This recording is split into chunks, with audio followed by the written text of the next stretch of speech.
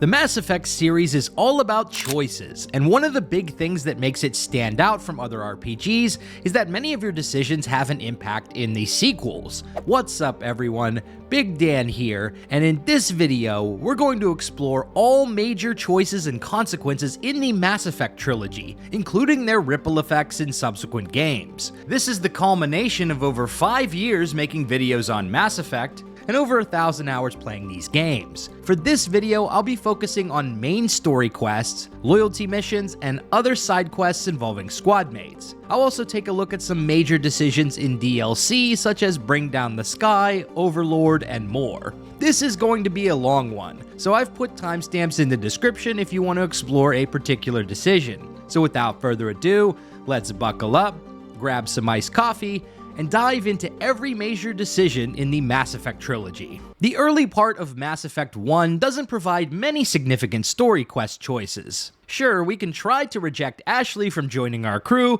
and say goodnight to Manuel. Say goodnight, Manuel. You cannot silence the truth. My voice must be heard. Oh my god! What did you do? That might have been a little extreme, Commander. But the main plot is pretty linear until we reach the Citadel. After meeting with the Council, Anderson and Udina ask us to dig up some real dirt on Saren. Anderson gives us 2 leads to pursue: Bar Levon, an agent for the Shadow Broker, and a disgraced human CSEC officer named Harkin. These leads bring us to Wrex and Garrus. Both these characters can potentially be squadmates and some of our best bros in the series. We can decide to recruit either or both of these characters right now, and whether we bring Wrex along will determine the fate of Fist. The owner of Cora's Den / crime lord sent the Corian Tali into a trap for Saren. Shepard will have the choice to either spare or kill Fist at the end of the mission. However, if Wrex is in your party, he will always shoot Fist because he was hired to place a hit on him. You can make it if you hurry. Oh my god! However, if you didn't bring Wrex along and you decide to spare Fist, then we can actually bump into him on Omega in Mass Effect 2. Shepard? I heard you were dead. I had a party and everything. No hard feelings though, huh?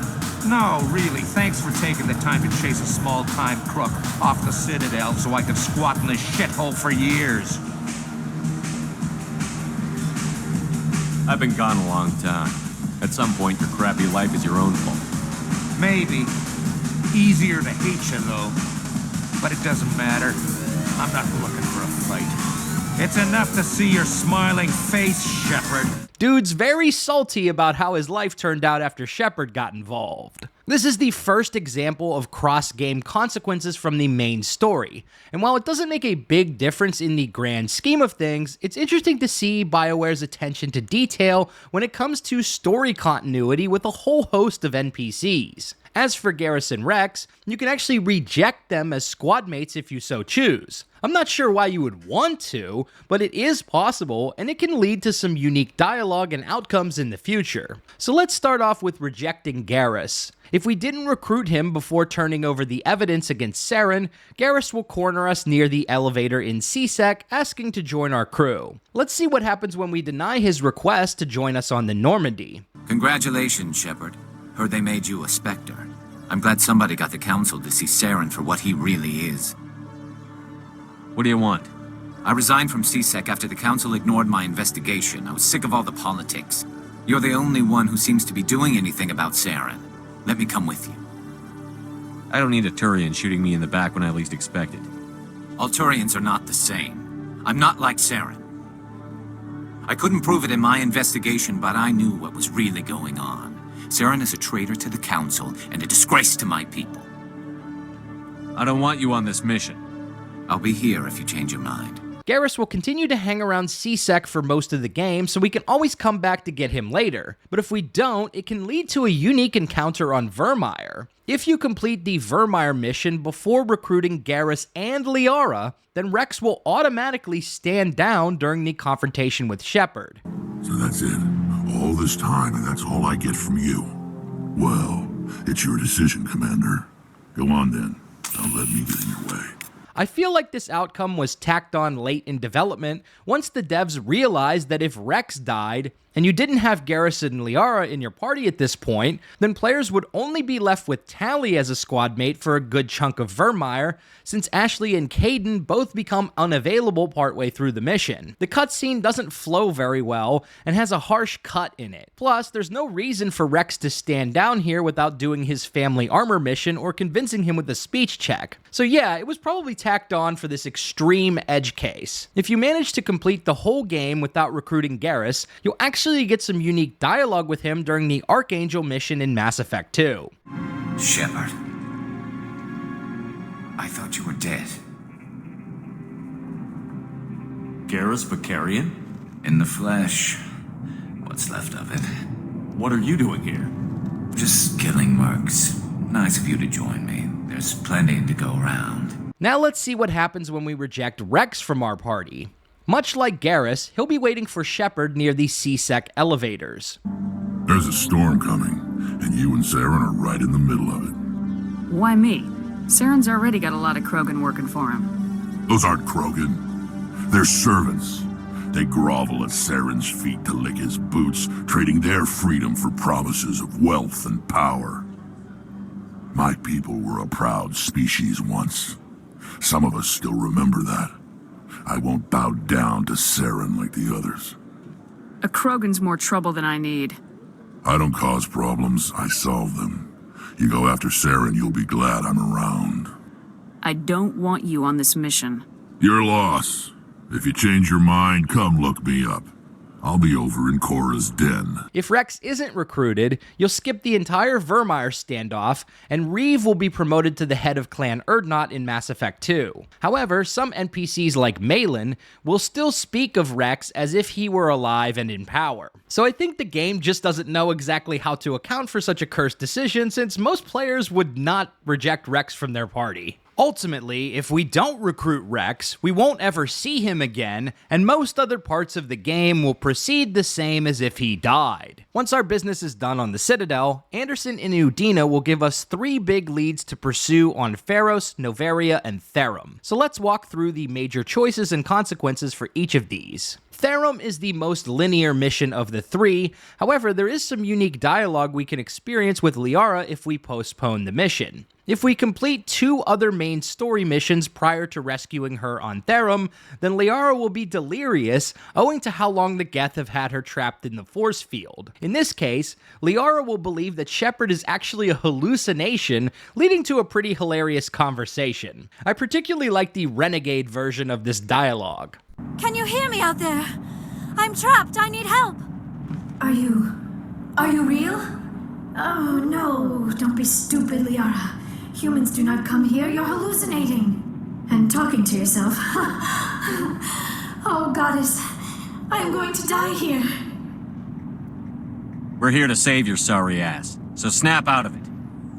You're rude for a hallucination. My subconscious must want to punish me for being this stupid. Doesn't matter what you think. I'm getting you out of there. You almost had me convinced there. I would not expect a hallucination to be defiant. Well, I'll play along. As you can see, I am trapped here.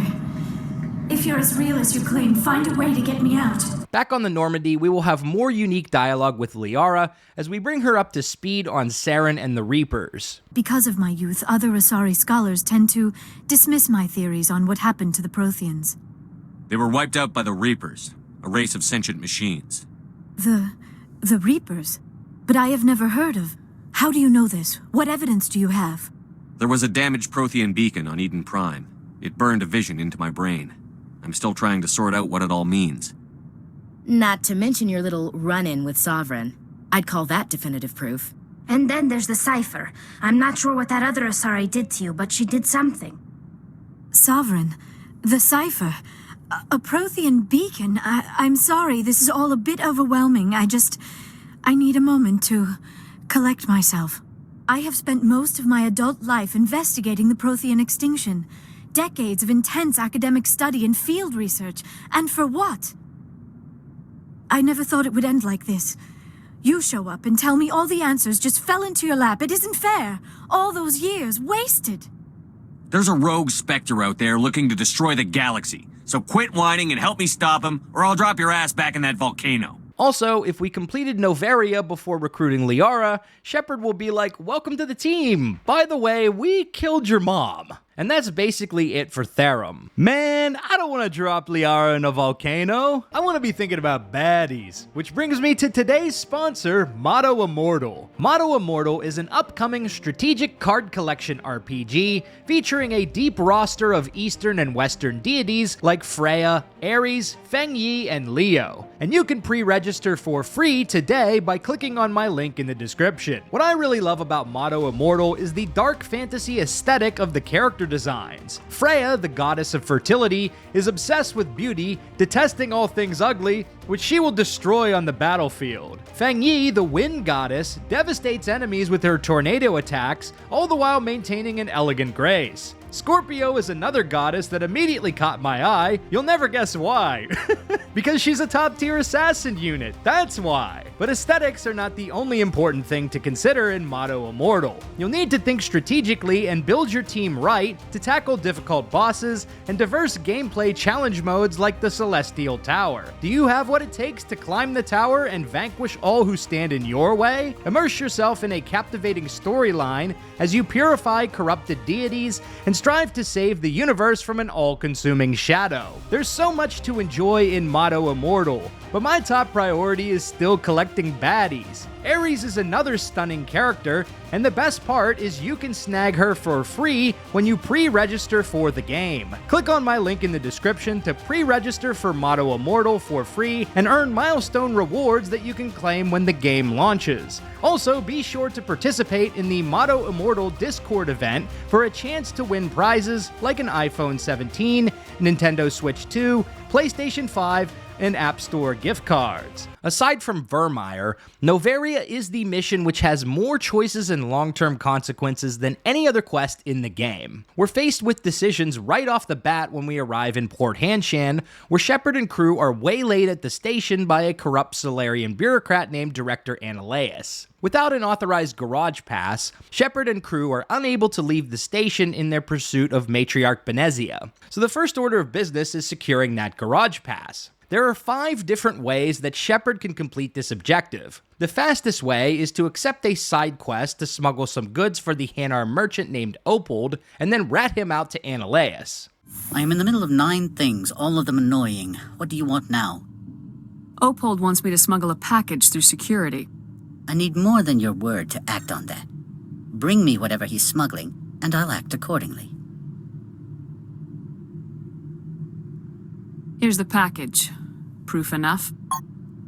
I am no weapons expert, but it seems to me that this is a rather advanced device. Certainly contraband. It would have been unfortunate if this had reached its buyer. How thankful are you? I'm willing to give you 200 credits and a pass to leave Hanshan. Not without an understanding between us, of course. You can only go to Peak 15 to speak to Lady Benezia. If you cause trouble or if the staff asks you to leave, you will be thrown off-world. This is the least satisfying outcome, both narratively and in terms of rewards. The other 4 options all involve infiltrating the Synthetic Insights office to acquire incriminating evidence of Director Ananias' corruption. Once we've obtained the evidence, we can give it to one of 3 individuals: Lorik Keen, Gianna Parasini, or Director Ananias. Let's quickly walk through each outcome. If we give the evidence to the Turian Lorik Keen, he'll hold up his end of the bargain and give us the garage pass. The job is done. I appreciate your discretion. I hope I will never again be so careless as to find myself in these circumstances. I believe you require a garage pass. As well, I would provide a sum of 500 credits. Does that sound fair to you? Listen, I just saved you from a nasty prison shower scene. Exercise that corporate credit account. All you say is true. I can offer 750 credits. That's all I can move without attracting attention from the company. I have some calls to make, starting with Mr. Ananias. In this case, Gianna will be furious with us for not assisting her investigation. The choice most players are probably familiar with is withholding the evidence from Lorik Keen to convince him to testify against Ananias. In this case, Gianna is happy with our decision, and we get a satisfying scene of her arresting the stodgy Solarian Jagoff. This is an outrage. I'll see that you never work in this sector again. Yeah, get a move on. You, Shepard! I demand you place this bitch under arrest! You have the right to remain silent. I wish to God you'd exercise it. See you around the galaxy, Commander. I owe you a beer. But we can also screw over Gianna and Lorik by turning the evidence over to Annaleus. Have you by any chance acquired Mr. Keen's so-called evidence? I have. Will you turn it over to me, then? Shut your pie hole. Give me a pass to leave or the evidence goes to the board. And you would keep this supposed evidence, I imagine? You need a pass to enter our garage. As a gesture of goodwill, I will provide one. Noveria prizes its good relations with the Citadel. We could have saved time by beating him into cooperation. I trust you will attend to your own business now. Lorik is completely crestfallen with our betrayal, while Gianna is absolutely furious. Annaleus has your evidence now. Why? He gave me what I needed, but with more money. Annaleus will move against me. It is best if I resign now before synthetic insights is tainted by association. Your pardon, please. I feel the need to order additional drinks while I can still afford them. You're too late. I already gave Annaleus the evidence. You're kidding. Do you have any What the hell were you thinking? Language, miss. I don't believe this. You've ruined a... You know what? Forget it. I should have known better. Spectres never care about anything beyond their mission. But by far the wildest outcome of all is the extreme renegade path. Once Gianna reveals she is working for the executive board and investigating Annaleus, Shepard can actually relay this information to the Salarian, who will take matters into his own hands. Your secretary is a plant for the executive board. Internal affairs, she said. That is good to know. Would you mind stepping outside? I'm afraid I will have to let Miss Parasini go. It can't wait.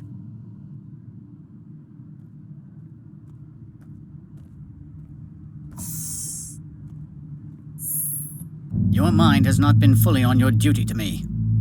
I don't understand, sir. I'm not losing this job.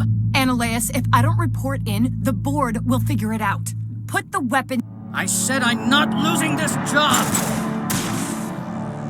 At this point, we could just pick up the garage pass from Annaleus' lifeless body before explaining the situation to the station's security chief. Assuming she survived, we can bump into Gianna Parasini on Ilium in Mass Effect 2. She is the only NPC from Noveria that we see in person again in this series. Although Lorik Keen will send us a handful of emails. Our conversation with Gianna will differ depending on what choice we made on Noveria in Mass Effect 1. If we gave the evidence to Lorik or Annaleus, then she will mention how we sabotaged her investigation, but Annaleus ended up getting fired later anyway, so it's all water under the bridge. And if we helped her investigation, she will treat us to a beer, staying true to her word, and a quick peck on the cheek. Oh, hell with it. Mwah. Much better than an autograph. Take care of yourself, Shepard. After finally obtaining the garage pass, Shepard and crew will head to Peak 15, only to discover that the station has been overrun with Rachni. Shepard will rendezvous with a bald, cracked-out security leader named Captain Ventralis. He'll tell you that Benezia went down to the hot labs and hasn't been back since. This is a lie. Ventralis is on Benezia's payroll, and if push comes to shove, he and his men will become hostile against Shepard and crew. At this point, there are several different paths you can take to reach Benezia. If you visit the hot labs first, you'll discover Benezia is not there, and the only one left is a Russian scientist. He gets ganked by a Rachni soldier, and Shepard has to activate the Neutron Purge to kill all the insane Rachni in the labs. If you visit the hot labs before finding Benezia's real location, then Ventralis' men will become hostile. There is a way to resolve the situation in the hot labs without Ventralis attacking, but we have to kill Benezia first. The next way to find Benezia's location is to complete a side quest for Dr. Zev Cohen. He is tending to some sick scientists in the medbay who are suffering ill effects from an experimental bioweapon. With a little prodding, Shepard can convince Cohen to help him make a cure for the scientists. This involves entering the quarantine labs and completing a quick minigame to mix the cure. Once all this is complete, an Asari commando will show up with a squad of Geth and try to kill Shepard. Your mission ends here, Shepard. We'll see about that, bitch. What happened to Ventralis's man? I didn't have permission to come in. He got in my way. I was ordered to eliminate you should the opportunity arise. And here you are, trapped in this lab. Weapons free! Funnily enough, you can actually speak to this Asari beforehand, and she's pretty rude to Shepard. What? You seem less upset at this situation than the others. That is one of the virtues of the meditation you interrupted. It's always the yoga chicks you gotta watch out for, I swear. At this point, Zev Cohen will give you a pass to unlock the tunnels leading to Benezia, and assuming you haven't visited the hot labs yet, you can pass through without killing Ventralis and his goons. The last way to reach Benezia involves hacking the door to her lab area. This will immediately turn all the guards in the station hostile and prevent you from completing Zev Cohen's quests, so I don't recommend it. I think the best outcome is to complete Dr. Cohen's quest, complete the fight against Benezia, and then double back to resolve the situation in the hot labs. The biggest choice of Noveria comes at the end of the mission when Shepard has to decide the fate of the Rachni Queen. Shepard can either spare the Queen, thus risking the return of a warmongering race, or drown the Queen in acid, thus condemning them to permanent extinction. Let's take a look at each outcome. I won't destroy your entire race. You'll go free. Are you stupid? Your people didn't fight these bastards, so maybe you don't get it. Are we any better if we kill them all? Do what you want. My people will clean up this mess later, just like we did for the Solarians. You will give us the chance to compose anew? We will remember. We will sing of your forgiveness to our children. Great. Bugs are writing songs about you. Mark my words, you'll regret this.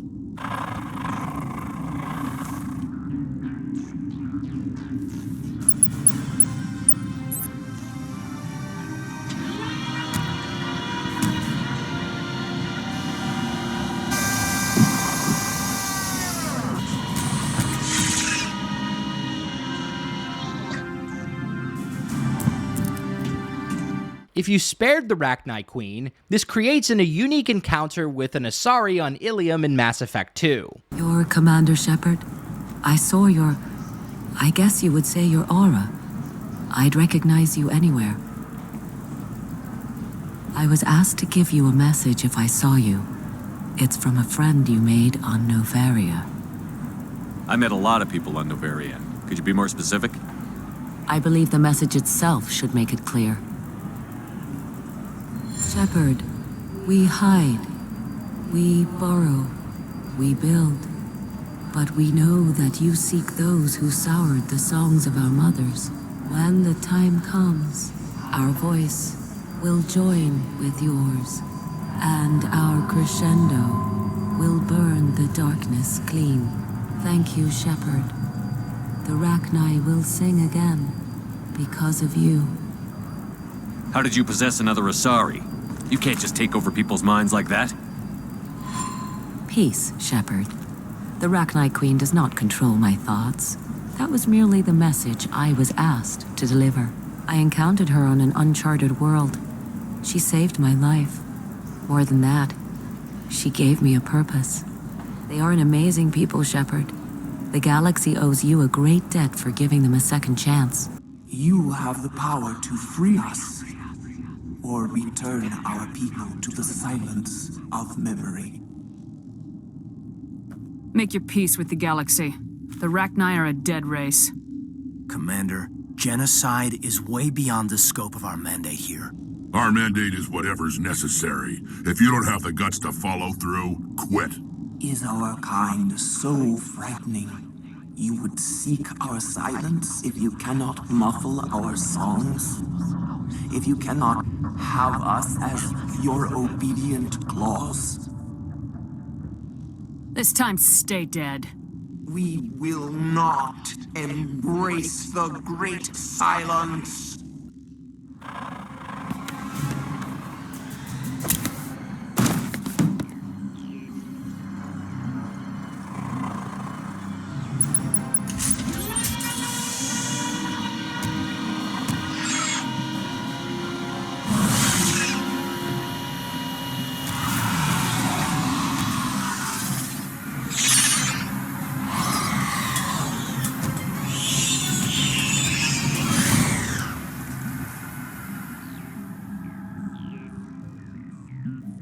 The fate of the Rachni Queen will create further ripple effects in Mass Effect 3, but we'll discuss those later in the video. Compared to Noveria and Virmire, Feros only offers a handful of significant choices. But what's most interesting about Feros is that a series of smaller decisions add up to determine the fate of the entire colony. Things like how many side quests we complete to help Zhu's Hope, whether we spare or kill Shiala and Ethan Jong, and whether we incapacitate or kill the colonists. All these choices determine the future of the Zhu's Hope colony, which of course has ripple effects in Mass Effect 2 and 3. The early parts of the mission are pretty linear. Kill some Geth, infiltrate Exogeny HQ, learn about the Thorian, and confront Ethan Jong. If that's the way it has to be, heck, come on!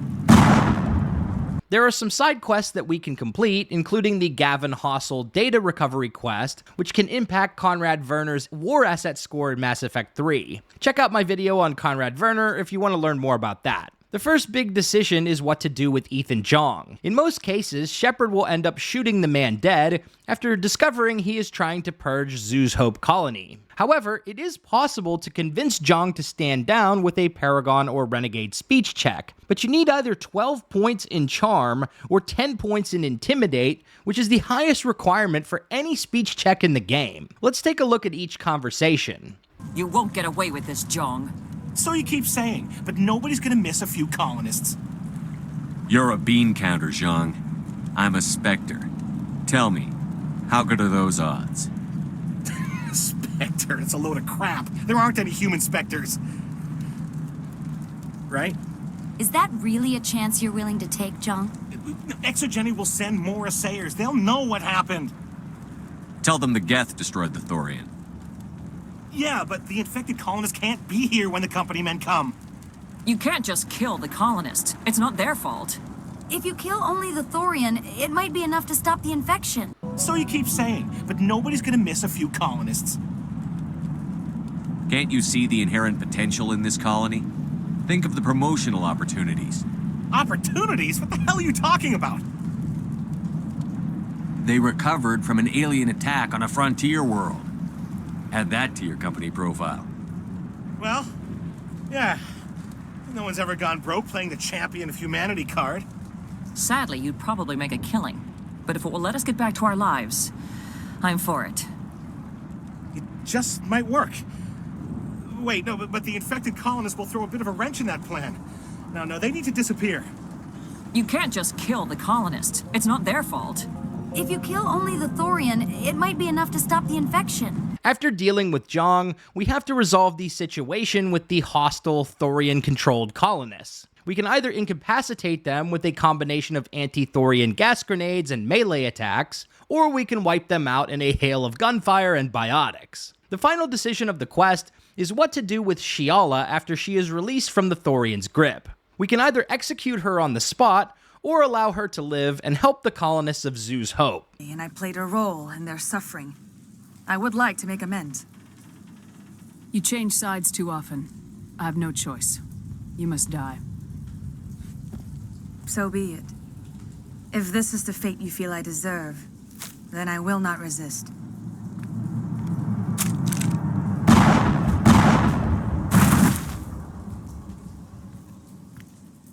Now that you're free of the Thorian, what are you planning to do next? If you allow it, I would like to stay here with the colonists. They have suffered greatly, and I played a role in their suffering. I would like to make amends. The colonists will need all the help they can get. They'll be happy to have you on their side. Thank you, Commander. May fortune smile upon you.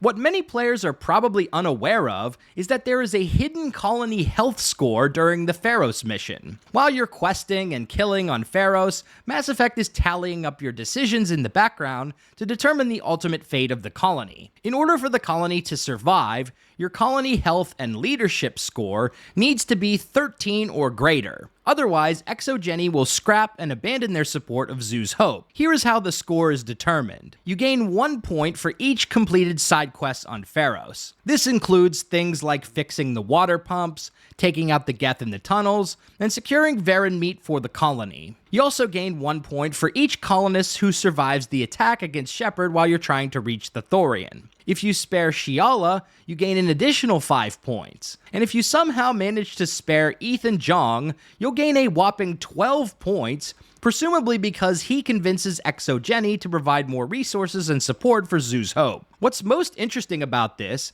is that you can literally kill all the colonists, but still save the colony if you spare Ethan Jong and complete one side quest on Feros, which is pretty wild to me. In the aftermath of Feros, we'll hear different Citadel news reports depending on whether the colony survived or not. Our choices on Feros will come back around during a side quest on Ilium in Mass Effect 2. If we spared Shiala, she will give us a quest about the colonists' medical contract with Baria Frontiers. If Shiala was killed by Shepard, she will be replaced by a nameless Feros colonist. But although she doesn't have a name, she bears a striking resemblance to the colonist May O'Connell from Mass Effect 1. In Mass Effect 2, we'll also receive an email from Lisbeth Bainham, which will differ slightly depending on whether the colony survived or not. In Mass Effect 3, assuming she was spared, we'll receive an email from Shiala detailing how Zhu's Hope is holding up in the Reaper War. If the colonists were saved in Mass Effect 1, we'll receive them as a war asset worth 30 points. Virmire has some of the most significant decisions we'll make in Mass Effect 1. The choices we make have life or death consequences for a myriad of NPCs and squadmates alike. And the first example of this is the famous confrontation with Wrex. Whether Wrex walks away from this confrontation with Shepard or dies face down on the sandy beaches of Virmire depends on a couple of different factors. First, if we manage to complete Rex's family armor quest before arriving on Virmire, then Wrex will stand down automatically. That's a chance we should be willing to take. This is the fate of my entire people we're talking about. I've been loyal to you so far. Hell, you did more for me than my family ever did. But if I'm going to keep following you, I need to know we're doing it for the right reasons. Wrex, these Krogan are not your people. They're slaves of Saren. Tools. Is that what you want for them? No, we were tools for the Council once. Thank us for wiping out the Rachni. They neutered us all. I doubt Saren will be as generous. All right, Shepard. You've made your point. Wrex can also be talked down with a Paragon or Renegade speech check, which requires 8 points in Charm or Intimidate respectively. This base can't be destroyed. I won't allow it. Saren doesn't care about these Krogan. They're tools, puppets. He'll destroy them as soon as they're no longer useful to him. Is that what you want for your people?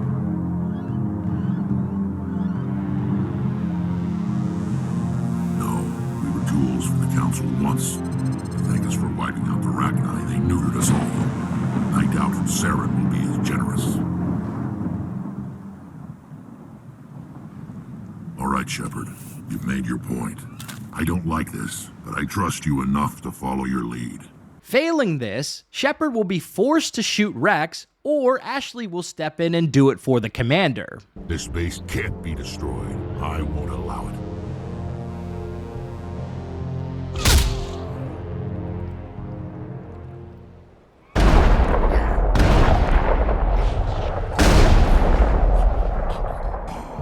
Commander, are you all right? I'm feeling a hell of a lot better than he is. Yeah, I guess so. What happened? I'm fine. Now let's move on. Sure, whatever you say. No more talk, Shepard. I've got to do this my way.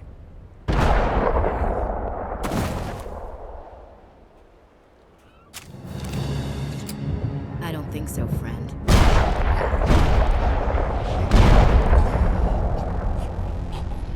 Why the hell did you do that? I was still talking to him. I'm sorry, ma'am. I couldn't take the risk that he might injure you. Or worse. That's not your call. Never do that again. Understood? Understood. Wait, what? Did you just kill him, Chief? Better him than the commander. Yeah, I suppose. If Wrex dies on Virmire in Mass Effect 1, his brother Reeve will rise to the leadership of Clan Urdnot in Mass Effect 2. This will have major ripple effects in Mass Effect 3 regarding our war asset strength and consequences related to Mordin and the genophage cure. But we'll cover that more in depth later in the video when we talk about Mass Effect 3. The Salarian Kirrahe's life also rests in our hands during this mission. As we approach Saren's base, Kirrahe and his squad will call out a series of objectives on the radio. We need to complete all of these objectives in order to save Kirrahe's life. We also need to avoid triggering alarms on the far side of the base to send more troops away from us and toward Kirrahe's men. When we speak to Mordin in Mass Effect 2, he will mention that he knew Kirrahe personally, and the conversation will differ slightly depending on whether or not Kirrahe died. Not simply research. Several recon missions, covert, high risk, served under a young captain named Kirrahe. Studied Krogan genophage, took water, tissue samples from Krogan colonies. I worked with an STG captain named Kirrahe. His team helped me destroy Saren's cloning facility on Virmire. Heard he was part of that. Jury-rigged explosive. Always got job done with limited resources. Good captain. Bit of a cloaca, though. Loved his speeches. Hold the line. Personally prefer to get job done and go home. Probably military bravado, jargon, chest pounding. No offense. I worked with an STG captain named Kirrahe. His team helped me destroy Saren's cloning facility on Virmire. Heard Kirrahe died on Virmire. Not enough equipment for operation. Still managed to take down facility. Good captain. Dedicated. Bit of a cloaca, though. Loved his speeches. Hold the line. Most significantly, if Kirrahe survives Virmire, he will return for 1 or 2 different missions in Mass Effect 3. First, we will bump into him on Surkesh, where we can have a brief conversation with him. He'll also give us a sweet handgun and pledge his support as a war asset. Also, if Thane died or wasn't recruited in Mass Effect 2, then Kirrahe will step in to save the Salarian Counselor during this Cerberus coup attempt. But if Thane is still alive, then we won't see Kirrahe on the Citadel. Kirrahe may also make an appearance on Earth, where we can speak with him briefly, and even watch a speech from him if Wrex was killed in Mass Effect 3. Inside Saren's base, we'll encounter Rana Thanoptis, an Asari scientist working for Saren. She opens up Saren's lab as a gesture of peace, and Shepard can either decide to kill her or spare her life. I'm gonna blow this place to hell and gone. If you want to make it out alive, you better start running. What? You can't. But I'll never.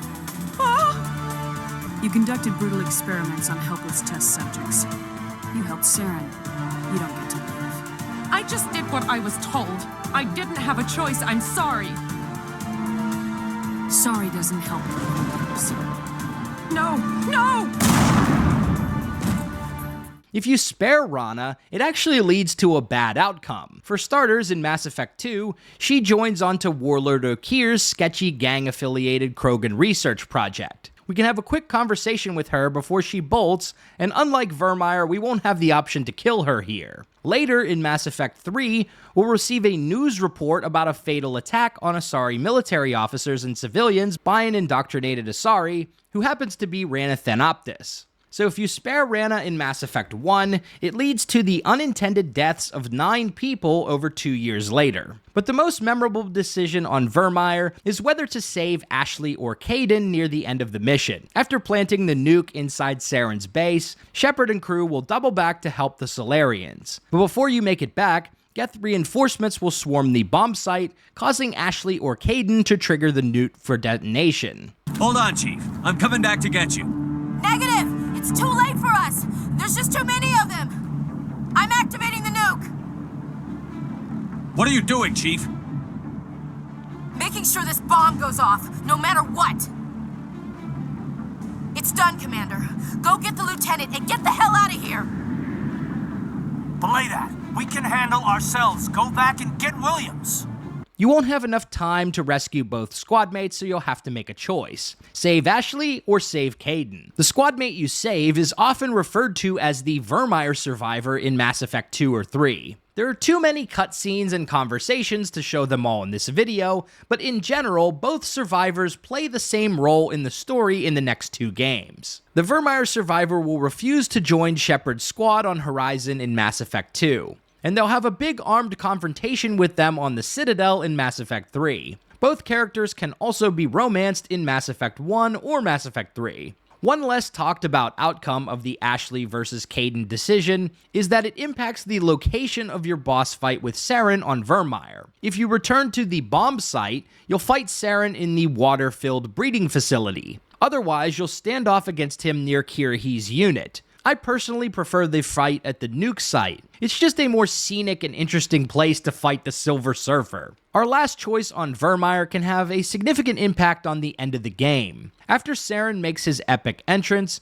we can either probe him with questions about his motives or commence the fight. If we decide to speak with Saren, we can plant the seeds of doubt that he might be indoctrinated. This will open up the option to convince Saren to resist Sovereign's indoctrination during the final mission. More on that later. At this point, we've covered the bulk of Mass Effect's main story, so let's briefly touch on a couple of squadmate loyalty missions. We've already discussed how Wrex's family armor mission can save his life, but what about the other squadmates? Ashley, Liara, and Kaidan don't have their own quests in Mass Effect 1, but Garrus and Tali do. And if we complete them, we can unlock some unique dialogue in Mass Effect 2. For Tali, if we complete her mission to retrieve data on the Geth, Shepard will mention this as a way to prove he knows Tali when you see her on Freedom's Progress in Mass Effect 2. Shepard?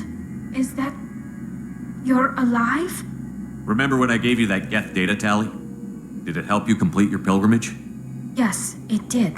Praza, weapons down. This is definitely Commander Shepard. For Garrus, his conversations with Shepard and the mission to bring Dr. Saleon to justice will impact his overall morality score. In the first Mass Effect, each of your squadmates has a morality score on the Paragon and Renegade spectrum, and some squadmates can have that score shifted depending on how Shepard speaks with them throughout the game. But Garrus's morality is unique among the rest of his crew because his morality score is actually imported into Mass Effect 2 and creates some unique dialogue in the sequel. So let's take a look at the choices in the Saleon mission, as well as the unique dialogue in Mass Effect 2. Once Dr. Saleon is found, Garrus will get ready to kill him. If you encourage this behavior, you'll get the Renegade outcome.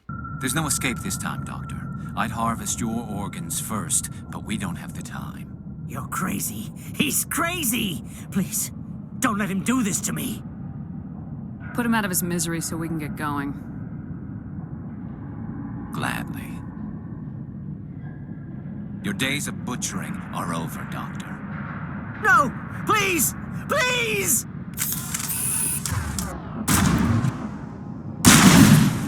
That was satisfying. Good. Remember that feeling. That's how it should be. I will, Commander. If you pursue the Paragon path of trying to arrest Saleon, he'll resist and end up getting killed anyways. However, this conversation will have an impact on Garrus's view of justice. And so he dies anyway. What was the point of that? You can't predict how people will act, Garrus, but you can control how you'll respond. In the end, that's what really matters. Yeah. I don't think I ever met anyone like you, Commander. If we push Garrus into a more Paragon perspective, we'll learn that he rejoined C-Sec briefly after Shepard's death at the beginning of Mass Effect 2. How'd you end up fighting mercenaries here on Omega? I went back to C-Sec after the Normandy was destroyed, but with all the rebuilding at the Citadel, there was too much chaos for me to really help. Omega was filled with criminals nobody else could touch. However, if we encourage Vicarian's renegade bad boy side, he'll try to become a Spectre instead. How'd you end up fighting mercenaries here on Omega? I trained to become a Spectre after the Normandy was destroyed, but it didn't work out. Too much politicking at the Citadel. Nobody was willing to take risks. Omega was filled with criminals nobody else could touch. There's also a neutral dialogue option, assuming you didn't speak to Garrus much in Mass Effect 1. How'd you end up fighting mercenaries here on Omega?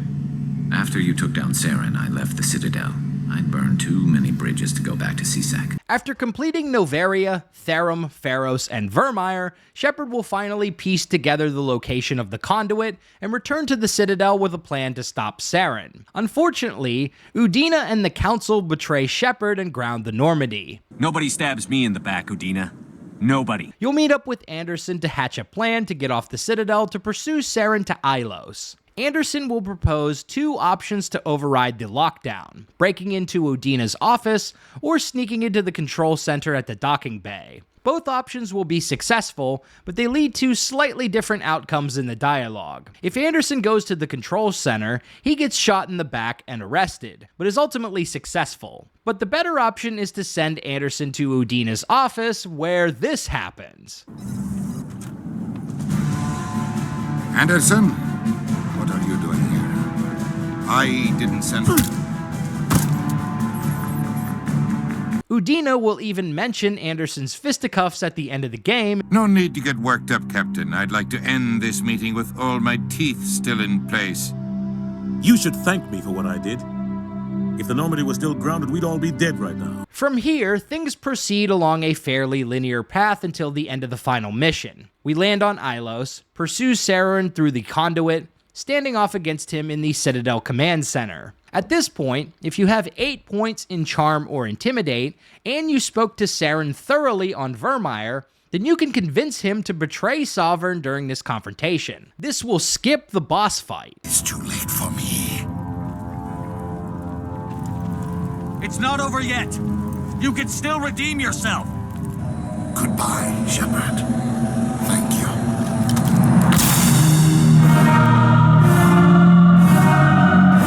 Otherwise, you'll have Silver Surfer Fight 2.0 against Saren and a bunch of Geth. After Saren is dealt with, the next big decision is whether or not to save the Council. We'll be presented with 3 dialogue options. Holding back the fleets or abandoning the Council will lead to the Destiny Ascension getting blown to bits by Sovereign. And one last time, Joker and Shepard hang up on the Council.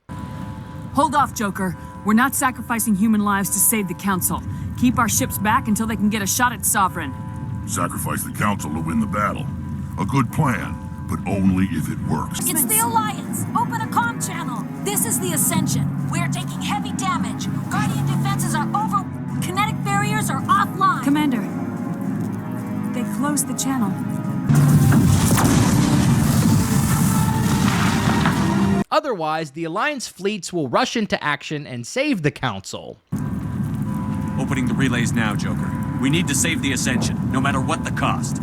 I hope you know what you're doing, Shepard. We're picking up reinforcements. It's the Alliance. Thank the goddess. This decision will have ripple effects in Mass Effect 2 and 3. There's a lot to unpack here, so let's start with what happens when the Council dies. In the aftermath, Udina will propose replacing the Council with an all-human Council. The alternative is to have a multi-species council with a human counselor to lead it. Either way, Shepard will not be able to meet the new council in Mass Effect 2. In the case of the all-human council, we never know who any of the specific members are. Jacob will have some unique dialogue about the all-human council in Mass Effect 2. I guess I just got tired of never making a difference.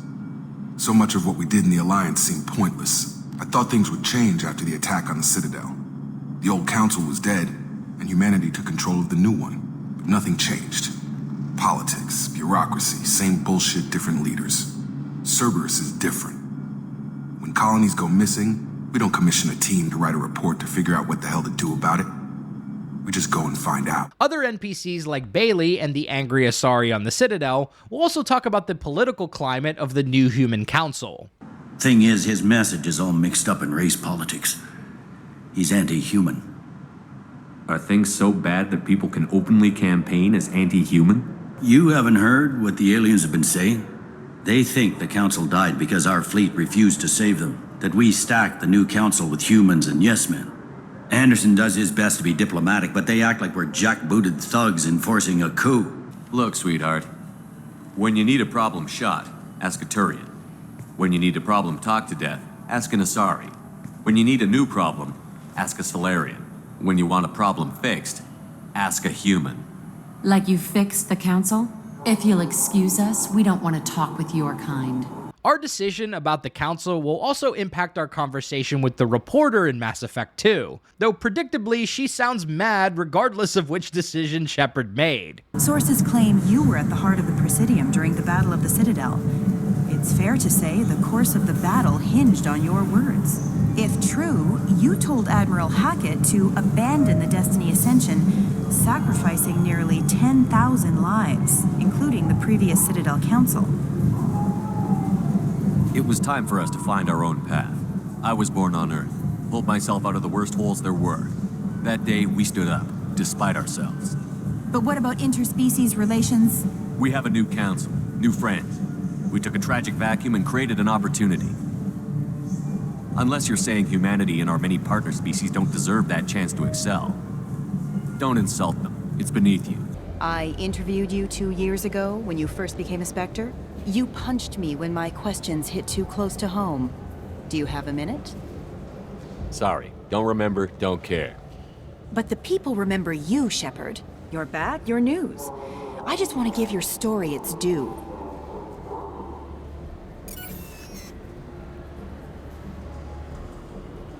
Sources claim you were at the heart of the Presidium during the Battle of the Citadel. It's fair to say the course of the battle hinged on your words. If true, you told Admiral Hackett to assist the Destiny Ascension, costing hundreds of human lives, and securing the continued dominance of the Citadel Council. The Turians lost 20 cruisers. Figure each had a crew around 300. The Ascension, the Asari dreadnought we saved, had a crew of nearly 10,000. But surely the human cost. The Alliance lost 8 cruisers. Shenyang, Emden, Jakarta, Cairo, Seoul, Cape Town, Warsaw, Madrid. And yes, I remembered them all. Everyone in the 5th Fleet is a hero. The Alliance owes them all medals. The Council owes them a lot more than that. And so do you. The council that emerges in Mass Effect 3 will always be the same if the original council died in Mass Effect 1. Udina is always the human counselor, Irissa replaces Tivos, Ashiel replaces Valern, and Quentius replaces Spiritus. Irissa will briefly mention the death of their predecessors owing to Shepard's actions. Need I remind you that the last time we fought the Reapers, Shepard sacrificed the Council to protect human interests? True, but in the end we survived because we followed Shepard's lead. Killing off the Mass Effect 1 council also makes it slightly harder to convince these Virmire survivor to stand down during the armed standoff in the Cerberus coup attempt. I'll go more in depth on this later when we talk about Mass Effect 3. But going back to the end of Mass Effect 1, if you save the Council, they'll be grateful for your efforts, and you'll have the opportunity to meet with them in Mass Effect 2. This leads to the infamous, "Ah yes, the Reapers" conversation, which has become a great meme in the community. Ah yes, Reapers. The immortal race of sentient starships allegedly waiting in dark space. We have dismissed that claim. You can get even more unique dialogue with the Council in Mass Effect 2 if you bring Legion along for this meeting. The hologram on Ilos is no longer functional, and we have found nothing to suggest that Sovereign was not a Geth creation. We do not have the technology to create such a vessel. The word of your trophy is suspect. Perhaps the Geth following Saren were simply more advanced. Saving the Council will also lead to the death of Admiral Mikhailovich, the Jagoff we meet in the docking bay who insults the Normandy in Mass Effect 1. At the very end of Mass Effect 1, you'll also be asked to put forward a recommendation for the new human counselor, choosing between either Anderson or Udina. This decision will only impact Mass Effect 2, since Udina will always join the Council in Mass Effect 3, with Anderson returning to the Alliance military and being promoted to Admiral. If you select Anderson as Counselor, then Udina will be his salty assistant. Otherwise, the roles are reversed. The most significant difference I noticed is, if you let the Council die and choose an all-human Council with Udina as its leader, then you will not have the option to regain your Spectre status in Mass Effect 2. I'm just an advisor. I can't make Udina or the others on the Council do anything. It's up to you to stop the Reapers, Shepard. I can't even toss you a symbolic title like Spectre. Udina keeps close tabs on that designation. He's decided it's just an invitation to go rogue. Fine way to show gratitude for putting him in the big seat. Before we move on to Mass Effect 2, let's briefly touch on the major choices and consequences from the Bring Down the Sky DLC. During this mission, Commander Shepard will have to thwart a Batarian attack targeting the human colony of Terra Nova. At the end of the mission, Shepard will confront the Batarian leader, Bollock, who is holding several human engineers hostage. He's rigged the station with explosives and threatens to kill the hostages if Shepard doesn't let him leave. If you decide to save the hostages, then Bollock escapes, and you can speak to Kate Bowman afterwards. Now, if you want your friends to live, I suggest you step aside. You can go, but this isn't over. I'll find you eventually. Maybe. But I made sure you won't follow me today. Those charges are still on a timer. Better hurry if you want to save your friends. I can't believe you let Balak go. To save us, I half expected you to just let us die. Sacrifice the few for the many. Then I'd be no better than the Batarians. Besides, Balak won't get away with this. I know who he is now. He can't run forever. However, if Shepard decides to attack, Balak makes good on his promise and detonates the explosives. I suggest you step aside. I'm not letting a terrorist like you go free. Do what you want with the others, but it'll be the last thing you do. I hope this is worth it!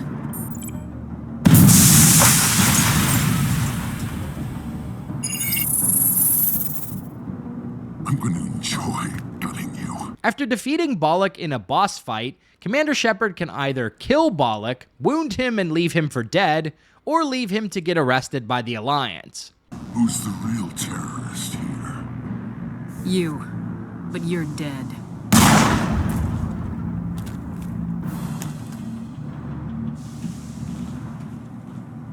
Is it safe? You're standing in the open. You haven't been shot. What do you think? If we talk to Balak instead, we can learn more about his motivations. But you're no better than us. I gave you a chance to save them and you threw it away!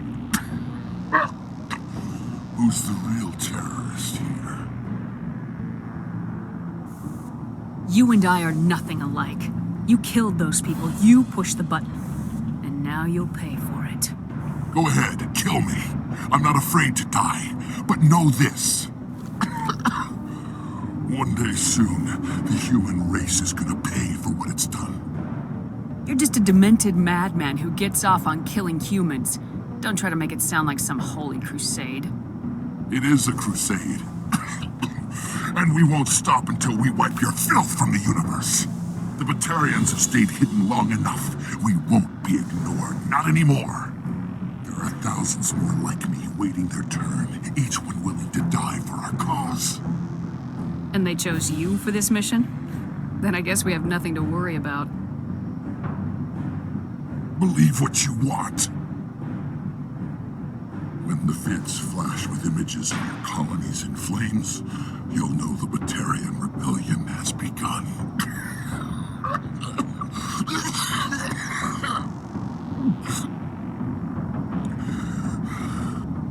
Who's your leader? Who's orchestrating all this? I'm through talking. You can also fire warning shots and even wound him during the conversation. Who's the real terrorist here?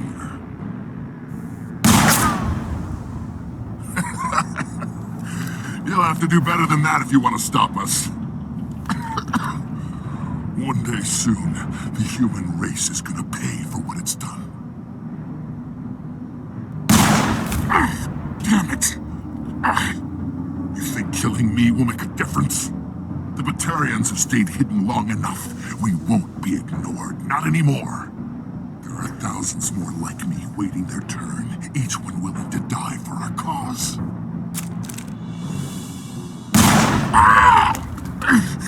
What? What do you want? Details? It doesn't matter! It's too late for you. When the vids flash with images of your colonies in flames, you'll know the Batarian rebellion has begun. Once he's done talking, you will be presented with 3 options. You can choose to kill Balak. Just kill me. Get it over with. Gladly. You can also leave him for dead. Get it over with. Killing you is too much of a mercy. You can die slowly. This isn't over! This is just the beginning for the Batarian nation!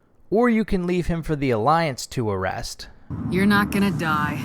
We'll drop you off on Terra Nova and let Alliance officials deal with you. I doubt they'll be too friendly.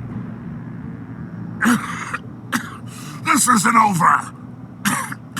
This is just the beginning for the Batarian nation! In any of the scenarios where Bollock survives, he will return to confront Shepard during a Citadel side quest in Mass Effect 3. If you completed Bring Down the Sky, you'll have some unique dialogue.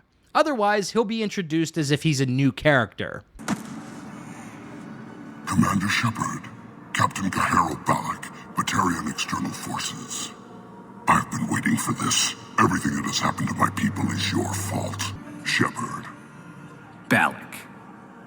You should have killed me on that asteroid over Terra Nova. I've been waiting for this. Everything that has happened to my people is your fault. All I did was stop you at Terra Nova. Yes. After you ruined my plans, my government accelerated research efforts on the Leviathan of Dis. During this exchange, you can either kill Bollock or convince him to join the war effort. Balak?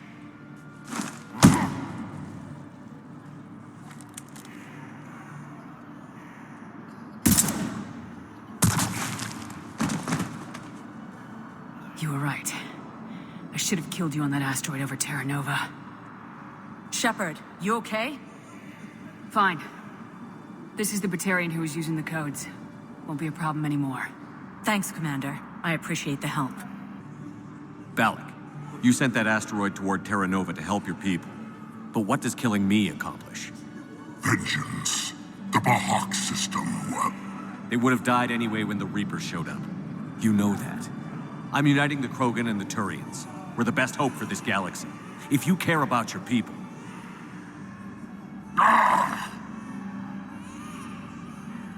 Our ships are yours.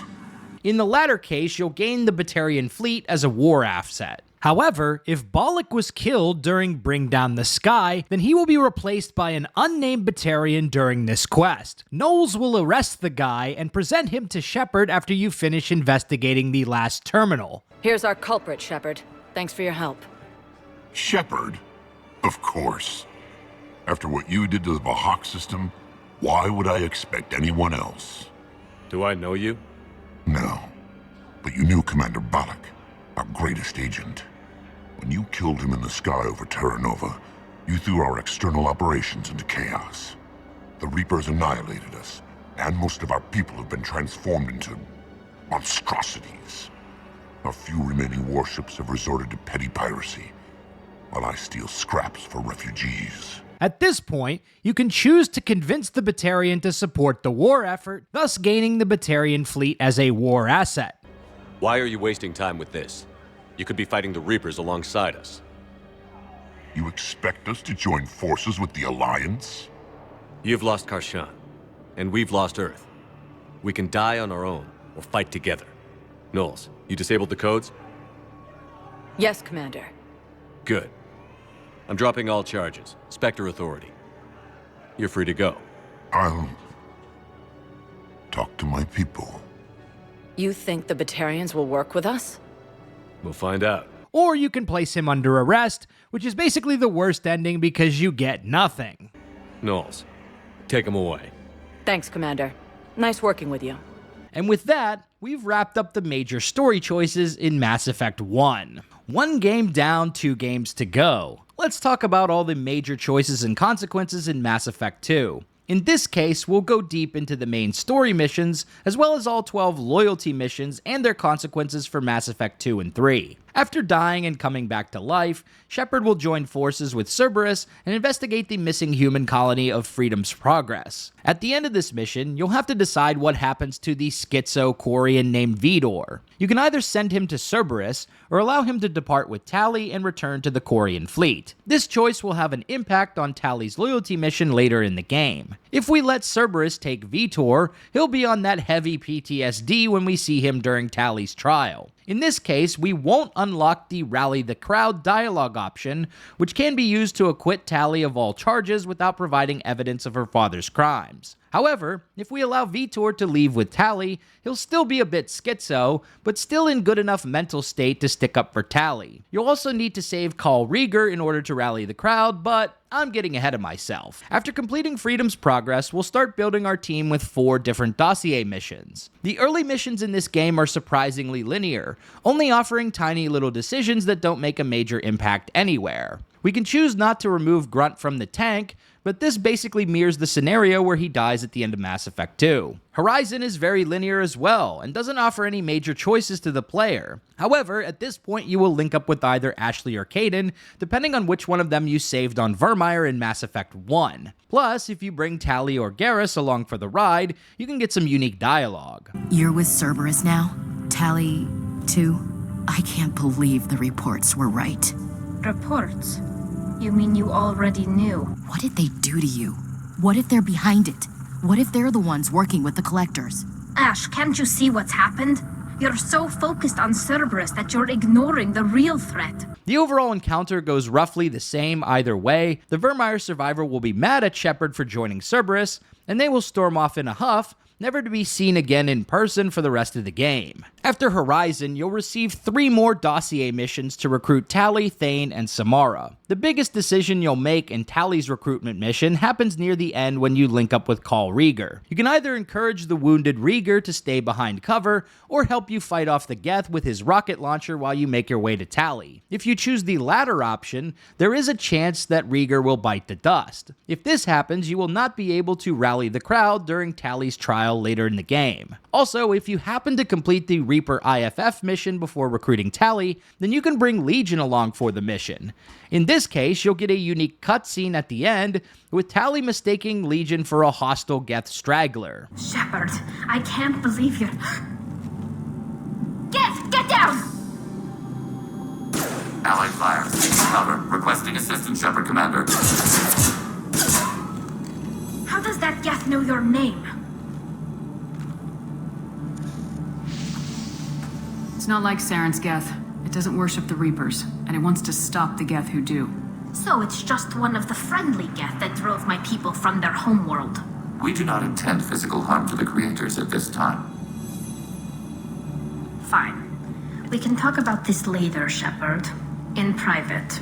Doing this is inadvisable because you won't have enough time to complete Tali's recruitment mission, her loyalty mission, and Legion's loyalty mission, and still have enough time to save all the Normandy crew. Nonetheless, it's still a cool little encounter to witness, and I'm glad BioWare put it in the game. Thane's dossier mission doesn't have any major choices, however there is a returning character from Mass Effect 1 who has some unique dialogue if you completed the side quest UNC Asari Diplomacy. Nassana Dantius is a former Asari diplomat who finessed Shepard into killing her pirate lord sister in Mass Effect 1. Since then, Nassana has herself pursued a life of crime, and there are a few lines of dialogue where Shepard recounts his encounter with her 2 years earlier.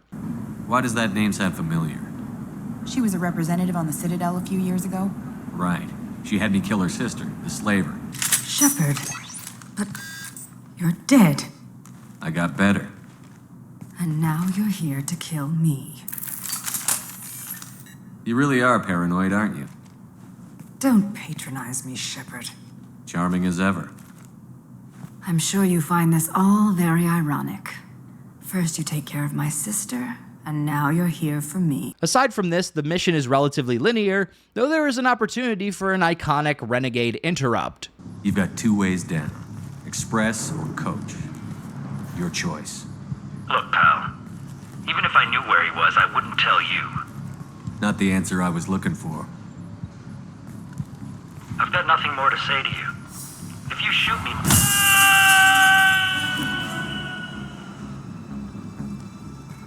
How about goodbye? Samara's dossier mission also lacks major choices. You can decide to expose a shady Volus crime lord to the Ilium authorities, or keep his secret for a bribe. You'll also have an encounter with the Biotic God, who will either confront the Eclipse Sisters or get knocked over by Shepard. Both outcomes are hilarious. I shall toss Wasea about like a rag doll. This idiot is no challenge to anyone. I will tear her apart. My biotics are unstoppable. Charge. An ill wind blows upon Wasea, captain of the Eclipse Sisters. After me!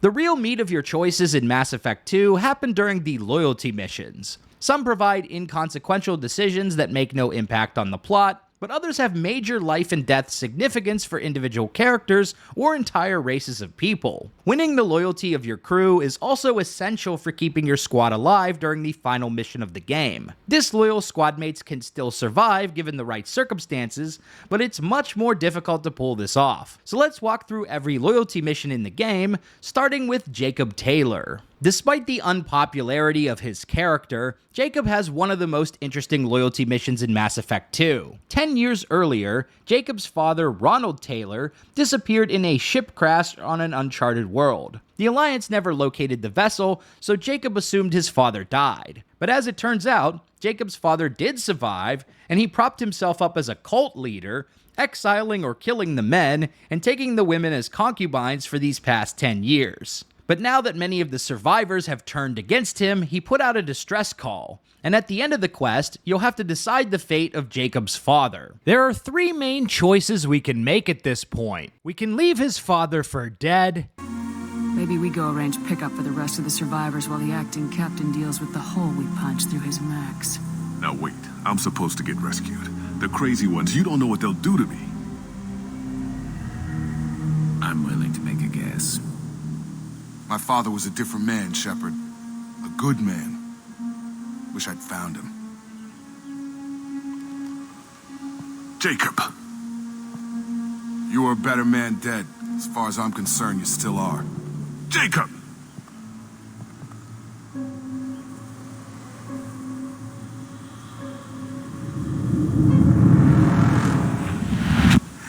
We can arrest him and bring him to justice with the Alliance. We'll secure him for an Alliance court. For every year here, he'll have 10 to think about it. Give him all the time in the galaxy. The man who did this doesn't know right from wrong.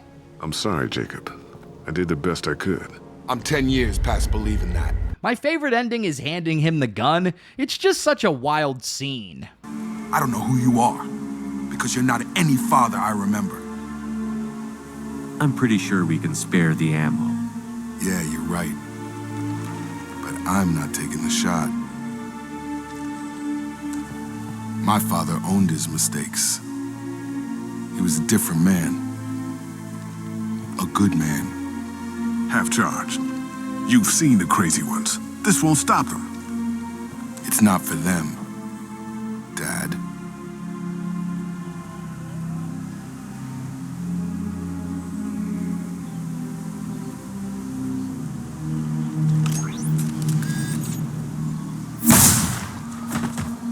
Regardless of your choice, Jacob's loyalty will be secured, and you'll discover that Miranda was the one who tipped him off about the distress call. During Jacob's side quest in Mass Effect 3, Shepard can ask Jacob about his thoughts on how things played out with his dad in Mass Effect 2. However, this dialogue option is bugged in the vanilla version of the game. Regardless of your choice, Jacob will always just say this. You still think about what happened to your dad?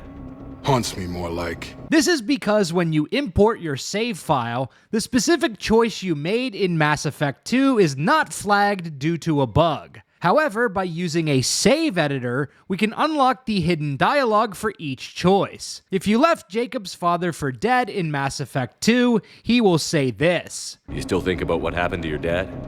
Haunts me more like. I heard there was a book. Yeah, bestseller. And a vid.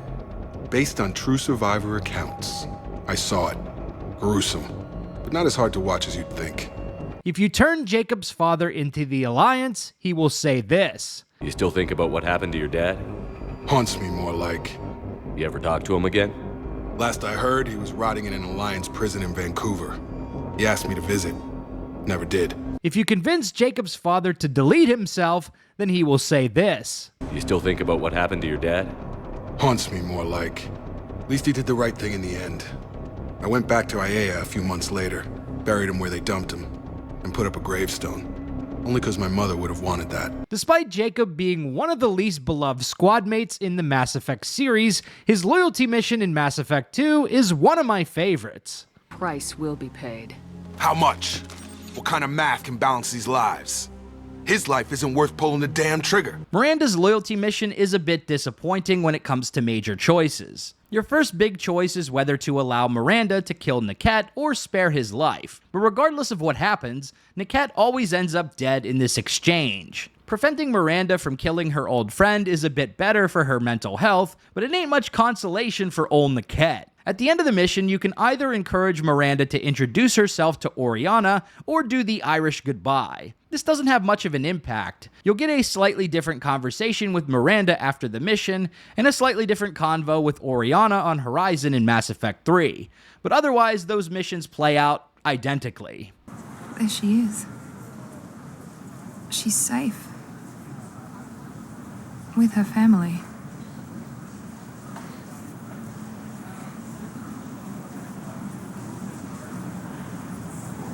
Come on, we should go. Don't you even want to say hello? It's not about what I want, it's about what's right for her. The less she knows about me, the better. She's got a family. A life. I'll just complicate that for her. She doesn't need any details. But would it really be so bad for her to know she has a sister who loves her?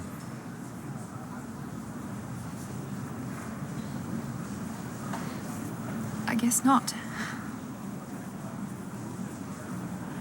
Go on. We'll wait here.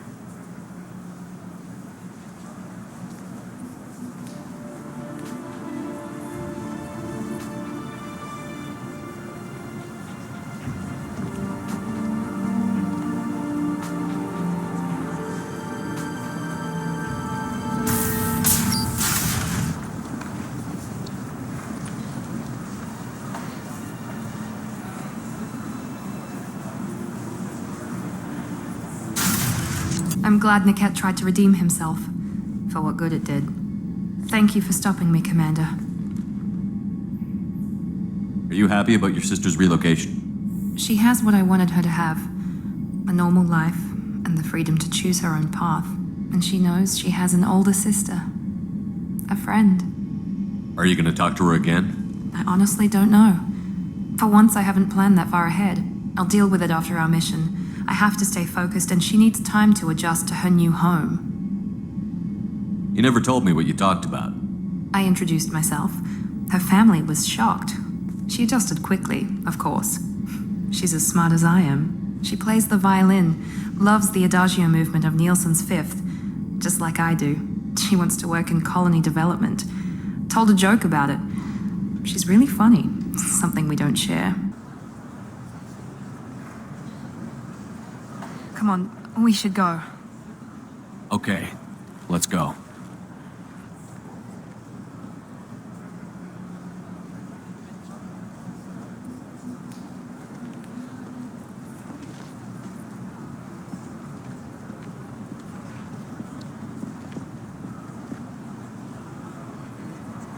And you proved yourself trustworthy.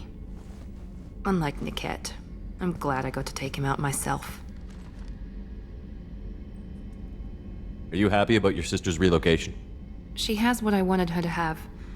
A normal life, and the freedom to choose her own path. And she'll never know me.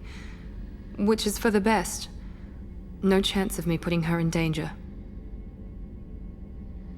You know where she is. You can get in touch if you change your mind. It would be a mistake. I'd be risking her safety for my own selfish reasons. No better than my father. It was never a temptation until I saw her. I'll just have to keep my distance. What's your impression of her? Do you think she's happy? I don't know. Even if I talked with her, I doubt I'd know. I'm too close to her.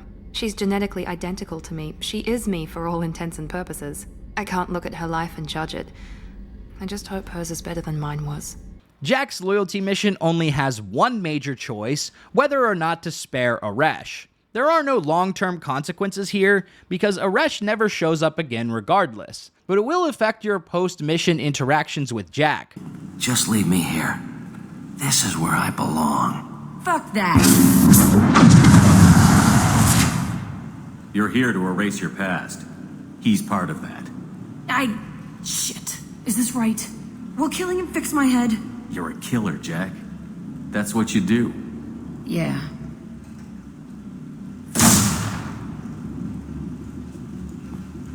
That felt good. bullet in the head solves everything. I know that now. Jack, he's trapped in his past. You need to move on from yours. He wants to restart this place. He needs to die. He's crazy, and he's never gonna restart this facility. You have to let it go. Your past doesn't have to control you. Fuck! Get out of here. Go! He's not worth chasing. None of it is. You did the right thing, Jack. Maybe. Encouraging her to kill Aresh will make her more violent and nihilistic in her outlook, whereas she softens up a bit in the Paragon outcome. I never thought I'd see you show mercy, but you let Aresh live. He was trapped in the past, reliving it every day. You showed how that could be me. I'm not getting stuck like that. I'm better than him, and I'm sure as hell not carrying that crater around with me. There was only one other survivor from that place, and you killed him. It's the same thing as blowing the place up. Now I'm the only one who remembers what happened there. I want it gone. I want it all gone. It's only in my head, and when I die, it dies. Hilariously, even if you spare Aresh, I wonder if he really made it out of there in time, since Jack blows up the facility shortly afterwards. Once you've completed both Jack and Miranda's loyalty missions, you'll trigger a blowout fight between the two biotic babes on the Normandy. Choosing a side in the fight will result in the loss of loyalty from the woman you scorn. This can be averted by passing a relatively difficult speech check, which is easier to accomplish for Paragons since the requirements are lower. Screw you! You've got no idea what they put me through. Maybe it's time I showed you. Our mission is too important to let personal feelings get in the way. Fuck your feelings. I just want her dead. You both know what we're up against. Save your anger for the collectors. I can put aside my differences until the mission's over. Sure, I'll do my part. I'd hate to see her die before I get a chance to fillet her myself. You two gonna be okay? It's a good thing you came by when you did. Maybe it's time I showed you. My opinion is the one that matters. You two keep a deck apart at all times. She can't be trusted, Shepard. She'll jeopardize the whole mission. If we survive this, you two can tear each other apart. Until then, save your hate for the collectors. She'll survive. I'll make sure of it. Then, I'll tear you apart myself. You two gonna be okay? It's a good thing you came by when you did. As long as she does her job, we'll be fine. Thanks, Shepard. If you fail to retain both characters' loyalty, you can regain it later by passing a speech check in a side conversation. You'll need to nearly max out either Paragon or Renegade in order to pull this off, but as long as you do it before the final mission, you'll be golden. I got nothing to say. Why don't you go talk to Miranda? What's the matter? Can't take it? Maybe you're losing your edge. I've turned people inside out for a hell of a lot less. What are you doing? You're tough when you're pissed. Besides, how would you react if I kissed your ass? I'd call you a pussy and trash your ship when you turned your back. All right, I'll let it slide. Once. You're lucky you already helped me. I have work to do, Commander. Go chat with your friend Jack if you want small talk. Miranda, do you really think I wanted to take Jack's side in this? We need her, and we need her happy. So taking Jack's side was just a front? Jack needs special attention. You know that. I can at least reason with you. I understand. You did what you had to keep her loyal. Thanks for clearing that up, Shepard. I should have known you were focused on the mission. Every time I think I've got you figured out. Compared to the other loyalty missions in Mass Effect 2, Grunt's mission doesn't have any big decisions. However, whether we complete the mission or not will not only impact Grunt's survivability during the final mission of the game, but in Mass Effect 3 as well. There is some unique dialogue towards the end of the mission if you don't manage to kill the Thresher Maw, though. Grunt. I see you continue to pretend you are Krogan. It falls to me to remove your stain from our world. Why are you here? I have passed the rite and earned my status. My Krantz sees you for what you are. Dilution. Alien. You will not join Urdnot. The Grunt's all grown up. Nice work surviving them all. You and I might have taken it down, back in the day. If you did not complete Grunt's loyalty mission in Mass Effect 2, then Grunt can potentially die during the Rachni Queen mission in Mass Effect 3. If Grunt is disloyal, and you decide to save the Rachni Queen, then Grunt will not survive the mission. My turn.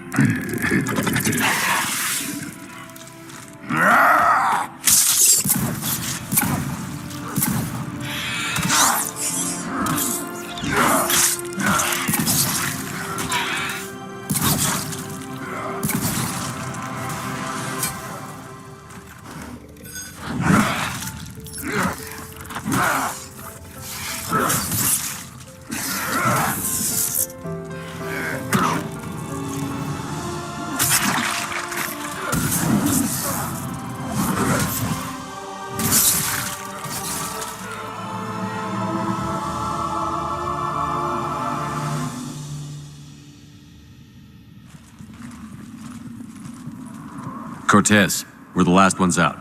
Copy that, Commander. Shuttle is waiting.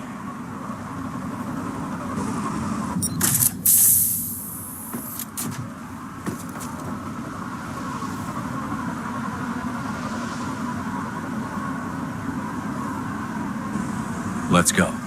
Mordin's loyalty mission is one of the ones which has the biggest impact on the story in Mass Effect 3. You'll be tasked with rescuing Mordin's colleague, Malin, who was taken by a Krogan gang on Tuchanka. Turns out, Malin joined the gang willingly to work on a cure for the genophage. At the end of the mission, Mordin will kill Malin unless Shepard intervenes with the Paragon interrupt. Let's take a look at both outcomes. Unacceptable experiments.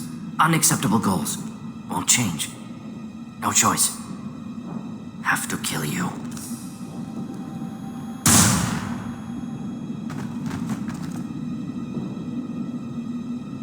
Apologies, Commander. Misunderstood mission parameters. No kidnapping. My mistake. Unacceptable experiments. Unacceptable goals. Won't change. No choice. Have to kill you. Wait, you don't need to do this, Mordin. You're not a murderer. No, not a murderer. Thank you, Shepard. Finished, Malin. Get out. No Weirlock left. Project over. If Malin survives, he will message Shepard in Mass Effect 3 after the genophage is cured, or fake cured. Mordin will also talk about not being able to track him down, and how he kind of regrets not killing him. Any word on Malin himself? No. Ordered teams to search for him when trying to help Eve. Nothing so far. Large galaxy, lots of places to hide. Could already be dead for all we know.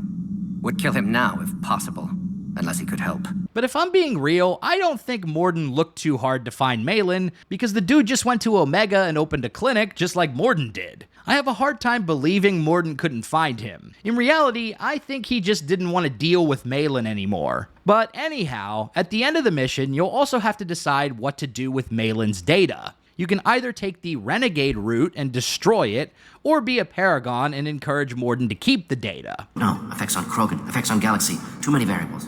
Too many variables. You regret what the Krogan have become. You see the horror of what they did here. But you see the loss, too. Wasted potential. They don't deserve this, Mordin. Save the data. Point taken, Shepard. Capturing data. Wiping local copy.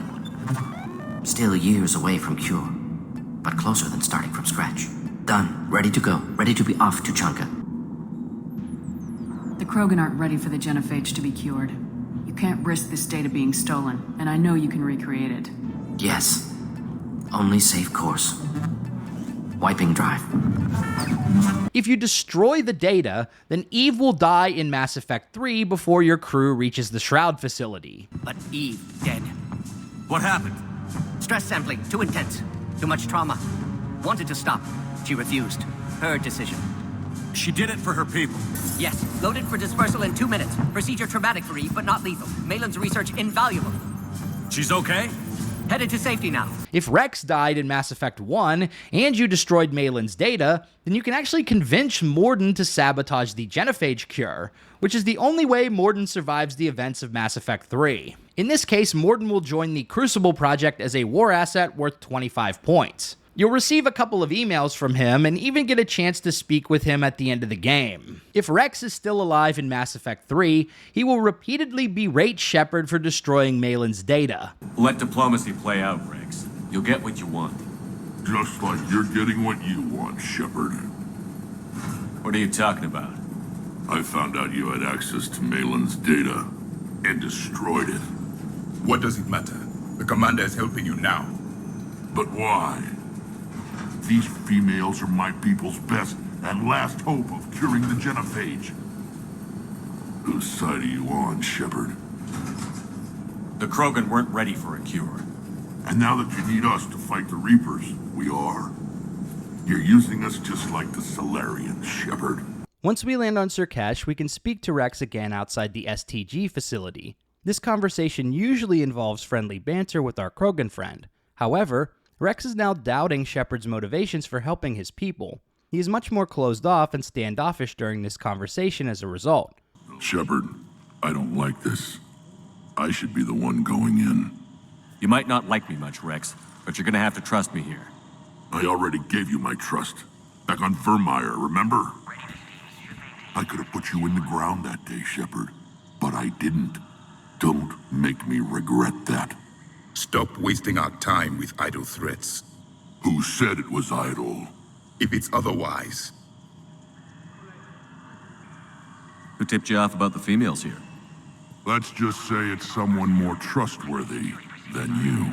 After defeating Cerberus forces and rescuing Eve from the base, Wrex will have some more unique dialogue back on the Normandy. I guess you really need this alliance, Shepard.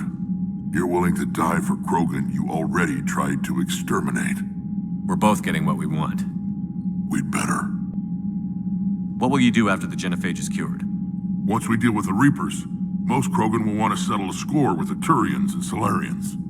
I won't let them. That isn't our path forward. This time will be different.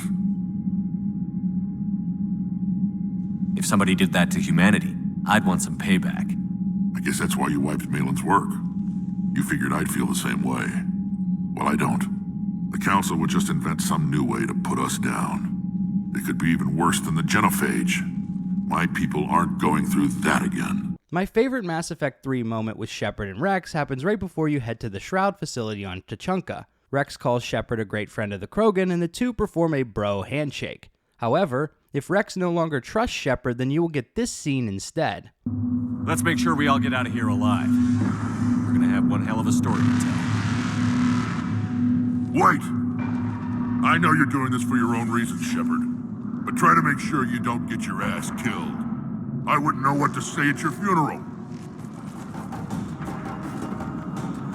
Go! I've got this. I am Urdnot Wrex, and this is my planet! The combination of Wrex and Eve will give you the most war assets you can achieve as a Paragon. However, Renegades can score even more war assets if you sabotage the cure and Wrex is dead, owing to support from the Solarians in addition to the Krogan. But I'm getting ahead of myself again. Garrus' loyalty mission is also relatively linear with one big choice at the end. But much like Jack's mission, this final choice doesn't have any lasting consequences, so it's mostly just RP. Before Shepard returned to the scene, Garrus formed a vigilante outfit on Omega, targeting the gangs who run the station. Sick of Garrus' meddling in their affairs, the gang pressured one of his crew members, a Turian named Sidonis, to betray his crew and send them into a trap. All of Garrus' squadmates were killed in the operation, and Sidonis evaded capture. Until now. Garrus sets up a meeting with Sidonis, sending Shepard in to distract the Turian while Garrus snipes him from a hidden location. At this point, you can take the more ruthless action and let Garrus shoot Sidonis, or convince Garrus to let him free, and that revenge isn't worth it. Listen, Sidonis, I'm here to help you. Don't ever say that name aloud. I'm a friend of Garrus. He wants you dead, but I'm hoping that's not necessary. Garrus, is this some kind of joke? Damn it, Shepard. If he moves, I'm taking the shot. You're not kidding, are you? Screw this. I'm not sticking around here to find out. Tell Garrus I had my own problems. Don't move. Get off me! I'm the only thing standing between you and a hole in the head. Fuck. Look, I didn't want to do it. I didn't have a choice. Everyone has a choice. They got to me. Said they'd kill me if I didn't help. What was I supposed to do? Let me take the shot, Shepard. He's a damn coward. That's it? You were just trying to save yourself? I know what I did. I know they died because of me. I have to live with that. I wake up every night, sick, sweating. Each of their faces staring at me, accusing me. I'm already a dead man. I don't sleep. Food has no taste. Some days, I just want it to be over. Just give me the chance. You've got to let it go, Garrus. He's already paying for his crime. He hasn't paid enough. He still has his life. Look at him, Garrus. He's not alive. There's nothing left to kill. My men, they deserved better. Tell Garrus... I guess there's nothing I can say to make it right. Just go. Tell him to go. He's giving you a second chance, Adonis. Don't waste it. I'll try, Garrus. I'll make it up to you somehow. Thank you for talking to him. If at any point in the conversation you step aside or give Garrus the green light, then he will snipe Adonis. This won't take long at all. You want a Harkins, man? I don't remember seeing you before. That's it. Just keep him talking a few more seconds. I was told Harkin was one of the best. This better not happen again. Oh, it won't. Don't worry. What? Shit.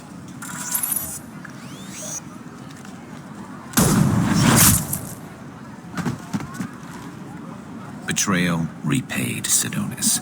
I personally prefer the Paragon outcome here, as the alternative turns Garrus into a cold-blooded killer. So let's walk through Thane's Loyalty mission. Most of your choices in this mission don't have lasting consequences, but there are a few notable wrinkles worth mentioning. During your interrogation with Elias Kellum, there is a famous renegade speech check that will cause him to confess his plot instantly. Shepard will flaunt his Spectre status, which makes Kellum instantly fold. My name's Shepard. I'm a Spectre. Prove it. I don't have to prove anything. Spectres are above the law. We clear? Crystal. Good. Now, fortunately, I'm not after you. You contracted an assassin. Who's the target? Joram Talid. A Turian. He's running for office. He lives in the 800 blocks. Thanks. You won't see us again. No offense, but you're a problem below my pay grade. That may go down in history as the shortest interrogation ever. You can also get some hilarious dialogue with Bailey if you bring either Garrus or Tali along for the mission. When Shepard and Bailey are talking about Mouse selling bootleg VIs of the Commander, Garrus and Tali will roast Shepard over one of its pre-programmed lines. Ducked rats take whatever is available to get by. Data running, fencing stolen goods, selling illegal VI personalities. Actually, he was selling one of you. Me? Yeah, when you erased a file, it would say, I delete data like you on the way to real errors. That's pretty extreme, Shepard. Laugh it up, Tali.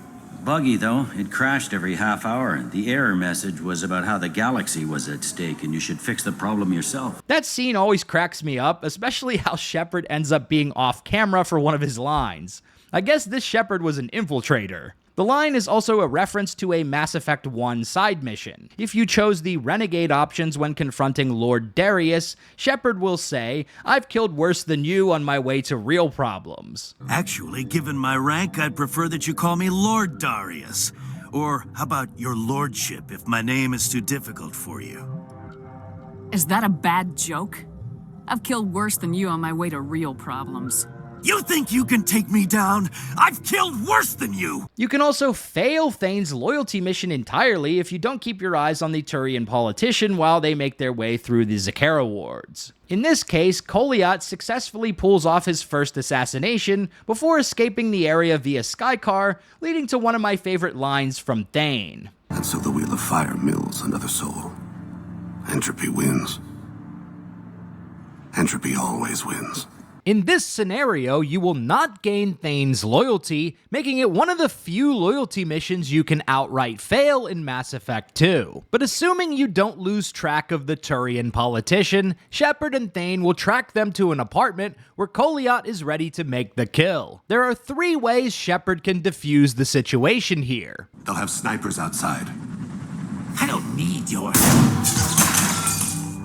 What the hell? Tali, get the hell out of here. Yeah, I will. Take the boy into custody. You son of a bitch! I don't need your help. All of you, back off! I'll kill him! Sorry, Thane. Oh my gods! Never hold a gun on someone unless you're willing to make them feel pain like that. Get outside, Talid. Yeah, I will. Take the boy into custody. I don't need your help. All of you, back off! I'll kill him!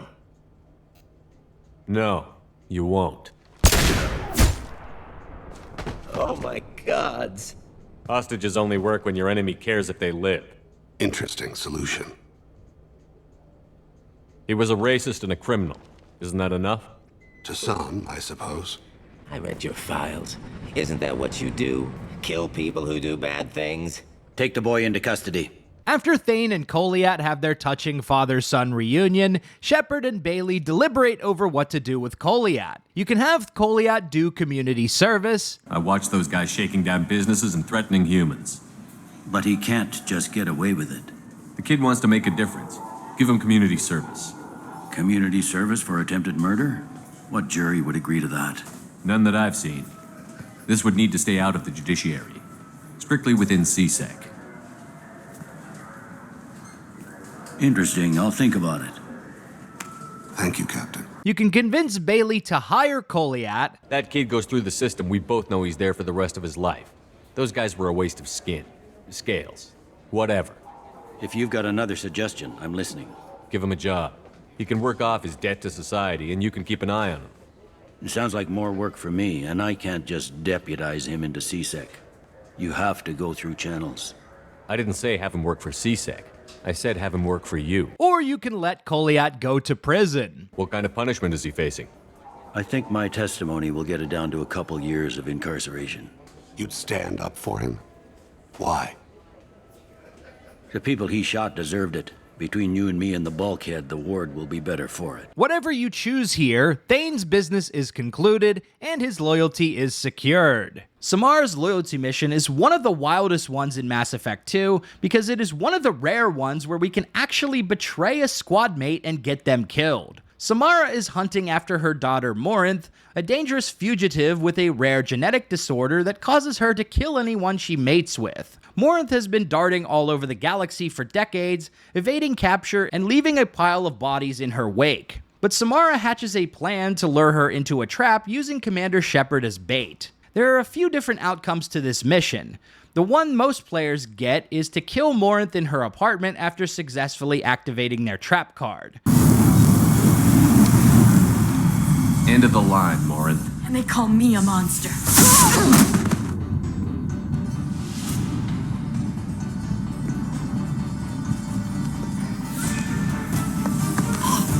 Find peace in the embrace of the goddess. This secures Samara's loyalty. However, we can decide to side against Samara and save Morinth instead. To do this, we need to pass a series of increasingly difficult speech checks to resist Morinth's charms. This unlocks the option to choose Morinth over Samara while the two are fighting. Otherwise, the game automatically sides with Samara. Morinth will be more useful to me. You will regret your choice.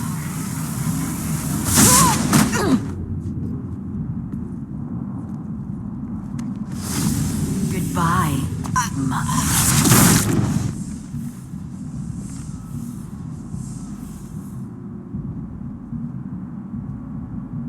Thank you, Shepard. My mother was as powerful as she was hateful. You helped me. Now I'll help you. Let me take my mother's place on your team. You don't seem to care at all about the death of your mother. Why should I? She was dead to me long ago. But I'll keep her alive for you so you don't have any complications with your crew. I'm a dead ringer for my belated mother. Few people can tell us apart. And I've practiced long and hard to mimic her in every way. Have you absorbed your mother's powers? Don't be silly. I have a wide range of talents beyond my biotic abilities. Acting is one of them. It took years to perfect, but when I was younger, posing as my mother brought its advantages. How do you think I originally escaped from Thessia? Let me just slip into this horrible uniform and none will be the wiser. Let's go. This is going to be fun. In this case, Morinth replaces Samara on your crew, pretending to be her mother to prevent the rest of your squad from learning the truth. Bringing Morinth into your crew really doesn't make sense, even for renegades. A crazy, dangerous, hot Asari— okay, I'm not making a good case here. A crazy, dangerous, hot Asari is likely to cause just as much problems for Shepard as the Collectors. She will try to use her charms on the commander, and hilariously, you can actually indulge in this if you both survive the Collector base. The results are as predictable as they are funny. Morinth, I can't deny how much I want you. Do you really mean it? You'll be with me? I will. Come here, Shepard.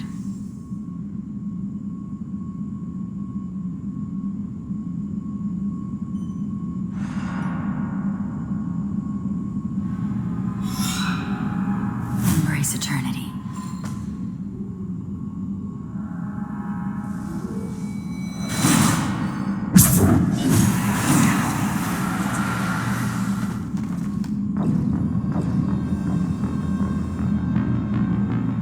Imagine losing the Reaper War because Shepard couldn't keep it in his pants. So tragic. But these are not the only options, as there is another bad ending to the mission where we fail it entirely and lose Samara's loyalty in the process. If you choose the wrong dialogue options while speaking with Morinth at the bar, she will get bored and leave before you get a chance to go to her apartment. Do you know anything about art? It speaks to the darkest places in me. What about you?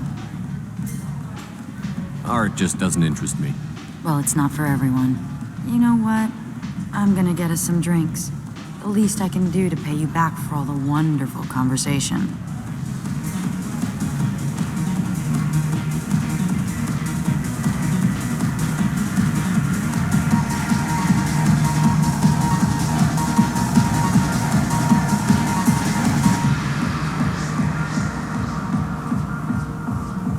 We failed. She was alerted and she got away. I will not have a chance like this for another 100 years. How many people will die in the meantime? I will have to find her another day. You'll excuse me if I don't want to talk about this. In this case, the trap fails, and you will not gain Samara's loyalty. Kasumi's loyalty mission is one of the most unique and involved quests in Mass Effect 2, which is likely owing to the fact that this was DLC, so BioWare went all out to justify the additional price tag. Kasumi and Shepard infiltrate a party at Donovan Hawk's estate with the goal of stealing a gray box, which is basically a neural link. The gray box contains the memories of Kasumi's late lover, Keiji Okuda, as well as some sensitive data regarding Alliance Black Ops. We'll learn more details about that in Mass Effect 3. After solving a series of puzzles, fighting your way through Hawk's mechs and goons, and taking down the big bad himself, Kasumi will have to decide whether to keep the gray box or destroy it. Her motive for getting the gray box was personal. It has recorded memories of her time with Keiji, and she wants to immerse herself in these memories now that he's gone. But her attachment to reliving the memories may also prevent her from moving on with her life. Let's take a look at each ending to the quest. First, let's see what happens if we tell her to keep the gray box. Is there any way we can just destroy the information? No. Keiji's a master at encrypting files. He laced the information into his memories. You can't get one without experiencing the other. If it's that important to you, keep it. Just make sure you're ready to live with the consequences. Yeah, I am. I'll stay off the grid. No one will know I exist. I think I want this. Thanks, Shepard. The other two dialogue options will persuade her to destroy the gray box instead. You heard him, Kasumi. He'd want you to destroy the information and save yourself. I know. I can't. This is all that's left of him. If it's easier, I could do it for you. Okay. Just get it over with. Please.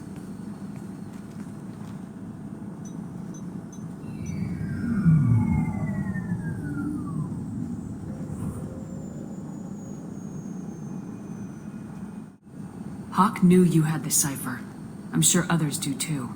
It's only a matter of time before someone finds you and the secret gets out. You're right. I know. It feels like I'm losing him. Again. You have to do this, Kasumi. You know that. Gomen nasai, Keiji-san.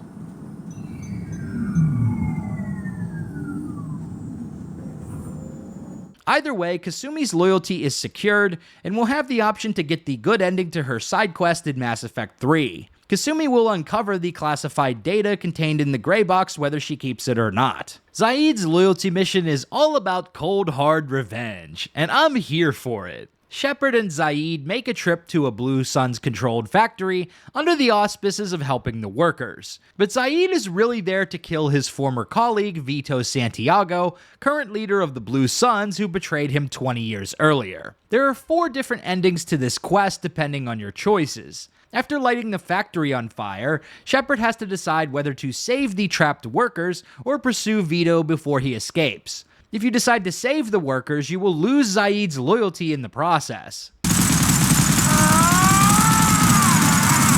However, if you manage to pass a Paragon speech check, then Zaeed will become loyal even if Vito got away. I'll do what I was paid to do.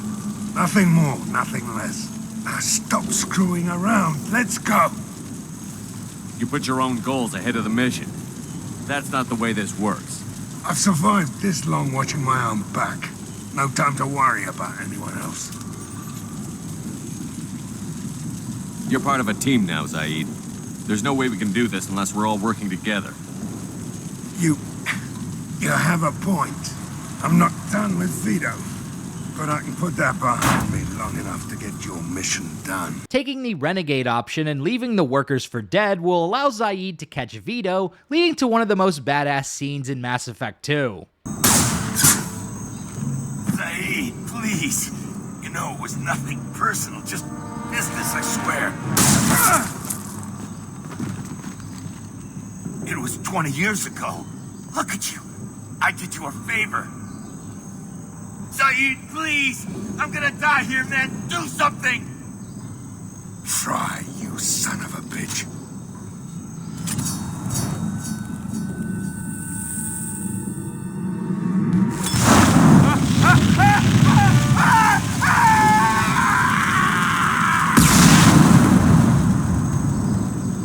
In this case, Zaeed's loyalty is secured, and all we had to do was burn up a factory full of workers.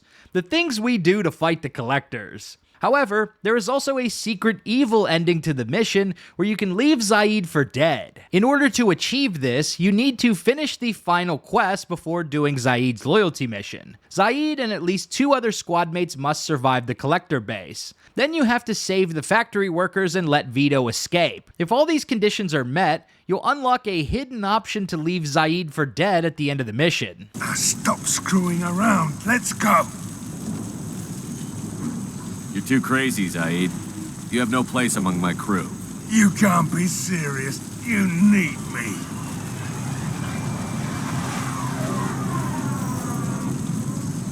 Screw you, Shepard.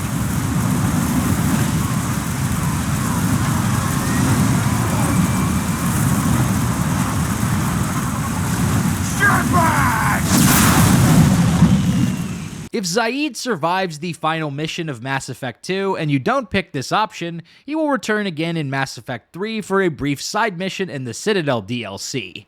I'll cover this later in the video. He'll also tell you the story of how he killed Vito Santiago in the aftermath of Mass Effect 2. So yeah, Vito never escapes. What else were you up to before the war?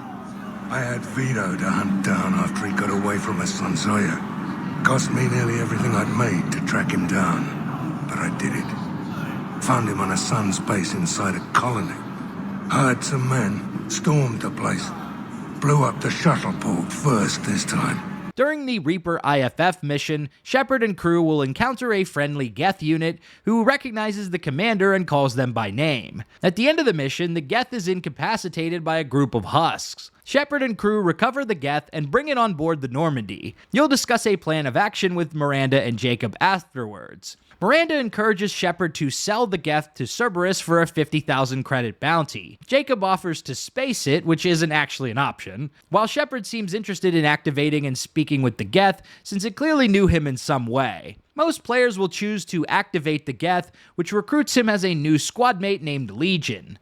However, if you decide to sell Legion or not activate him instead, you'll get some unique outcomes in Mass Effect 3. For starters, Legion will not show up during the Geth-Quarian War in Mass Effect 3, instead replaced with a VI reconstruction of the same unit, complete with a holographic version of Shepard's broken armor. If VI Legion is present, you will not have the opportunity to secure peace between the Geth and Quarians at the end of Priority Rannoch. The same situation will occur if Legion died at the end of Mass Effect 2. However, if you sold Legion or did not activate him, then Legion will show up as an enemy labeled Legion Assassin during the Cronos Station mission in Mass Effect 3. He will show up amongst a group of Cerberus soldiers, and it's the only Geth we will fight during this entire level. So be warned, if you don't recruit Legion as your friend, he'll become a tool for Cerberus instead. Launching the Reaper IFF mission also pushes you towards the end of Mass Effect 2, triggering a mission timer that will end with the Collectors kidnapping the Normandy crew. There are actually 2 mission timers to be aware of at the end of Mass Effect 2,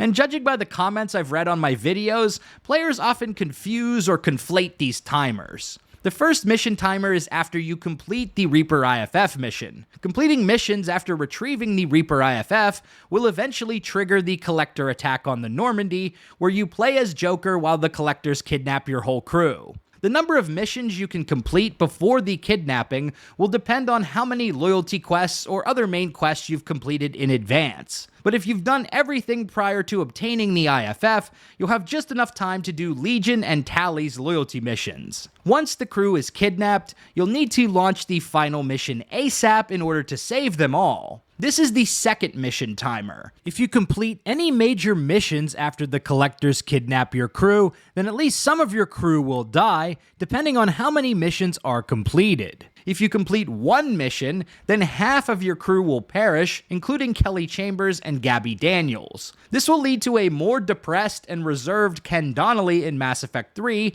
should you decide to reinstate him to the crew. If you complete more than 3 missions after the crew is kidnapped, then the entire crew will perish, including Dr. Chocolates. In this case, Dr. Michelle will be the only available option for your ship doctor in Mass Effect 3. But with careful planning, you can easily complete every loyalty mission and still save all your crew. Tali's treason trial is one of the most important loyalty missions in Mass Effect 2, as it has major ramifications for the Geth-Quarian war plot in Mass Effect 3. There are 3 ways to convince the Admiralty Board to acquit Tali of all charges. The first is to pass a Paragon or Renegade speech check, pointing out that the whole trial is a political sham that has nothing to do with Tali's actions. Does Captain Shepard have any new evidence to submit to this hearing?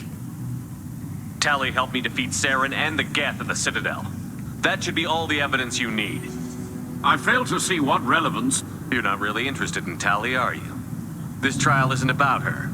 It's about the Geth. This hearing has nothing to do with the Geth. You want people to sympathize with them. And Garrus wants to go to war. None of you care about Tali. She knows more about the Geth than any other Quarian alive. You should be listening to her, not putting her on trial. Tali Zora saved the Citadel. She saved the Alarai. She showed the galaxy the value of the Quarian people. I can't think of stronger evidence than that. The next way is to rally the crowd. In order to achieve this, you must send Vidor back with Tali at the end of Freedom's Progress. Otherwise, his brain will be too scrambled after getting tortured by Cerberus, and he'll be in no state to come to Tali's defense. But Vidor alone is not enough. You'll also need to save Call Rieger during Tali's recruitment mission on Haestrom. You can do this by telling him to hang back, or just by wiping out the Geth forces before his HP goes to 0. You'll know you were successful if he hobbles into the room after you speak with Tali. In this case, Vidor and Rieger will rush to Tali's defense, causing the Admiralty Board to toss out the case. Rieger's words in particular are hilarious. Dude's just built different than the rest of the Quarians. Look at them, all of you. They don't care about Tali. All they care about is their war with the Geth. Tali risked her life for all of you. On Haestrom, hell, on the Citadel when she stopped Saren. She deserves better than this. If Commander Shepard has no new evidence, I suggest we render judgment.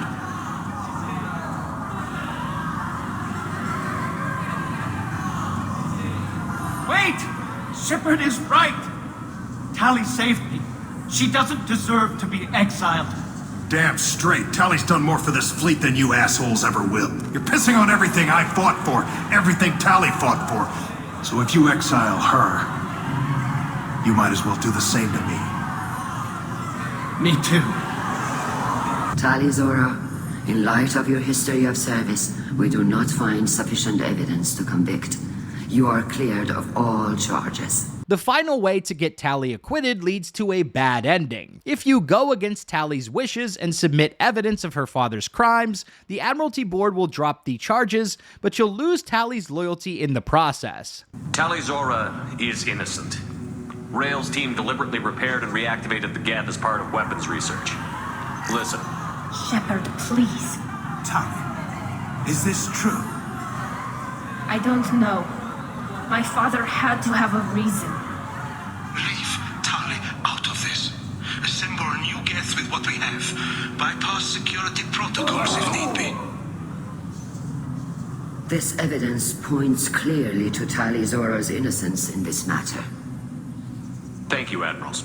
Rail Zora must be exiled posthumously for what happened on the Alarai, and his name stricken from all ships' registries where he served. How could you do it, Shepard? I didn't want this. I didn't want my father's name destroyed. I couldn't let you throw away your life for a dead man, Tali. In all likelihood, we're not coming back from this mission. What would it have mattered? I know you were trying to help. Let's get out of here. Look, I know it hurts right now, but when this mission is over, you'll be able to go back to your people. Who are you kidding, Shepard? None of us are coming back from this mission. This will not only make it harder to keep Tali alive during the final mission, but will have a negative impact on the Geth-Quarian conflict in Mass Effect 3 as well. The other bad ending to Tali's loyalty mission is to submit no defense on her behalf. In this case, the Admiralty Board finds her guilty of treason and sentences her to permanent exile from the Quarian fleet. We found nothing on the Alarai that we wish to submit as evidence. Tali? I have nothing to say. Then, with no further testimony, I ask those rendering judgments to do so now.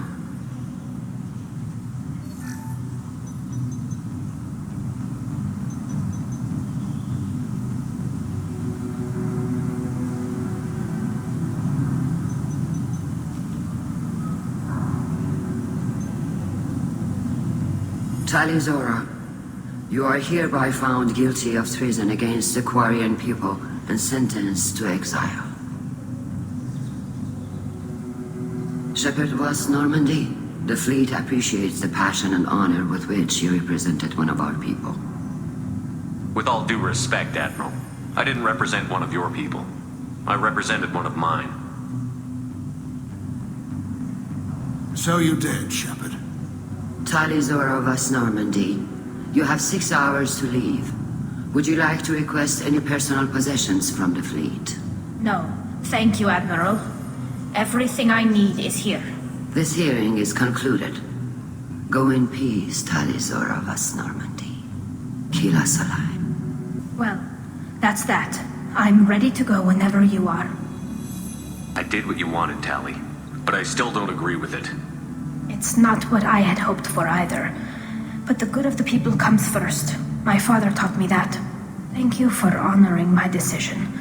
It means more to me than It means a great deal. This also rules out the possibility of securing Geth-Quarian peace in Mass Effect 3. And while you will retain Tali's loyalty, this is basically the worst outcome for the quest in my opinion. Hilariously, there is also a bunch of unique dialogue you can experience if you decide to bring Legion as the second squad mate during this mission. The Quarians basically freak out over a Geth boarding the ship, which is even funnier given that the trial is all about Tali sending active Geth to the fleet.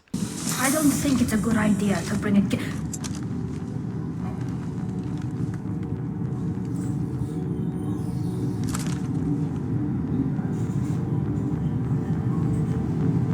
Get that damn thing off my ship before you start an incident that makes the Ascension Project fiasco. You're defending your ship. I respect that. But don't try to intimidate me, Captain. Or what? Or I take off this mask and breathe germs all over your nice, clean ship. I'm letting you aboard as a favor to Tali. The Geth is too much. Leave it on your ship. If Legion gets out of line, I'll take him out myself. If you know my record, you'll know I've killed hundreds of them. Why should I believe you? Captain, if Legion acts suspiciously, I'll kill it. You know that. Tali Zora, you never stop causing me trouble. Marine detail, return to guard positions.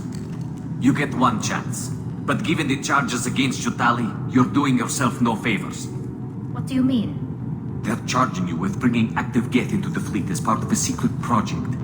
That's insane. I never brought active Geth aboard. I only sent parts and pieces. I have a full video breaking down all the unique dialogue if you want to check it out for yourself, but for now, let's dive into Legion's loyalty mission. Just like Tali's mission, Legion's quest to deal with the Geth heretics has major implications for Mass Effect 3. A group of rogue Geth who worship the Reapers managed to write new code that could sway all Geth to their point of view. Legion asks Shepard to help him deal with the Geth heretics before they can pose a threat to the consensus. At the end of the quest, you'll be faced with a big decision. Rewrite the Geth heretics and fold them back into the consensus, or simply destroy them. Shepard Commander, it is time to choose. Do we rewrite the heretics or delete them? There's no guarantee they won't come to the same conclusions again, is there? To worship the Reapers and attack organics? There is a non-zero probability of error. Then blow them up. We have a chance to end this. I won't waste it. Acknowledged. Collapsing antimatter magnetic bonding mechanisms. Done. Recommend withdrawal to Normandy. Shepard Commander, you have fought the heretics. You have perspective we lack. The Geth grant their fate to you. If they're rewritten, your people will accept them back? Will they even want to go back? They will agree with our judgments in return. We will integrate their experiences. All will be stronger. Take them then. When we get control of the core, release the virus. Acknowledged. The Mass Effect Trilogy tends to favor Paragon choices leading to better outcomes, or the good ending, so to speak. But this is one of those cases where being a Paragon actually leads to a bad outcome. If you rewrite the heretics, you'll have a harder time achieving peace between the Geth and Quarians in Mass Effect 3. I'll explain the peace scorecard in more detail when we talk about Mass Effect 3, but TLDR, you'll gain more points by destroying the heretics. This is because the rewritten heretics will end up joining the Reapers in Mass Effect 3 and end up shooting down some Quarian ships. This will lower the Quarian war asset score and contribute less points towards the peace scorecard. Back on the Dreadnought, you mentioned Geth heretics. What exactly happened to them after we blew up that satellite? Rewriting the heretics increased the number of Geth allied with the old machines. This has resulted in a greater number of hostile Geth platforms. So you're saying it was a mistake? It has put us at a tactical disadvantage. This was not a foreseen outcome, but we cannot change a decision once it is made. At the end of the day, it is still possible to rewrite the heretics and secure a peace deal in Mass Effect 3, but you pretty much have to get every other decision right in order to make this happen. More on that later in the video. Once Tali and Legion's loyalty missions are both complete, you'll trigger another blowout fight between your squad mates, with Tali pulling a gun on Legion after he tries to sneak some Quarian data over to the Geth. Just like Jack and Miranda, if you take a side in the argument, you'll lose the loyalty of the scorned party. However, this can be avoided if you pass a speech check to convince them both to stop bickering. In this case, the Renegade speech check is slightly easier to pass, and it's one of my favorite dialogues in the game. Look at you. Both of you. This is exactly what the Reapers want. Tali, of course the Geth are worried about your people. You want to destroy them. It's not that simple. And Legion, what the hell were you thinking? Are you trying to undermine this entire operation? We did not intend to decrease operational efficiency. We are on a mission. You can either fight at my side or get crushed under my heel. But you will not stand in my way. To facilitate unit cohesion, we will not transmit data regarding creator plans. Thank you, Legion. I understand your intention. What if I gave you some non-classified data to send? We would be grateful. You can't let this happen, Shepard. I trusted you, and I worked with a Geth on the team, but this is too much. Tali, your father was running brutal experiments. If the subjects had been human, I'd damn well be telling the Alliance about it. I know, but if the Geth find out... They'd attack, which would cause a war that would leave both the Geth and the Quarians vulnerable when the Reapers show up. Is that what you want, Legion? We believed it was necessary to relay the information.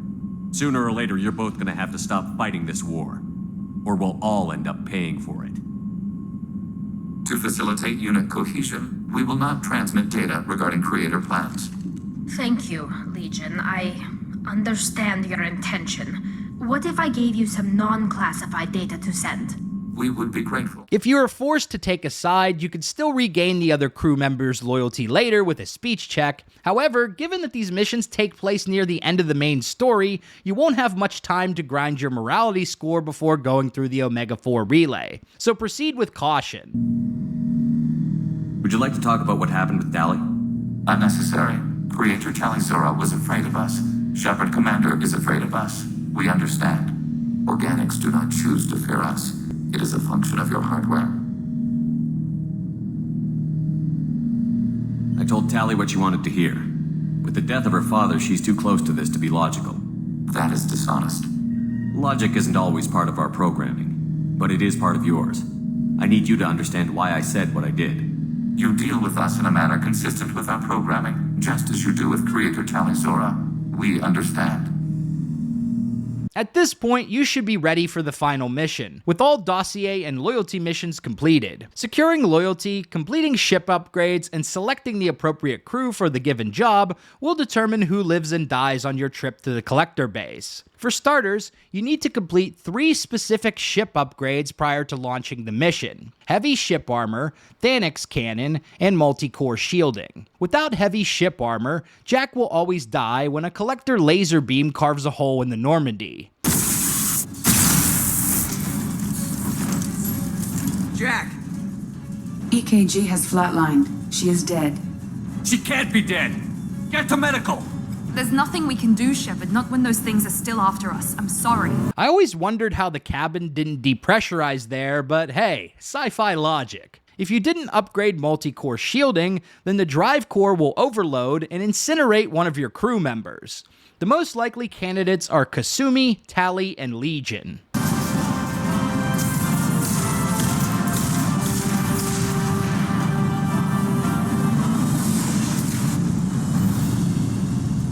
Damage report. Explosion in main engineering. Damage was contained, but Legion did not survive. I am sorry, Jeff. Take the helm, Edie, and keep it slow. See if we can avoid any more attention. Finally, without the Thanix cannon, the Collector ship will cause massive damage to the Normandy, and a beam will impale one of your squad mates. The most likely victims are Thane, Garrus, and Grunt. Come on, you miserable sons of bitches!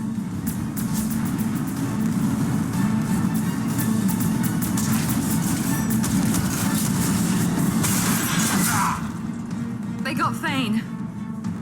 After crash landing on the Collector base, Shepard and the crew will convene in the Normandy's conference room to plan their attack. The plan is to send one crew member through the base's ventilation system to help open up the base for the rest of the team. Jacob will volunteer for the job. This is a red herring. Whatever you do, do not select Jacob for this role, unless you want him to become the vent god. If Jacob is picked for this role, he will wind up dead. Jacob, you volunteered, so you're up. You got it, Commander.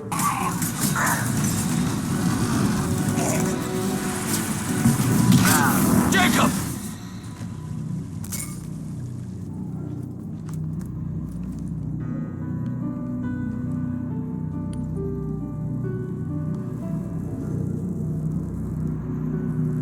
The best choice for the tech expert is either Tali, Kasumi, or Legion, assuming they are loyal. If you choose anyone else for this role, they will die during this phase of the mission. You will also need to select a squad leader for the diversion team. For this role, your best options are Garrus, Jacob, and Miranda, again assuming they are loyal. If you choose either the wrong tech specialist or the wrong fire squad leader, then your tech specialist will get shot in the face and die. After completing phase 1 of the mission, Shepard and team will discover Normandy crew members trapped in the collector pods. After rescuing them, you'll have to plan for the next phase of the mission. For this phase, you'll need to select a biotic expert to lead your team through the Seeker Swarms.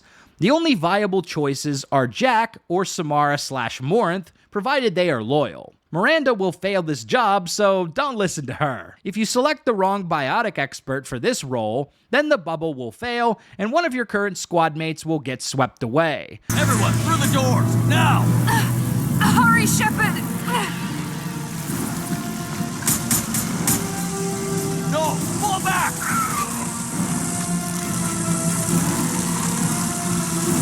Run!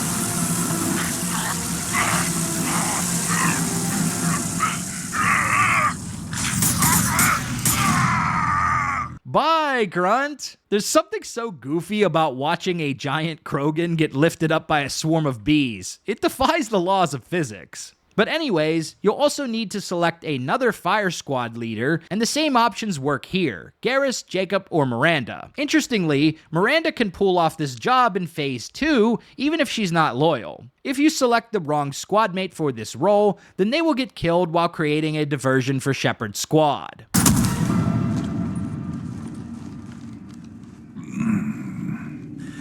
Sorry, Shepard. Won't be with you at the end. Snipe one for me, would you? We're almost there, Shepard. We have to keep going no matter who we've lost. Finally, you'll also need to decide whether to send a squad mate to escort the surviving Normandy crew back to the ship. If you don't send a squad mate with them, then the crew will all die trying to get back. Joker, are you at the rendezvous point? I'm here, but Dr. Chakwas, she didn't make it.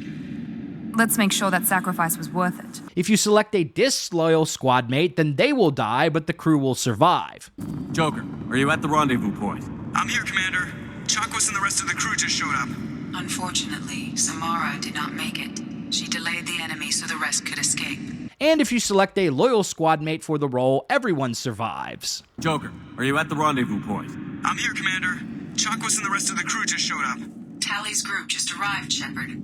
No casualties. The last phase of the mission involves Shepard and 2 crew members heading to the center of the base to plant the explosive charges. The rest of your team will remain behind to cover your escape. The game does some calculations behind the scenes to determine who lives or dies while holding the door against the collectors. Each character has a score based on their combat ability, plus a bonus point if they are loyal. The total average of all characters holding the door must be 2 points or higher in order for everyone to survive. I refer to this as the hold the line calculator. I've put a chart on the screen now showing each character's score. I'll leave it up for a bit in case you want to take a screenshot or reference it for later. For instance, characters like Garrus, Grunt, and Zaeed are worth 4 points if they are loyal, and 3 points if they are not. These are much better characters to leave behind to defend the door. Whereas characters like Mordin, Jack, Kasumi, and Tali are only worth 1 point if they are loyal, and 0 if they are disloyal. Again, the total average of all characters left to hold the door, which should be 9 characters if everyone survives so far, must be 2 points or greater. If it is, then everyone will survive. For your team, it doesn't matter who you bring with you so long as they are loyal. If you bring a disloyal squad mate, then they will die in this final part of the mission. And that's pretty much it. If you've followed all of the steps in this section, then your entire crew will survive the final mission of Mass Effect 2. Before the mission is over, you'll also have to decide the fate of the Collector base. You can choose to stick to the plan and destroy the base, or keep the base for Cerberus. I didn't discard you because I knew your value. Don't be so quick to discard this facility. Think of the potential. We'll fight and win without it. I won't let fear compromise who I am. Shepard, think about what's at stake, about everything Cerberus has done for you. Your crew needs to understand that billions of lives are at stake. Leadership means making sacrifices. You know that better than anyone, Shepard. A threat this big, rules go out the window. If this station can help stop the Reapers, we have to use it. You're making the right choice. This decision, which seems big in the moment, only provides minor differences in dialogue and war assets in Mass Effect 3. It will also affect the color behind the star when recapping the mission with the Elusive Man afterwards. Why? I don't know, man. If you destroy the Collector base, you will salvage the Human Reaper heart worth 100 war assets. However, if you keep the Collector base, you'll gain the Human Reaper brain worth 110 points. Destroying the Collector base is more satisfying and also gives you the option to hang up on the Elusive Man, which is a nod to hanging up on the Council in Mass Effect 1. Shepard, you're making a habit of costing me more than time and money. I'm sorry, I'm having trouble hearing you. I'm getting a lot of bullshit on this line. Don't try my patience. You're taking a hell of a risk, Shepard. Joker, lose this channel.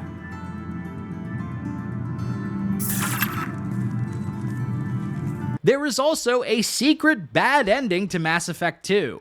If you manage to get every single squad mate killed during the final mission, which requires some specific planning to make all the bad choices possible, then Commander Shepard will also die on the run back to the Normandy. Commander!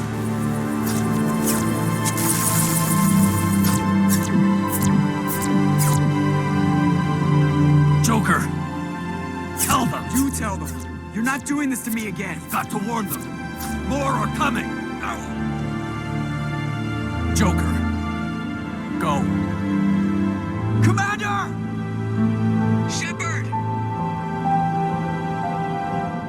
Detonation in 15, 14. This ending is a bit of a meme, and you will not be able to import your save into Mass Effect 3 if Shepard dies. Before we talk about the DLC, I want to dig into the unique case of Kelly Chambers. Most characters who survived the Collector base will automatically return in Mass Effect 3, but not Kelly. She'll only return if you make a specific set of decisions prior to importing your save. First, you need to talk with Kelly and be friendly with her until you get the option to invite her to your cabin for dinner. If you never have dinner with Kelly, she will not return in Mass Effect 3, even if you saved her life. This isn't a full-blown romance, but it will open up the potential for having another fling with Kelly inside a storage container in Mass Effect 3. So romantic. It also opens up the option for Kelly to feed your fish, which is useful if you're a forgetful person. After getting dinner with Kelly, you'll also obviously need to save her from the Collector base, which means launching the final mission immediately after the crew is kidnapped, and selecting a squad mate to escort them back to the Normandy. Lair of the Shadow Broker sees Shepard and Liara teaming up to take on the Shadow Broker, an enigmatic figure that deals in secrets. There are no major choices to make during this DLC as the campaign is incredibly linear. However, whether we choose to complete the DLC or not impacts some dialogue in Mass Effect 3. If we didn't complete Lair of the Shadow Broker, Liara will tell us how she hired mercenaries to storm the Broker's lair, and that her friend Farron was killed in the process. How'd you take out the old Shadow Broker? It cost me. I had to hire dozens of mercenaries just to storm his lair. You really wanted him dead, huh? The Broker captured a friend. I swore I'd get him back. And? I was too late to save him. What happened when you became the Broker? I made what use of the network I could, but my main base of operations was scuttled when Cerberus attacked. I saved whatever crucial hardware I could, but I'd rather not talk about it. The important thing is that I still have data feeds and agents, although the war's taking a toll on the latter. What have you been up to since we last saw each other? After the time I saw you on Ilium? Well, apart from becoming the Broker, I spent my time looking for any defense against the Reapers. The only substantial records were the Protheans. I knew the Elusive Man was hunting for the same thing when our agents began crossing paths. Like on Mars? I thought I'd covered my tracks, but he had surveillance there all along. If we did complete the DLC, Shepard and Squad will have some funny comments about the escaped Yogg on Surkesh in Mass Effect 3, which Liara doesn't appreciate. Careful. There goes the next Shadow Broker. Could have sworn he was muttering to Sony the whole time. Not funny. However, if you didn't complete the DLC in Mass Effect 2, then your squad will just make generic comments about the Yogg. Organic life never ceases to surprise me. Guess he didn't like the food.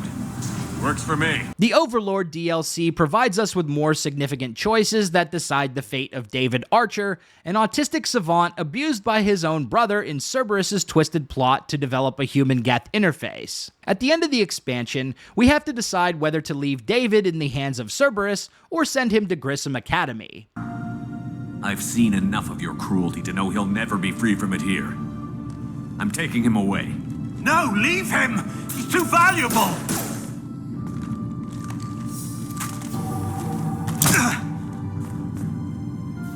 You even think about coming after your brother, and this bullet will be waiting for you. Then we'll see who's valuable. Where will you take him? Grissom Academy. They can help special cases like David, minus the torture. Joker, contact the Academy and let them know we've got someone who needs their help. Aye, aye, Commander. What I've done to David is unethical. If he dies, it's unforgivable. Let me take care of him. Please. Quiet. Please, make it stop. I'll let you have him, but... You're a sick bastard. The only reason you're getting off this floor alive is because this project might prevent a war. You better make damn sure this nightmare was worth all the pain. Predictably, the bad ending is the renegade choice. Leaving David with Cerberus leads him to dying, which Gavin Archer informs us about in Mass Effect 3. What happened to Project Overlord? I recommended we shut it down, but the elusive man insisted otherwise. I had no choice but to stay on. I couldn't leave my brother alone, so I continued our research with the Geth. You mean you kept torturing him? Eventually he learned to control his emotions, for the most part. Then one day he simply stopped responding. His vitals were strong, but his mind, I think he lost the will to live. So what did you do? The only thing I could. I ended his misery. My only salvation left in this life is hoping the research proves useful against the Geth. However, if we send David to Grissom Academy, we'll see him again in Mass Effect 3. He'll even have some unique dialogue with EDI if you bring her along. Commander Shepard with the Alliance. I'm here to help. I didn't buy it from the last guy, and I've got no reason to buy it now. The square root of 906.01 equals 30.1. Hello, Commander Shepard. David, you know him? Yes. He rescued me from Cerberus, sent me here. He made it quiet.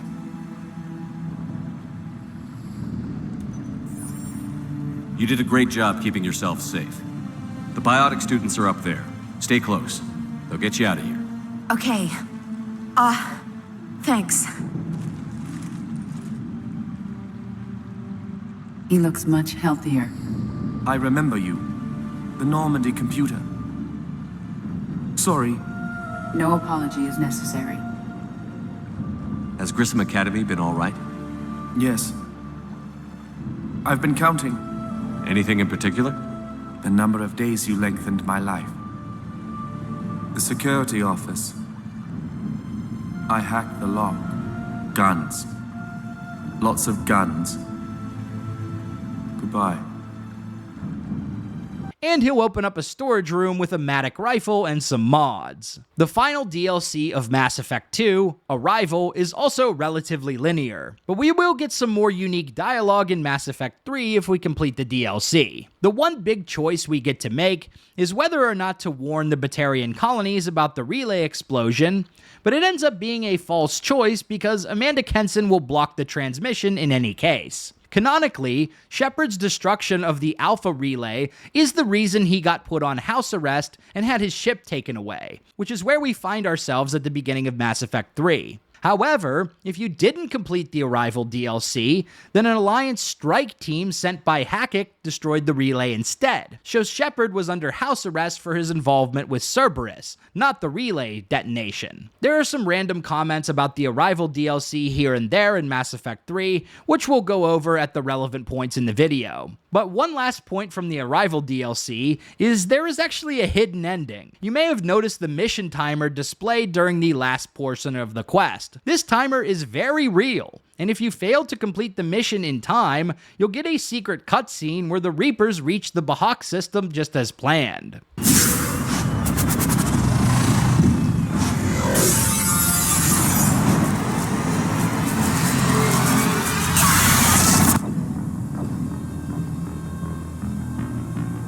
So there you have it. We've covered all the major choices in Mass Effect 2. One more game to go. Let's kick off Mass Effect 3 by talking about what happens when your squadmates die in the first 2 games. Out of all the games in the Mass Effect Trilogy, Mass Effect 3 has by far the most variation, not necessarily directly in the choices you make, but in all the consequences you can experience from past choices and new decisions you will make in the final game. Mass Effect 3 puts the consequences into choices and consequences, you know what I'm saying? Mass Effect 3 gets a lot of criticism, mainly because of the ending, and yeah, I get it. Red, green, blue, which cupcake do you choose? It's all the same, nothing matters. Yes, the ending is scuffed, and we're going to get into that later in the video, but I hope by the end of this section you'll have a greater appreciation for the insane levels of detail BioWare included to respect decisions you made in earlier games in the trilogy, as well as the opportunities for new decisions you can make in Mass Effect 3. Including Wrex, Ashley, and Kaidan, there are 15 squad mates that can potentially die in the first 2 Mass Effect games, 16 if you count Morinth. Some of these characters will be replaced with other NPCs in Mass Effect 3. I've put a list on screen showing who replaces each individual squad mate if they happen to die in Mass Effect 1 or 2. You can screenshot that if you want to. We'll go over each case in more depth later, but for now, I'll just say it must have been an absolute nightmare to account for all these changes when writing Mass Effect 3. The first variation we can experience in Mass Effect 3 is determined by whether or not we completed Mass Effect 2's Arrival DLC. During that expansion, Shepard destroyed the Alpha Relay, and the resulting blast wiped out a Batarian colony with over 300,000 people. However, if the Arrival DLC was never completed, then an Alliance strike team completed this mission instead, so Shepard is off the hook for all those Batarian deaths. So why is he still under house arrest in Mass Effect 3 then?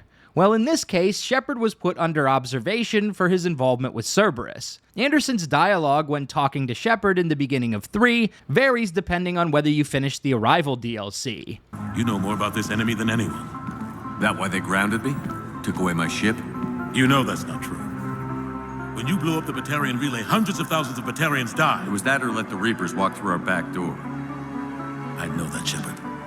And so does the committee. You've been there, in the trenches, fighting them.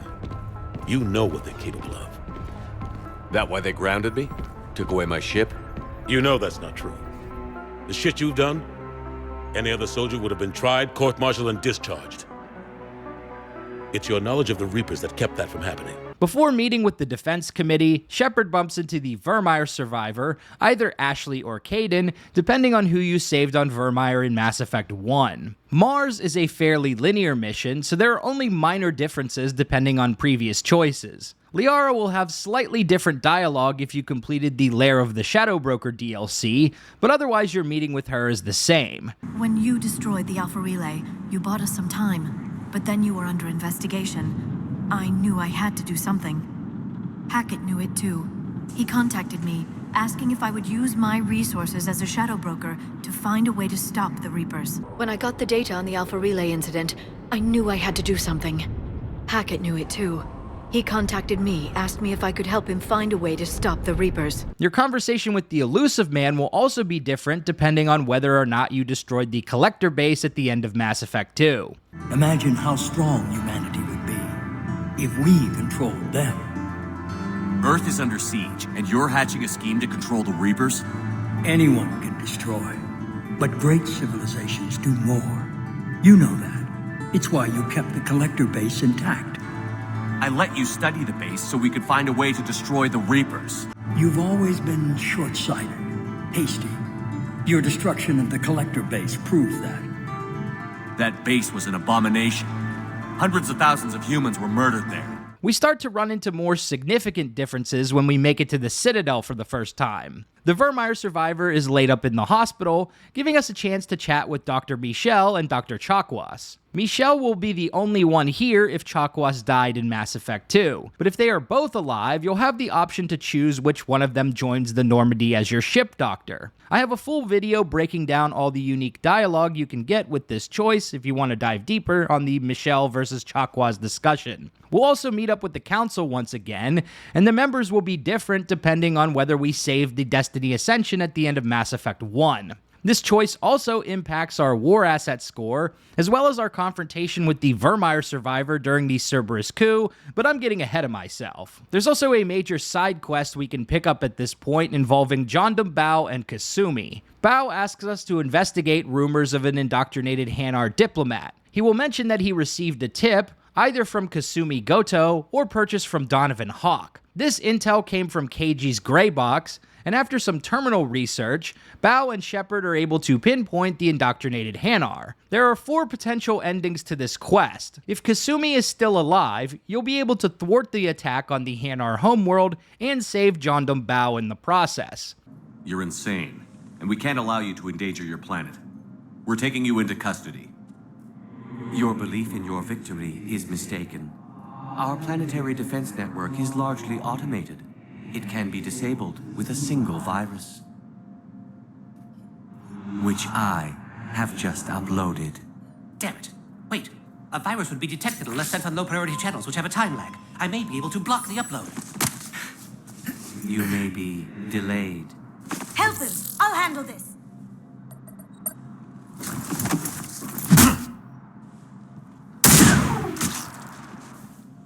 Got it. Upload's disabled. Looks like we're in the... Wait. He's got some kind of failsafe. Get down! Kasumi's ultimate fate is determined by whether or not you completed her loyalty mission in Mass Effect 2. While she was deactivating the attack on the Hanar defense grid, a bomb went off, knocking Kasumi back. If Kasumi is loyal, she will come out of hiding afterwards, and Shepard will recruit her to the Crucible project. You can come out now. How'd you know? Lucky guess. There's no way you're recruiting me to fight in a galactic war. The Crucible project needs technical experts. I'm not a scientist. No, but you're the best thief in the galaxy, and you can hack unfamiliar technology better than anyone. They could use your help. And think of it, all that expensive tech just lying around. It's not like they're gonna check your pockets at the end of the project. You say the nicest things. All right, I'm in. And Shep, nice working with you again. In this scenario, she'll also be available for the Citadel DLC later in the game. However, if you did not complete her loyalty mission, then she presumably dies, or simply uses her invisibility cloak to escape from Bao and Shepard. She was here the entire time. She was no friend. I intended to arrest her. She helped me take down the Collectors, and she just gave her life to save the Hanar homeworld. Point taken. It was an honor to work with you, Shepard. When the time comes, I'll be there to return the favor. With a few friends.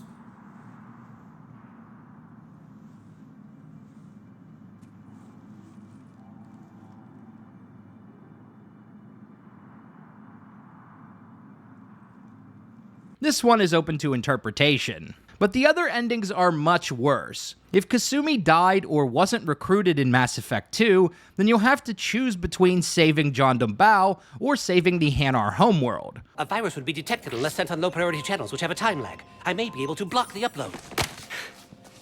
You may be delayed.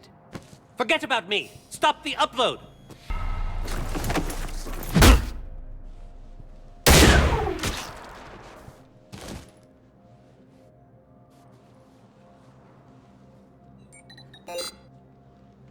You did everything you could. It wasn't enough. The Hanar will lose their homeworld today. You should have let me die. We have to pick our battles. The Hanar did this to themselves. And right now, I need all the Spectres I can get on my side. Thanks, Shepard. When the time comes, I'll be there to return the favor. With a few friends. Wait, a virus would be detected unless sent on low-priority channels, which have a time lag. I may be able to block the upload. You may be delayed. Forget about me! Stop the upload!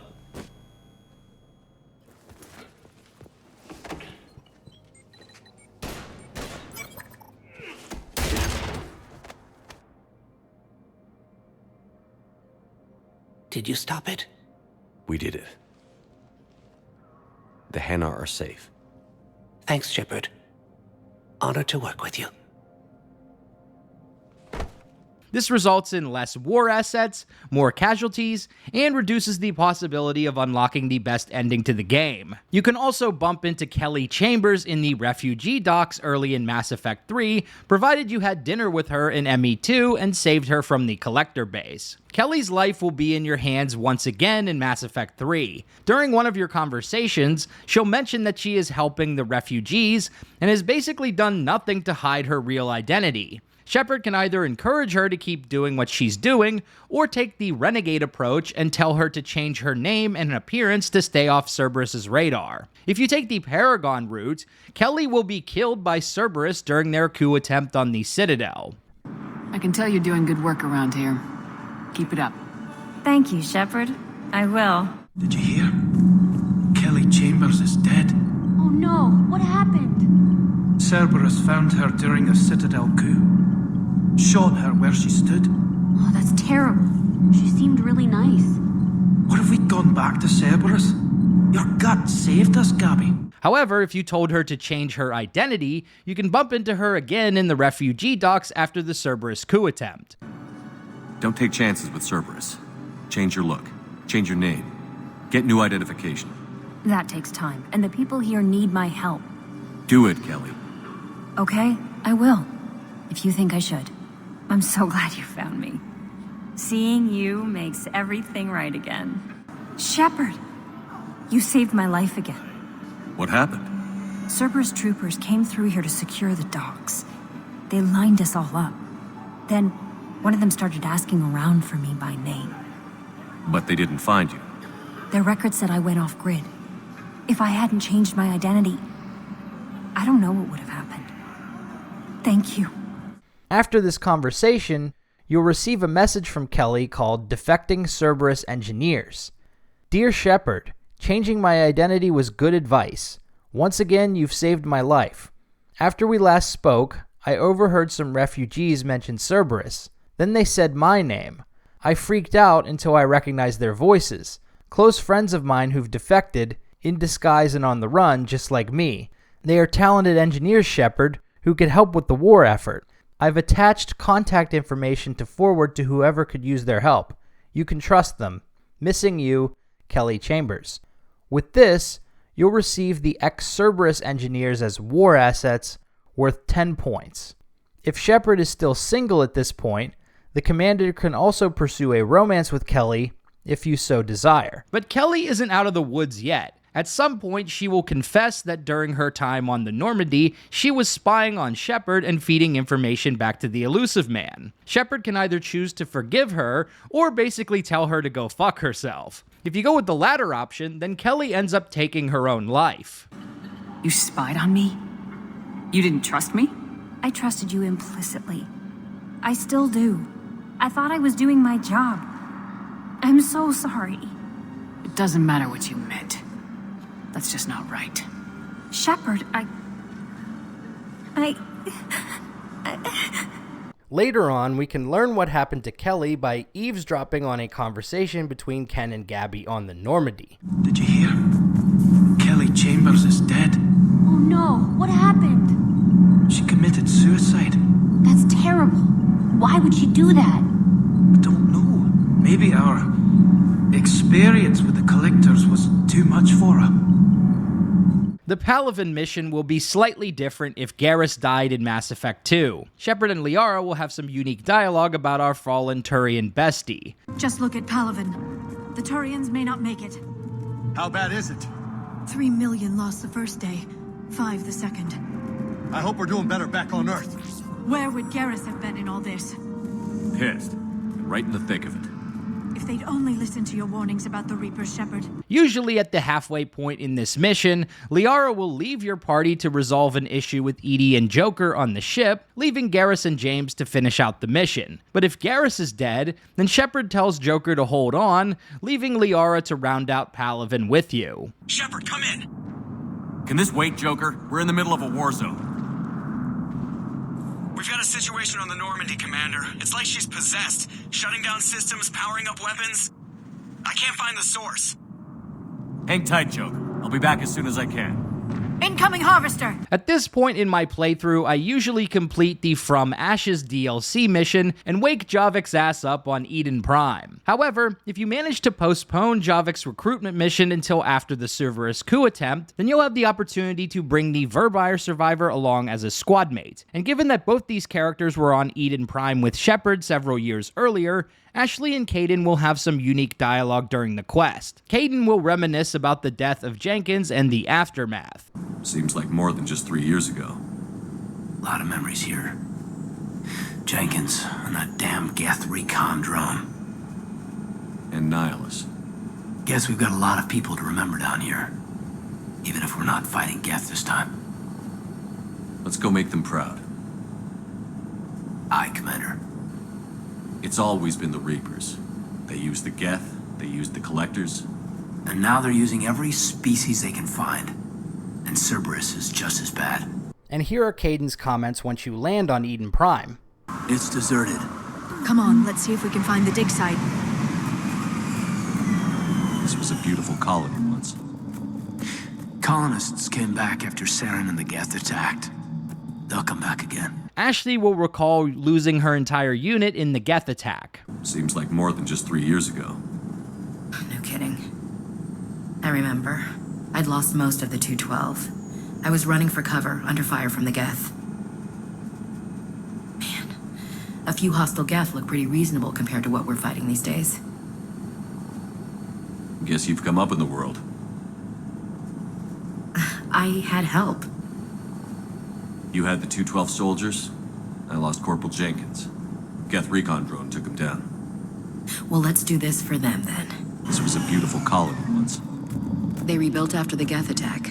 They can rebuild again. Next up, we have Priority Surkesh, which has several notable differences. For starters, the Krogan clan leader will be different, depending on what happened during the standoff with Wrex on Virmire back in Mass Effect 1. If Wrex is still alive, he'll be leading his clan in Mass Effect 3, but if he died, he is replaced by his brother Reeve, who is more of a warmonger than our homie Wrex. The Solarians will reluctantly allow the Krogans to land on a secret STG base on their homeworld to recover a female Krogan that is immune to the genophage. The female Krogan were a part of the Solarian Malin's experiments to develop a genophage cure, which we discovered during Mordin's Loyalty mission in Mass Effect 2. If Mordin survived the end of Mass Effect 2, he will return during this mission and take part in the genophage cure plotline. Shepard, excellent timing. Good to have you here.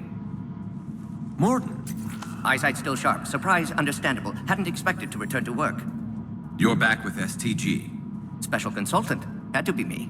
Someone else might have gotten it wrong. However, if Mordin died, his role is filled by Paddock Wicks, a talented Solarian scientist with just a touch of awkwardness. I'm hoping it will inspire a resurgence in Krogan sex. I've always wondered how they mated.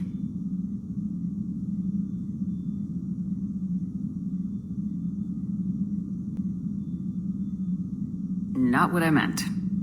No, but you were probably thinking it. And now's our chance. In the interest of science, how do Krogan mate? Very clumsily. And there we have it.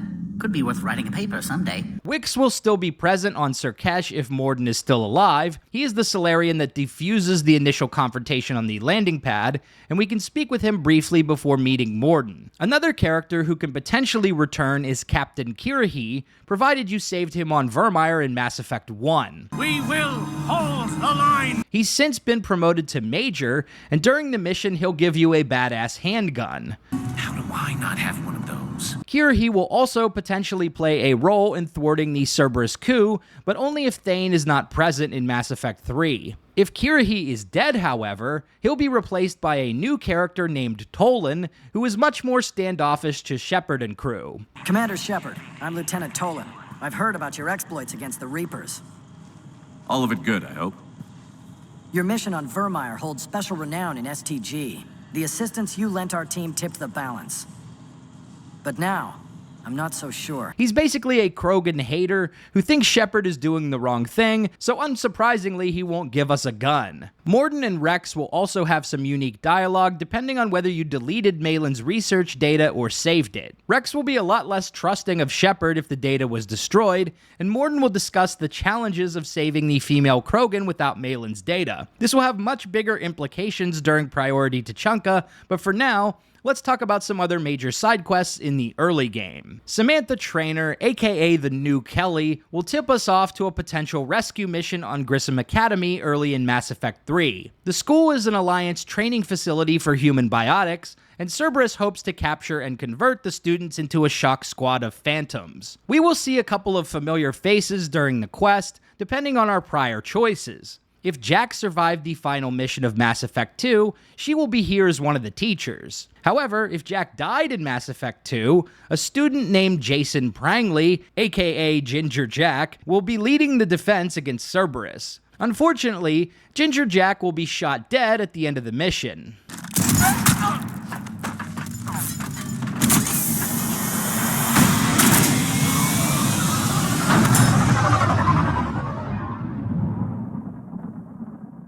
And assuming we sent him to Grissom Academy, we can also run into David Archer, which we already talked about while discussing Mass Effect 2's Overlord DLC. At the end of the mission, we'll have to decide whether to put the biotic students on the front lines or call on them as support units. Jack believes they are not ready for frontline duty, so she encourages their use as supports. You'll gain an additional 75 war assets for frontline duty and 50 as support. However, the students will supposedly die during the final mission of the game if they are used as frontline soldiers. While it's not explicitly shown on screen, it is heavily implied by this extended cut ending slide, which shows Jack visiting grave markers, presumably of her students. But this one is open to a little interpretation, so feel free to toss their asses on the front line if you're min-maxing war assets. I won't judge you. It's also worth pointing out that the Grissom Academy mission will fail if you don't complete it before the Cerberus coup attempt. This has dire consequences for everyone involved, as Cerberus will end up killing or capturing most of the students at the Academy. Commander,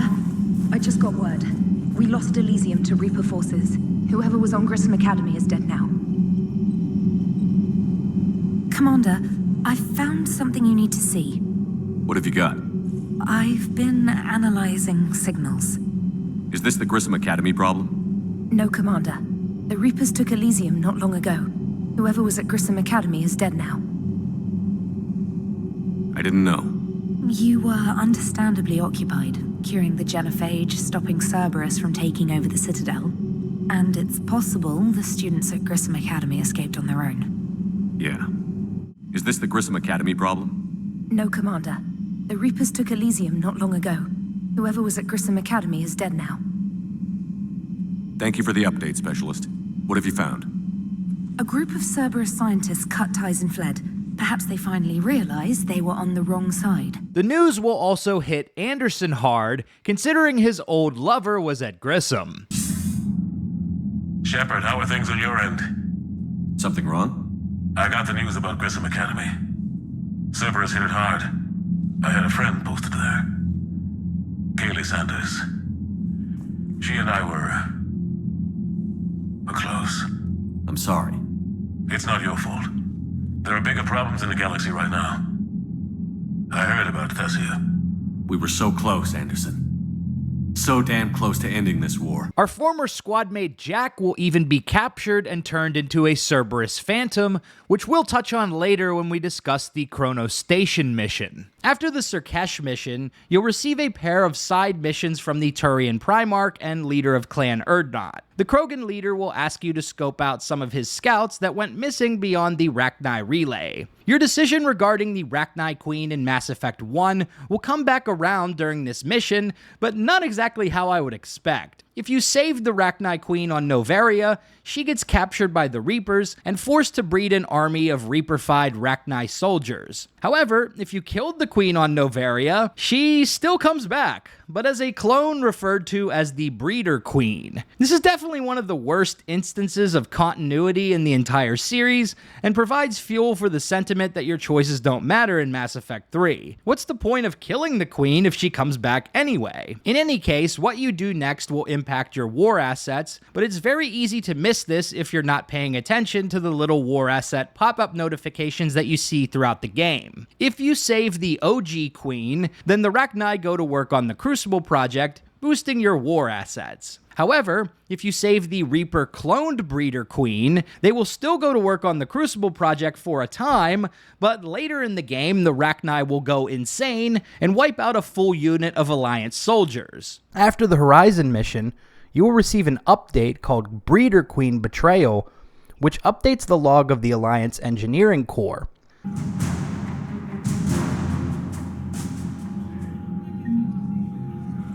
This update details the Rachni betrayal. The last reports from the AEC were little more than officers screaming about Rachni flooding into their barracks, scything unsuspecting scientists. After a brave but brief battle, the core of the Alliance Engineering Corps was wiped out by their traitorous alien quote-unquote allies. This reduces the war asset score of the Alliance Engineering Corps by 100. If you talk to Admiral Hackett, he shuts down the subject. What about the Rachni? You don't really want to go there again, do you, Shepard? The giant mutated Reaper Controls fighters didn't work out.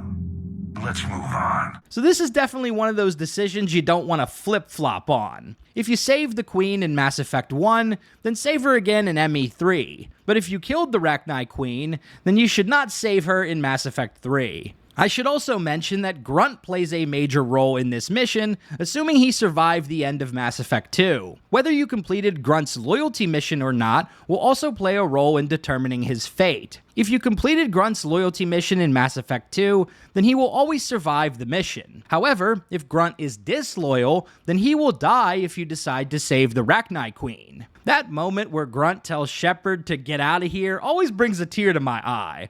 Grunt is a real homie. If Grunt died in Mass Effect 2, he is replaced by a random Krogan named Erdnot Dag. This character will die regardless of whether you save the Queen or not at the end of the mission, which is even funnier because his last words are quite literally, "Time to die." Time to die. Primarch Victus will also send us on a rescue mission to extract a crew of Turians who crash-landed on Tuchanka. We come to learn that this crew is led by his son, and their mission was to deactivate an ancient bomb that the Turians buried on Tuchanka in case the Krogans got too rowdy after the genophage was unleashed. This mission has two phases. Phase 1 involves getting the Turians out of a jam, and Phase 2 is where we actually deactivate the bomb, with Tarquin Victus going out like a Giga Chad. Victory. At any cost.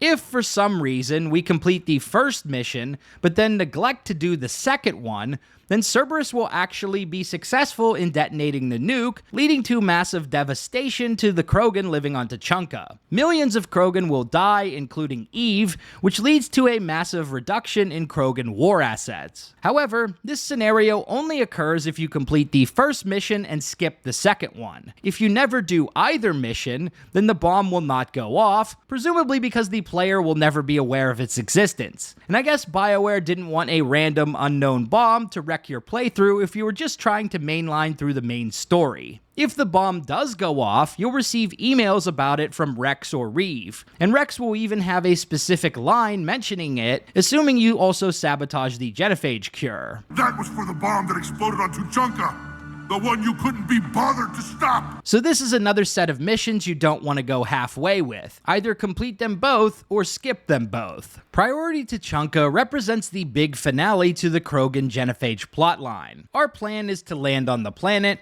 make our way to the Shroud facility, and distribute an airborne cure to the Krogan population. But before we take off, the Salarian Dalatras will present us with an alternate choice. Sabotage the genophage cure and lie to the Krogan to gain both their support. A tempting offer for a ruthless or renegade Shepard. During the mission, if Wrex is still alive, we'll also see him go head-to-head against Urdnot Reeve. And if you're a Reeve hater, this mission is great because he'll actually get killed by a Thresher Maw if Wrex is still in charge. It's Calrock!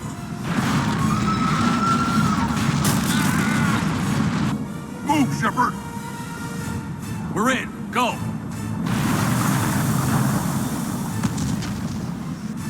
What about Reeve? No way he survived that. But he was a pain in the ass anyway. Our decision regarding Malin's research data will also come back around during this mission. If we deleted Malin's data, then Eve will die off-screen while Mordin and her prepared the cure at the Shroud facility. However, if you save Malin's data, Mordin will be able to synthesize the cure and save Eve's life in the process. At this point, you'll have to decide whether to let Mordin cure the genophage, thus sacrificing his life in the process. Or you can sabotage the cure and lie to the Krogan. If either Wrex or Eve are still alive, Mordin will refuse to go along with the sabotage, and you'll literally need to shoot him if you want to take this option. Walk away, or I will fire. Not your decision, not your work, not your cure. Had to be me. Someone else might have gotten it wrong. No time to argue. Cure dispersal imminent. Must counteract sabotage. Stop me if you must.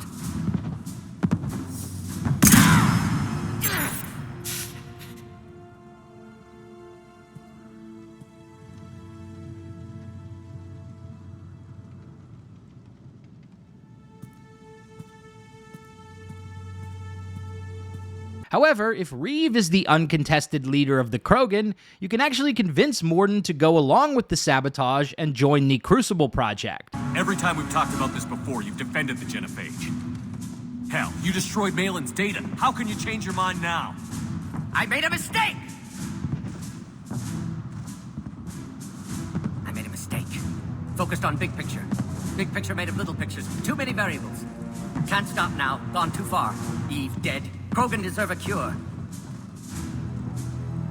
I agree, Mordin, but not now. If not now, when? Someday. But when we stop the Reapers, this whole galaxy will need time to recover. Reeve won't give us that time. He'll attack while the rest of us are weak. Eve would have stopped him. Eve isn't here. No. Suggest we let Krogan believe dispersal was a success. Ensure alliance. We'll need to disappear to keep story accurate. Reeve will think I died at Tower, curing genophage. Doing what had to be done. We'll also inform the Dalatras of the deception. Good. Here are the coordinates for the Crucible Project. We can use your help building it. Thank you, Shepard. Too eager to atone. Would have compounded error. Glad you were here. Someone else might have gotten it wrong.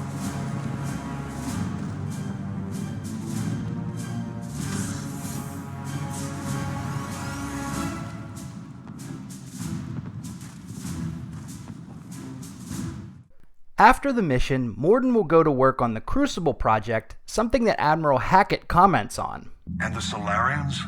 How did you manage to get them on board? Careful diplomacy. I don't think I want to know what that means. Though I bet it has something to do with the Solarian scientist who just showed up at our door. He's so full of ideas about the Crucible, nobody can shut him up. No comment, sir. I'll take your word on that. This is the only way to save Mordin's life in Mass Effect 3. Sabotaging the genophage is something you should only consider if Reeve is in power, because if Wrex is still alive, he will discover your deception and confront Shepard on the Citadel later in the game. Wrex. Shepard. Visitors are prohibited from bringing weapons into the... What are you doing? I know what you did. We can provide you our very best scientists to build the Crucible, and the full support of our fleets. If I sabotage the cure. Think about it, Commander. The choice is yours. Where did you get that? Mordin wasn't my only source in STG. Or did you think I was as dumb as my brother, Reeve? What have you done? We have a security breach at Bay D-24. Why would I betray you, Wrex? I still remember saving your family armor years ago. But words aren't going to cut it this time, Shepard. I will honor our friendship, though, by shooting you in the head and making it quick!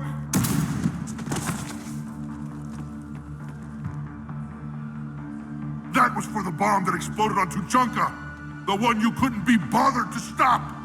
And before you die, I want you to know I'm calling off our support for Earth. If my people go extinct, so do yours. It doesn't have to be this way, Wrex. It should have been this way back on Virmire. But I made the mistake of trusting you, believing you were my friend. I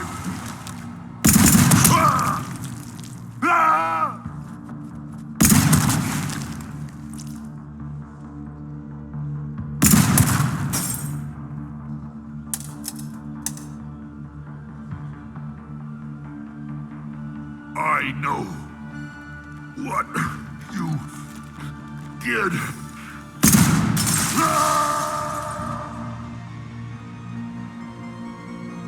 What the hell pissed him off? I don't know. He just went crazy. Yeah, Krogan can do that. Genophage makes them screwy and nothing to live for, so they just snap. Well, whatever. Just another mess to clean up now. All right, people, let's get to it.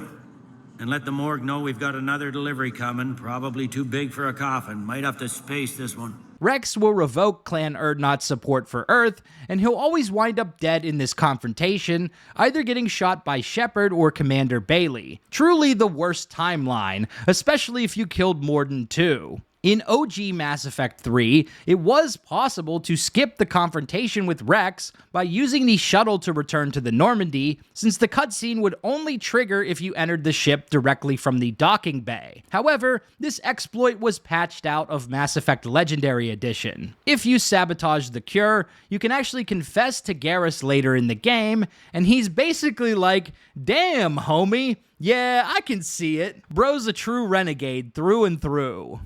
Speaking of which, I hear the Solarians are helping us out. How did you manage that? I made sure the genophage cure wouldn't work. It was the price for Solarian cooperation. A few years ago, I would have said you paid too much. But now, if there was a deal that could save Palaven, I wouldn't be so certain. Did Mordin just go along with it? Well, it took some persuading. Oh, that devious little Solarian, I'll be damned. You tricked Reeve. Can you blame me? No, not at all. I can thank you for it. Wrex might have figured it out, but I guess Reeve is too stupid.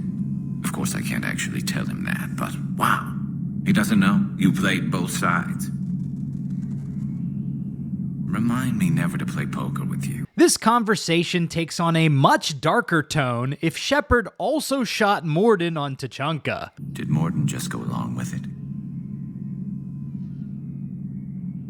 Damn war. And I almost forgot to mention the most common ending for this quest, which is to cure the genophage. In this case, our Solarian buddy Mordin, or Paddock Wicks if Mordin died in Mass Effect 2, will sacrifice themselves to repair the damage at the Shroud facility and disperse the genophage cure on Tuchanka. In this case, we will gain the support of the Krogan, which will be at max strength if both Wrex and Eve are alive. However, we will lose the support of the Solarian First Fleet, which was promised by the Dalatrast if we sabotaged the cure. But we can more than make up for the loss in other areas. After resolving the genophage situation, the next time you return to the Citadel, you'll trigger the Cerberus coup attempt. And once again, a number of your past decisions will come back around during this mission. For starters, we have the fate of Thane Krios. If Thane died or wasn't recruited in Mass Effect 2, he will not be present during this mission. He will also not show up if you failed to speak with him at the hospital earlier in Mass Effect 3 before the coup attempt. If Thane is present, he will always get mortally wounded by Kai Lang to protect the Salarian Counselor. 3-on-1, pal. It's over. No, it's fun.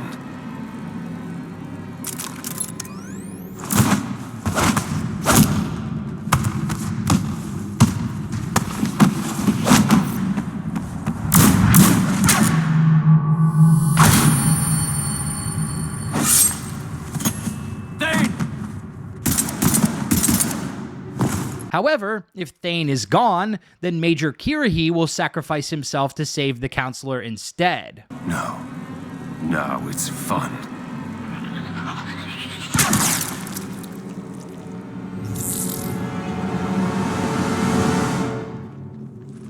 Kirrahe! But if Thane and Kirrahe are both absent, then Lang kills the Counselor. No, it's fun.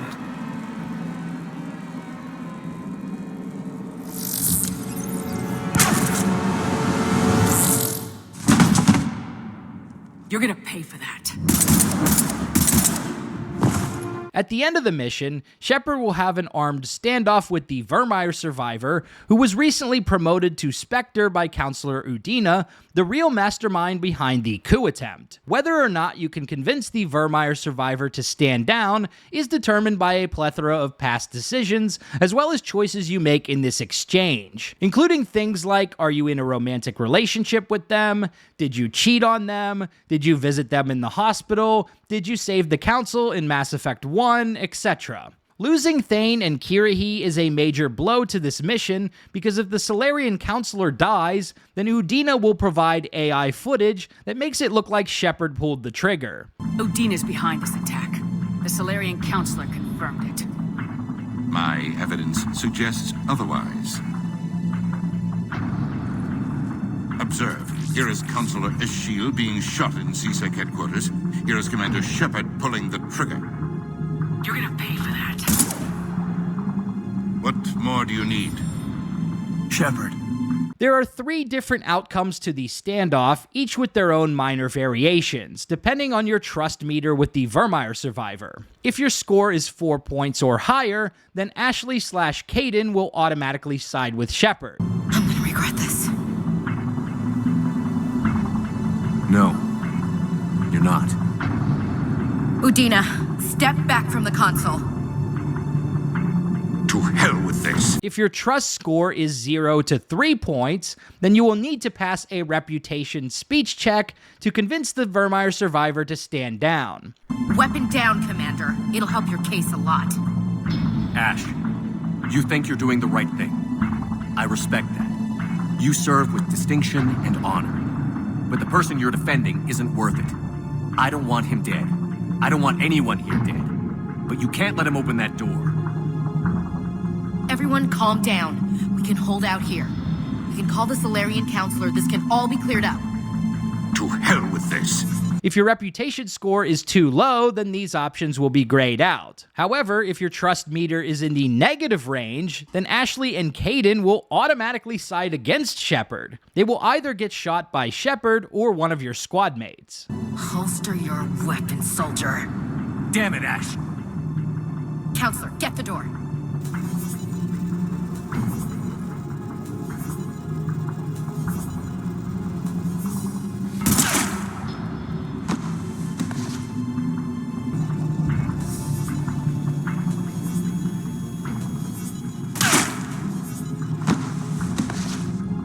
Ashley's dying words will also be much harsher if your trust meter is in the negative range. Ashley. I had to take a stand, Shepard. You taught me that. Ashley. God damn it, Ash. He was with Cerberus. So were you.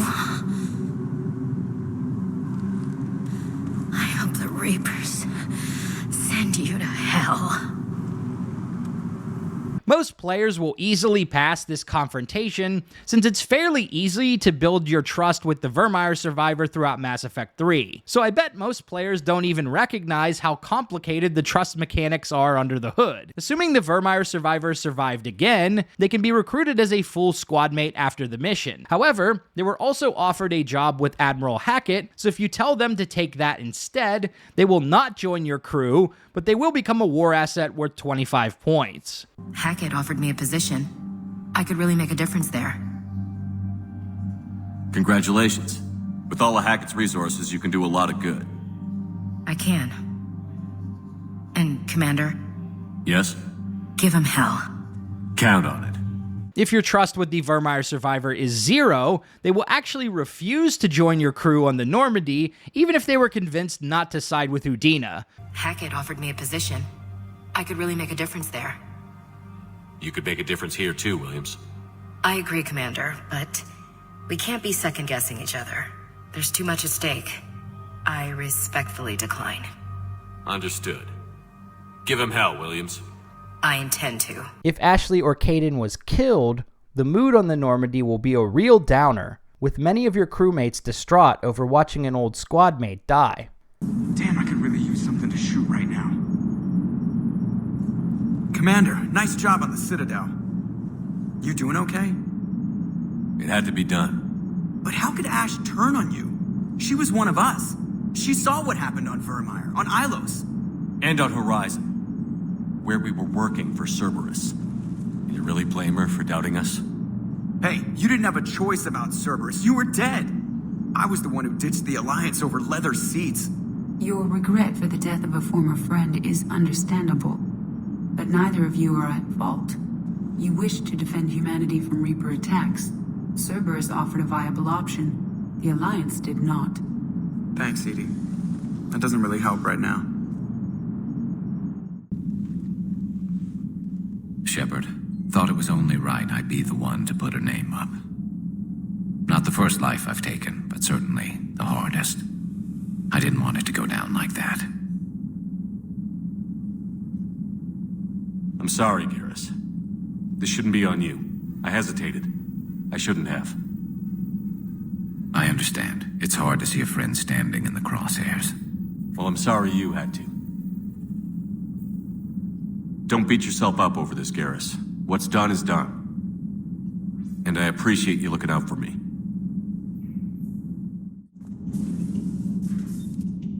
I can't stop thinking about Commander Williams. When we first met, she frightened me. She was so intense when rushing into battle. I never understood what Ashley wanted to prove, but I admired her bravery. I know she meant a lot to you, Shepard. I'm sorry it ended this way.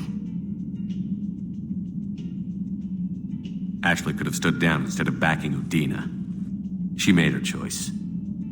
I just wish we hadn't lost someone who used to be part of this crew. Cerberus has much to pay for. So yeah, lots of variations with this one. The Virmire survivor is so high maintenance, huh? After the Cerberus coup attempt, we'll unlock a few more major side missions on the Citadel. Zaeed can make a return appearance in Din Korlak's mission. Korlak was the annoying Volus ambassador we could meet on the Citadel in Mass Effect 1, and in the past few years, he got himself mixed up with Cerberus. After the coup attempt, he tried to cut ties, so Cerberus sent assassins after him, including Zaeed. If Zaeed was loyal in Mass Effect 2, you'll get the best ending, gaining both the Volus bombing fleet and protecting the Turian colony from a Cerberus attack. Shepard, glad I wasn't just making an ass of myself over a hunch. I can offer a bargain. The Volus bombing fleet.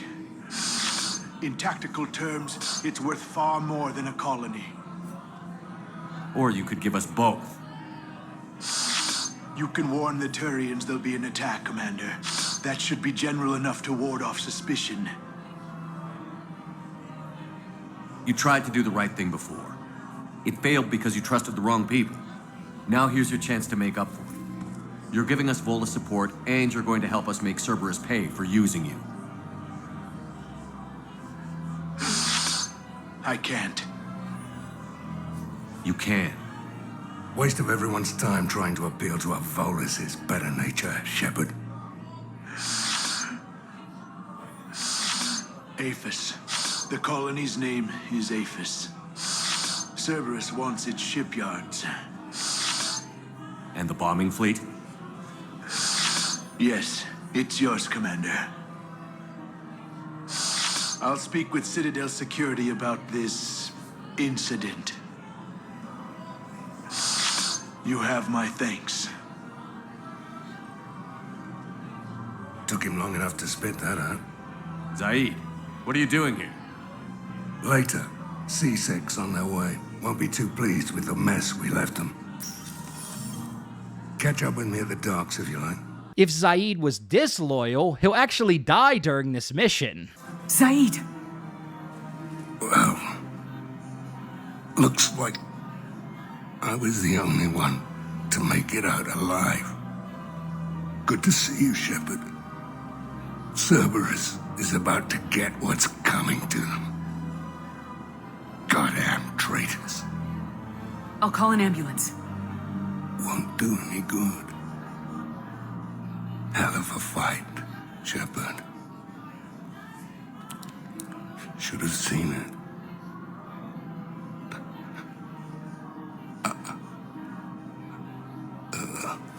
If Zaeed died or wasn't recruited in Mass Effect 2, you'll have to decide whether to take the Volus bombing fleet or get the info on the Turian colony, since Korlak can't be convinced to provide both without Zaeed's help.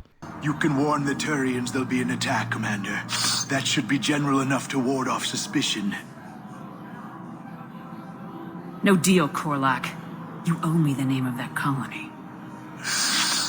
Very well. Cerberus is going to raid Aphis. They want its shipyards. If we choose to save the colony, this is the worst outcome in terms of war assets. The Turian 6th Fleet remains at full strength, worth 135 points, but we do not gain the Volus fleet. You have a deal. Don't even think about backing out on it. Done. You won't regret it. Air support is our greatest strength. However, if we choose to accept Korlak's offer, then the Turian 6th Fleet loses a few cruisers while defending Aphis from a Cerberus attack. This reduces its war asset score from 135 to 125. But we more than make up for this loss with the addition of the Volus bombing fleet, which is worth 75, bringing our grand total up to 200 war assets. Conrad Verner will also make a return appearance in Mass Effect 3 during a quest to discover a saboteur in the refugee docks. This quest has one of the most complicated set of requirements to get the best ending. For starters, in order to max out Conrad Verner's war asset score, you need to complete all of the following tasks all the way back in Mass Effect 1. Purchase a license to Elkos Combine, collected all the Matriarch writings, and finish Gavin Hossel's data recovery quest on Feros. I'm building an ancient Prothean dark energy device to stop the Reapers. Can you help with that? Well, I did write my doctoral dissertation on xenotechnology and dark energy integration. Really? Yes. In fact, I may be able to find some ancient tech schematics that could help you with construction. Hang on, I have an old contact. Ah, come on, Hossel, help me out. Sorry, the war has him scared. Hossel? Gavin Hossel, the tech researcher? I did him a favor once. Tell him this is for me. I had no idea you two knew each other. Small universe. Okay, he's forwarding the schematics over.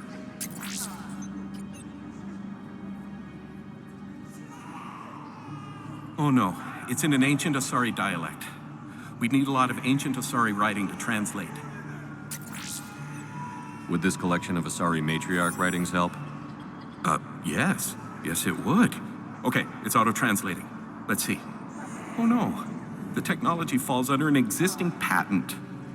I can't actually access the schematics without a license from, let's see, Elkos Combine? How did you even? Well, this is great. Okay, here you go. Hope this helps you build that dark energy device. At the end of the quest, Shepard and Conrad will confront the Cerberus agent who pulls a gun on Commander Shepard. Conrad dives in front of Shepard to shield the gunshot and gets killed in the process.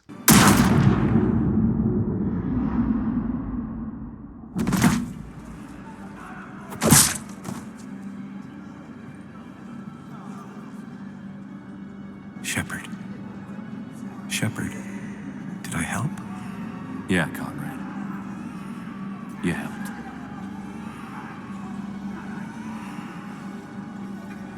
However, if you completed the Rita's sister assignment in Mass Effect 1 and managed to get Jenna out of Cora's den, then Jenna returns to sabotage the agent's gun, saving Conrad's life in the process. Shepard, did I help?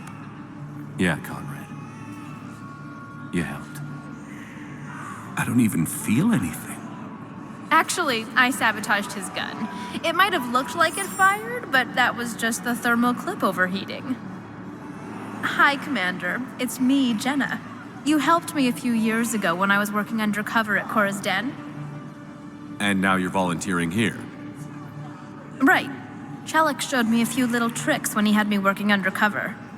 Guess that paid off, huh? You saved my life. I can't believe you were willing to lay down your life for Commander Shepard. You're so brave. Oh, the Commander and I go way back. Let me give you a hand, and I can tell you about it.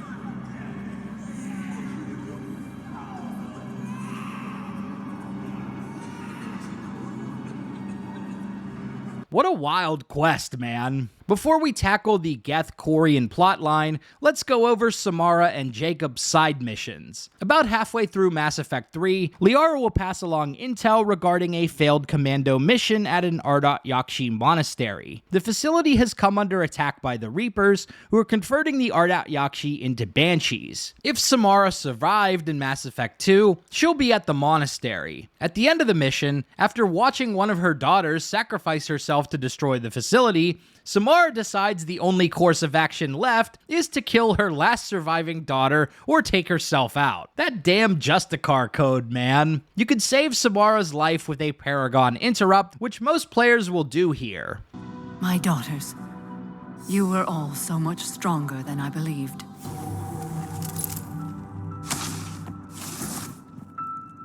Let go. What are you doing? Fulfilling the code. By throwing your life away? I won't kill my last daughter. You won't have to. Valere? I'll stay here. Home. No matter what's become of it. In this case, she'll be recruited as a war asset worth 25 points and is available for the Citadel DLC. However, if you don't hit the interrupt, then Samara deletes herself. You were all so much stronger than I believed.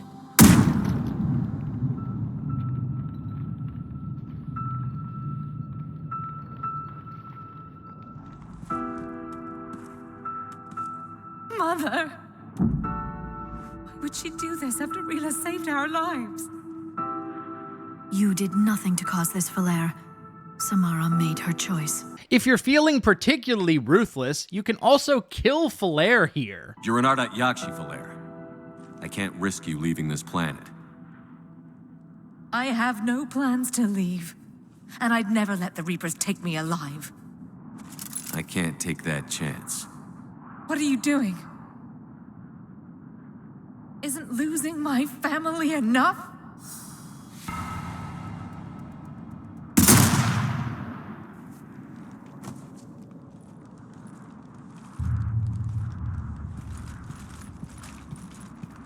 Bring the shuttle.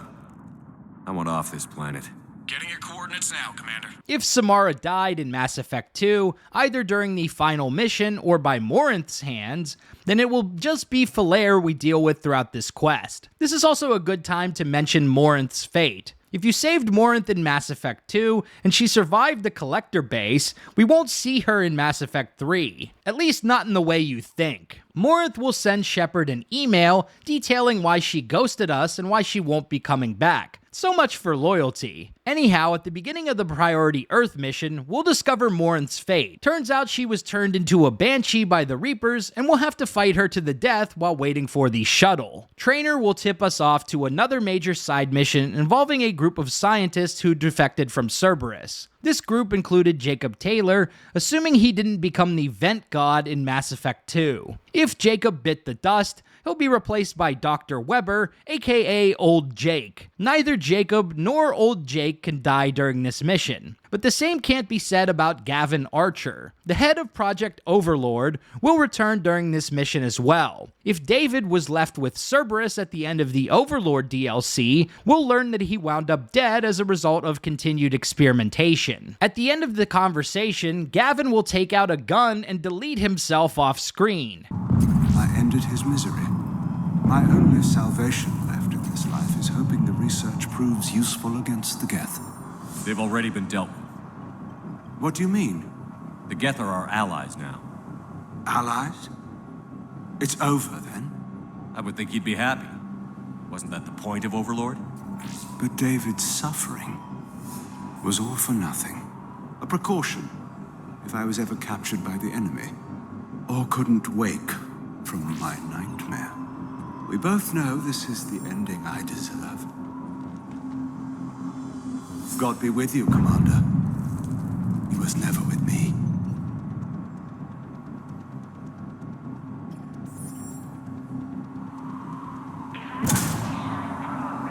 Gavin will also do this if David died at Grissom Academy, or if Commander Shepard refuses to tell him what happened at Grissom. Sometimes this scene glitches out and the gun doesn't appear in his hands. However, if you did not complete the Overlord DLC, or you saved David and told Gavin he is safe, then Gavin Archer will not shoot himself. If the DLC was complete, you'll even recruit Gavin Archer as a war asset worth 25 points. The Geth-Quarian conflict is one of the most intense and memorable plot arcs in Mass Effect 3. A lot of the choices you make in Mass Effect 2 and 3 will determine the fate of these two races. The ultimate outcome will either be peace or the complete destruction of either the Geth or Quarians. If you make the wrong choices in Mass Effect 2, your chances at peace can potentially get ruined before you even boot up Mass Effect 3. So let's quickly run down what you need to do to ensure peace is possible. For starters, if either Tali or Legion die or don't get recruited in Mass Effect 2,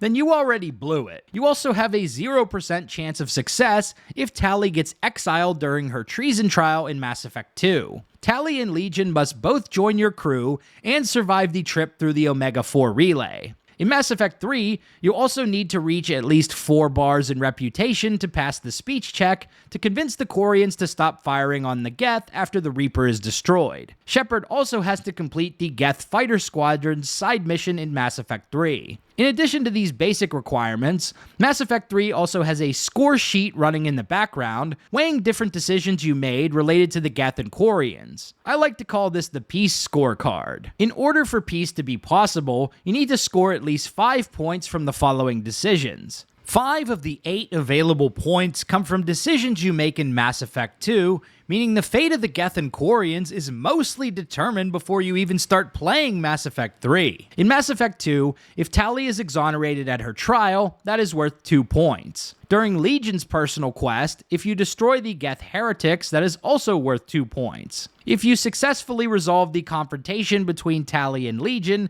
that is worth an additional point. In Mass Effect 3, you'll gain 1 point for completing the Geth Fighter Squadron side mission, and saving Admiral Chorus on Rannoch is worth 1 more point. You actually get 2 points for saving Admiral Chorus, 1 for completing the mission, and 1 for choosing to save Chorus instead of the Quarian civilians. If you rewrote the Geth heretics in Mass Effect 2, you could still secure peace, but you need to get everything else right to get the 5 total points required for peace. But let's set the scene in Mass Effect 3. Commander Shepard will rendezvous with the Quarians upon the orders of Admiral Hackett. The Admiralty Board comes upon the Normandy and debriefs us on the Geth Dreadnought decimating their fleet. If Tali survived Mass Effect 2, she'll come aboard the ship as well, but her dialogue is different depending on whether she was exiled or not. Also, an old friend of yours, while technically still exiled, has offered to help against the Geth.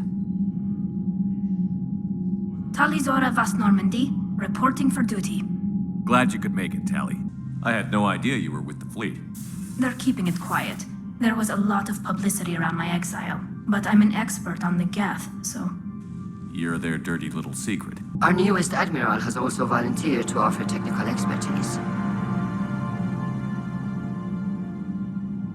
Shepard. Tali? Admirals, I'll ready a team to hit that dreadnought. Admiral? It's mostly a formality. I'm an expert on the Geth. That you are. If Tali died in Mass Effect 2, she will be replaced by Admiral Zen for the duration of the Dreadnought mission. If you've played the Dragon Age games, you may recognize Zen's voice actress Claudia Black, who played the role of Morrigan in Origins and Inquisition. At the beginning of the Dreadnought mission, there is also some unique dialogue when Shepard looks out at Rannoch. Tali would have loved seeing this. Well, let's win this one for her. As you move through the docking tube and board the ship, Tali's lines are replaced by Admiral Zen, including some banter with Joker. Hey, take your time, Commander. We're fine until they, look out a window. Geth don't use windows, remember? Structural weakness. Like the Geth are just sitting there saying, those organics would never try the no windows thing twice. Hey, take your time, Commander. We're fine until they, look out a window. Geth ships don't have windows. They rely on thermal scans for close-range detection. I'm immune to your facts and logic.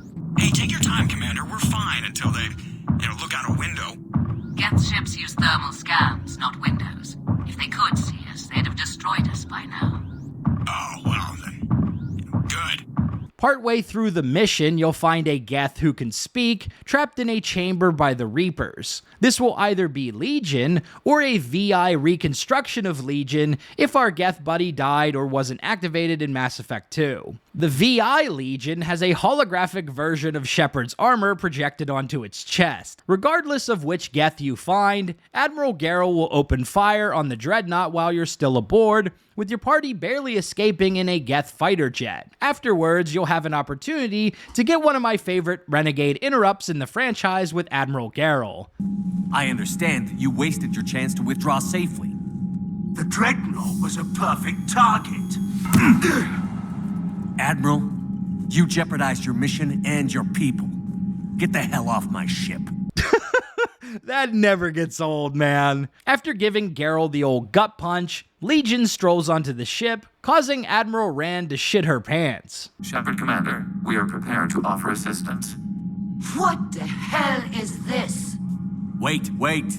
Everybody calm down. Its name is Legion. It helped me destroy the Collectors. Interestingly, if you brought Legion along for Tali's loyalty mission in Mass Effect 2, then Ron will actually recognize him instead of freaking out. Shepard, Commander, we are prepared to offer assistance. I see your Geth friend has returned. Before launching the assault on the Rannoch Reaper base, you'll be given 2 side missions. One to deactivate a group of Geth fighter squadrons, and the other to rescue Admiral Chorus. The Geth Fighter Squadron's mission is entirely linear, so no choices to cover there. But the vibes are different depending on whether you're dealing with Legion or fake VI Legion. This mission is required to secure peace though, so be sure you don't skip it, no matter how boring it is. The mission to rescue Admiral Chorus does have one major choice at the end, which can impact your chances at peace. Admiral Chorus is one of the only Quarian admirals to oppose the war, and at the end of the mission you'll have to decide whether to save him or a group of Quarian civilians pinned down by the Geth. My crew will soon be overrun. So will you. My people are non-combatants, Shepard. They'll be slaughtered. Rescue them. I copy. We'll protect them, and I'll make sure the civilian fleet is taken care of, Admiral. Thank you. I have only one request. Do what I could not. Save my people from themselves.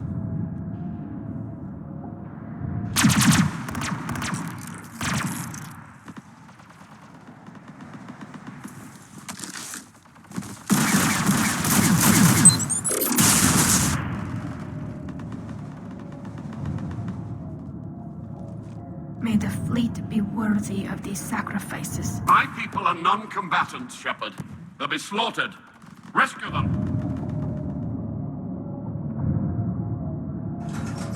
Admiral, I need you leading the civilian fleet if we're going to end this fight.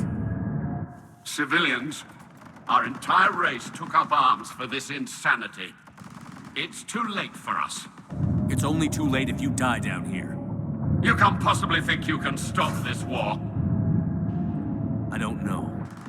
What I do know is that I can't do it without your help.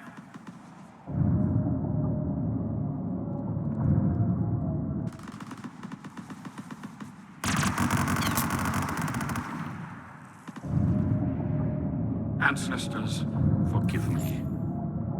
Uploading my coordinates. We're coming. You can't save both, but if you want a better shot at peace, be sure to save Chorus because his voice could tip the scales later in the game. The priority Rannoch mission is where the rubber meets the road. After landing on the planet, handing Tali a rock, and fighting through a bunch of Geth, Shepard and crew discover that the base is actually a Reaper. After taking down the big robot baddie, you'll have another chance for a great renegade interrupt. Observe the results of their efforts to maintain control. They're doing fine. You're the ones who should worry. Tell your friends we're coming for them.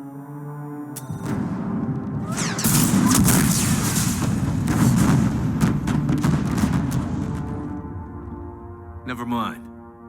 I'll tell them myself. Taking down the Reapers frees the Geth from AI mind control, but in the ensuing chaos, Admiral Gerrel takes the offensive against their fleet. Legion proposes uploading the Reaper code to upgrade the Geth so they could defend themselves. And at this point, if you did enough things correctly, you'll have the chance to secure peace with a Paragon or Renegade speech check. No. Nobody else dies today. Legion, upload the code. Tali, patch me in. Uploading. 20%. All ships, this is Commander Shepard. The Reaper is dead. Stand down. This is Admiral Talizora. Shepard speaks with my authority. And mine as well. Negative. We can win this war now. Keep firing. 60%. The Geth are about to return to full strength. If you keep attacking, they'll wipe you out. Your entire history is you trying to kill the Geth. You forced them to rebel. You forced them to ally with the Reapers. 80%. The Geth don't want to fight you. If you can believe that for just 1 minute, this war will be over. You have a choice. Please. Keela Salai. All units, hold fire. Hell with it. Legion, upload the code. Tali, patch me in. Uploading. 20%. Everyone listen up. This is Shepard. If you don't want to be blown out of the sky in about half a minute, stand down now. This is Admiral Talizora. Shepard speaks with my authority. And mine as well. Negative. We can win this war now. Keep firing. 60%. The Geth are about to return to full strength. If you keep attacking, they'll wipe you out. A few years ago, I saved you from the Geth at the Citadel. Just recently, I helped you take out that dreadnought. 80%. But I'm through saving you. If you keep attacking, I will stand and watch while the Geth lay you to waste. It's your call. Keela Salai. All units, hold fire. Gotta hand it to you, Commander. That's the first time I've seen someone end a war by yelling. Legion will always die during this mission, even if you save the Geth or secure peace. The latter option provides one of the most beautiful moments in the series between Tali and Legion. Do you remember the question that caused the creators to attack us, Talizora? Does this unit have a soul? Shepard, Commander, I must go to them. I'm sorry. It's the only way. Legion, the answer to your question was yes. I know, Tali. But thank you. Keela Salai.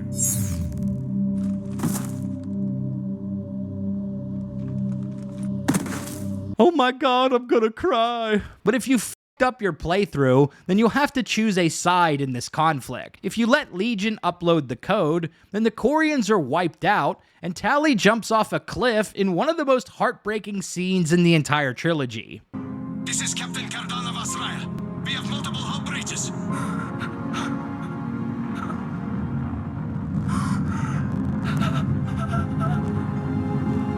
Raya's drive core is offline. All ships in the range. Please assist. Please assist.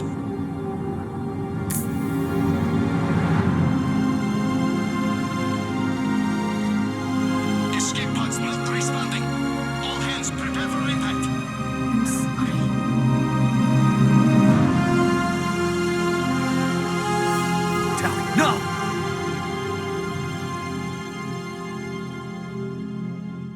If you side with the Quarians, then Legion will choke Shepard out and try to upload the code instead, causing Tali to stab him in the back. I can't let the Quarians die. No, we will not allow you to decide our fate. Uploading the code.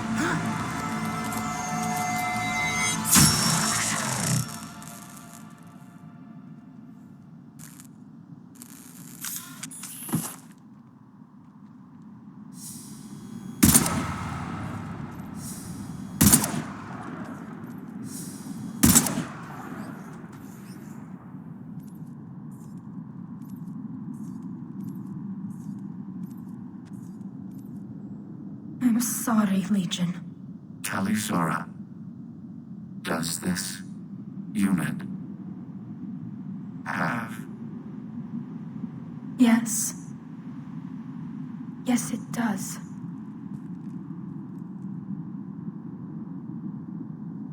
These scenes are a bit different if Tali and or Legion died in Mass Effect 2. If Tali died, she is replaced by Admiral Ron during these cutscenes. Siding with the Quarians causes Ron to blast Legion with a shotgun. We were correct to distrust organics. Uploading the code.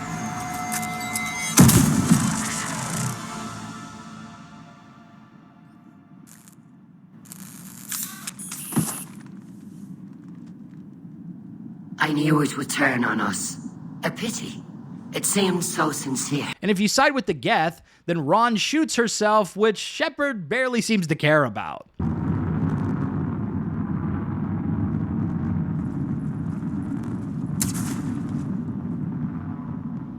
The VI version of Legion has different dialogue here as well. Rather than hitting us in the feels with the "does this unit have a soul" line, he's basically like, "Hey bro, our fleet is way better than the Quarians. Are you really gonna side with those loser organics?" Shepard, Admiral Garrus isn't going to break up his attack.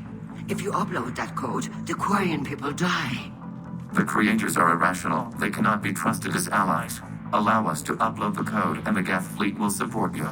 If you want to have a chance at keeping Shepard alive at the end of Mass Effect 3, then securing peace between the Geth and Quarians is absolutely vital. Otherwise, you lose out on hundreds of war assets, making it pretty much impossible to reach the required threshold to unlock the best ending. But with the Geth-Quarian conflict in the can, let's move on to Thessia. The mission to extract a Prothean relic from the Asari homeworld is relatively linear. However, there is some unique dialogue if you bring Javik along as a squadmate. For starters, Javik can convince the Asari pilot to provide support to Shepard and crew. I'm sorry, Commander. If your relic has lasted this long, it can wait a little longer. I've lost enough people today. I'm pulling the rest of them out. No! I sense you the lineage of a leader.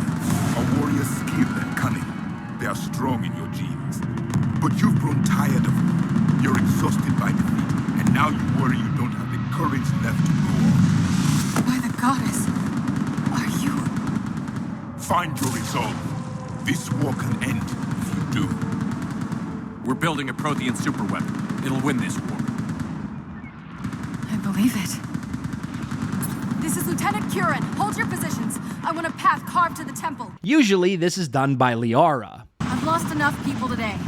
I'm pulling the rest of them out. No. If we don't get to that temple, Lieutenant, this will be the last you ever see of Thessia. You're witnessing the extinction of our entire race. This is the end. And you really think you can stop all that from happening? We've uncovered a Prothean superweapon. It will win this war. Prothean, huh? How do you know it'll finish the job? It's the only chance any of us have got. This is Lieutenant Curran. Hold your positions. I want a path carved to the temple. Javik also relentlessly roasts Liara since the Asari gained a huge technological edge from the Protheans. There's a Prothean beacon here. What? You're sure? It's not something you forget. But why hide it? The answer is obvious. Power and influence. Your people are holding the knowledge of my race for their own gain. That can't be. I can't believe my people would keep this a secret. A beacon like this could explain why Asari are so advanced. This temple is thousands of years old. Time enough to make serious progress. That doesn't make it true. Even a small amount of data would give your species an edge. Or are you insulted that your government didn't involve you? The Mars ruins are where humanity got Mass Effect technology. And we learned of it from the ruins of the Inusanum, the race that came before us. It was our secret for centuries. Well, if it is true, the Asari should have shared this knowledge.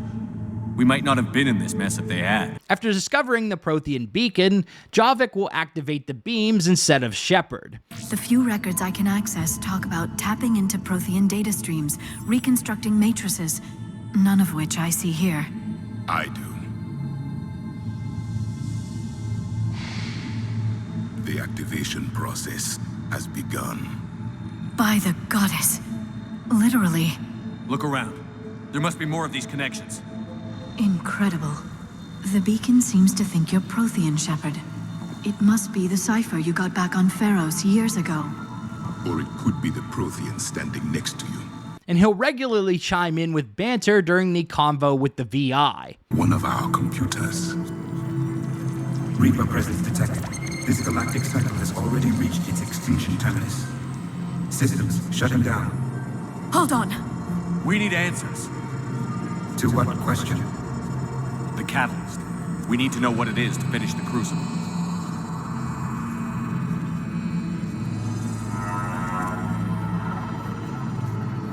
A memory of one of my people. I am called Vendetta, an advanced virtual construct of Patrick Van, overseer of the project you refer to as Crucible. He died fighting the Reapers in the Battle of Tranvia 9. Your remaining time is also at an end. We're all Protheans so grim. What happened to the Crucible in your time? Why didn't the Protheans deploy it? We were sabotaged from within. A splinter group argued we should dominate the Reapers rather than destroy them. It fractured our order of battle. Later, we discovered the Separatists were indoctrinated. I always suspected as much. And now we're facing the same problem. Our studies of past ages led us to believe that time is cyclical. Many patterns repeat. Like the Reaper attacks. And beyond. The same peaks of evolution, the same valleys of dissolution. The same conflicts are expressed in every cycle, but in a different manner. The repetition is too prevalent to be merely chance. We assume the Reapers were responsible for the pattern. Perhaps, though I believe the Reapers are only servants of the pattern. They are not its master. So who is the master? Unknown. Its presence is inferred rather than observed. The only certainty is its intention. Galactic annihilation. You now stand at that precipice. There's still hope for this cycle. We need to know what the catalyst is. Trillions of lives are at risk. Trillions of lives are always at risk. But if the Reapers have arrived to end your cycle, this discussion is too late. We can break the cycle. We found your plans for the Crucible. We're building it right now. The Crucible is not of Prothean design. It is the work of countless galactic cycles stretching back millions of years. Each cycle adds to it. Each improves upon it. Thus far, none have successfully defeated the Reapers with it. Then we'll be the first. Tell us what the catalyst is. Listen to the human. He can be trusted. I detect you are one of us. You are Prothean. The last. I am the final hope to avenge our people. Your mission was known to me. Do you believe this present cycle can deliver retribution? They have earned the right to try. Tell us what we need to know. Very well. If you have followed the plans for the Crucible, I will interface with your systems and assist with the catalyst too. Indoctrinated presence detected. Activating security protocol. In the aftermath of Thessia, Javik and Liara will have a big blowout fight. Shepard can either sit back on the sidelines or convince Liara to stop mauling with a Paragon interrupt. If you skip this confrontation or let Liara leave salty, then it changes the dynamic between her and Javik, which has an impact on what happens to Javik during the ending. If Javik and Liara are on good terms by the time you reach Earth, Javik will mention that Liara plans to write a book with him. If we actually pull this off, what'll you do afterwards? Since my birth, life's only pursuit has been war. I look forward to seeing what peace looks like. It's a big galaxy. Perhaps I will write a book with the Asari, with Dr. Desoni. She suggests Journeys with the Prothean. You do that? I will need a job. There will be no Reapers left to kill. Thank you, Commander, for letting the last voice of the Protheans speak. It has been a privilege. Otherwise, Javik will mention that he plans to go live amongst the Hanar and get revered like a king. It's a big galaxy. I believe the Hanar would welcome me. I could live like a king among them. Thank you, Commander. There is one more ending that can occur with Javik, but we'll touch on that after Horizon in a moment. Thessia ends in a massive defeat for Shepard, marking a low point in Mass Effect 3's story. The Asari lose their homeworld to the Reaper invasion, and Cerberus steals the Prothean VI out from under Shepard's nose. At this point, you'll have to make a mad pursuit of Cerberus if you want any chance to win the war. And this takes us back to Horizon, home of Sanctuary, and the same place Shepard thwarted a Collector attack in Mass Effect 2. Miranda is the star of the show on Horizon, and her fate will be determined here. There are a couple of big decisions you will make prior to the mission that may lead to her death at the hands of Kai Lang. If you were in a relationship with Miranda in Mass Effect 2, and you explicitly dumped her earlier in the game, then Miranda will automatically die during Horizon. Shepard, am I still part of your plan? It's been so long I wasn't sure where we stood. We need to stay focused on the war. On survival. We can't go back to what we were. Of course. I understand. You're right to be cautious. I'm sorry, Miranda. It's all right, Commander. It's done. Okay. Look, it was great to see you, but I should get going. Are you sure? Yes. I've got some personal matters to attend to. Stay in contact. I'll try. I just wish I could have. You'll also need to meet with Miranda after the Cerberus coup attempt, and in the apartment seen on the Citadel prior to Horizon if you want to keep her alive. During this last conversation, you'll also need to grant Miranda access to Alliance resources. If you don't, she'll get killed by Kai Lang. Now let's talk about the Horizon mission. If you've done everything right up to this point, then you should have successfully protected Miranda from Kai Lang. Now we just need to make sure the standoff with Henry Lawson is resolved without Miranda dying. Near the end of the mission, you discover Henry Lawson holding Oriana at gunpoint. Miranda is here as well. She will always be injured at the start of this scene from the earlier attack by Kai Lang. There are 3 ways to resolve this standoff and keep Miranda alive. The first is a Paragon speech check. But please. I have no problem with you. I just want Oriana and the research data. You want a lot. You get your life in return. How much is that worth? All right. Take her. But I want out alive. Deal?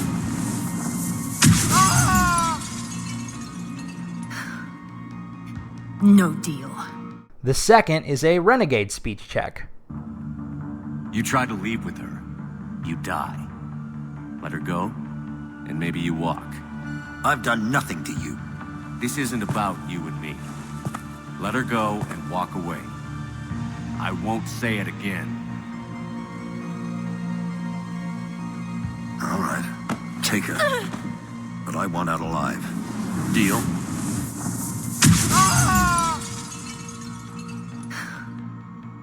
No deal.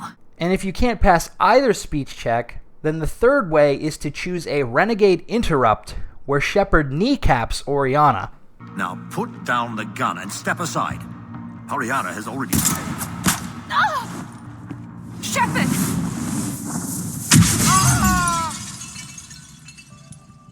Are you all right? I'm so sorry this happened. It's okay, Ori. You're safe now. But even if you do everything right beforehand, Miranda is not out of the woods yet, because she can still potentially get shot by her father. If you don't choose one of the speech check options, or shoot Oriana in the leg with a Renegade Interrupt, then Miranda will strike her father first, causing him to fatally shoot her in the gut. Oriana! What?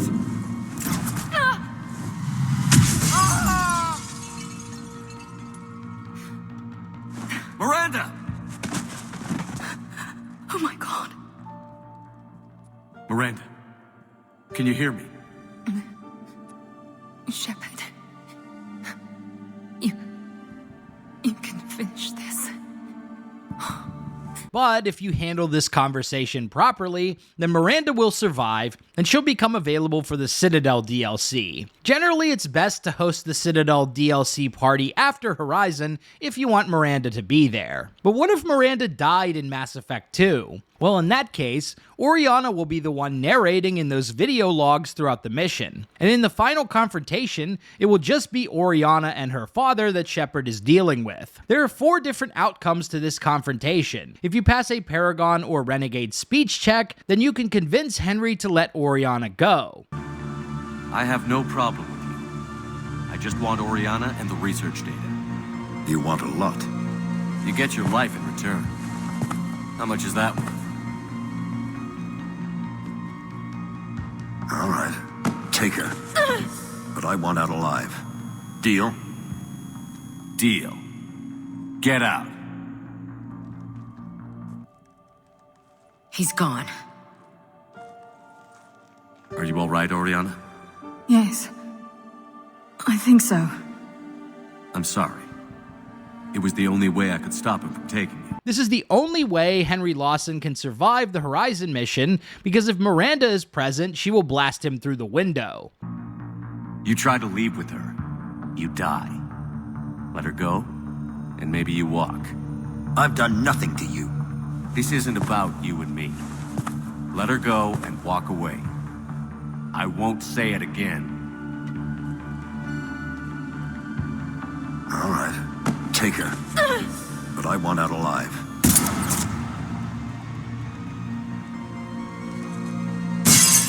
No deal.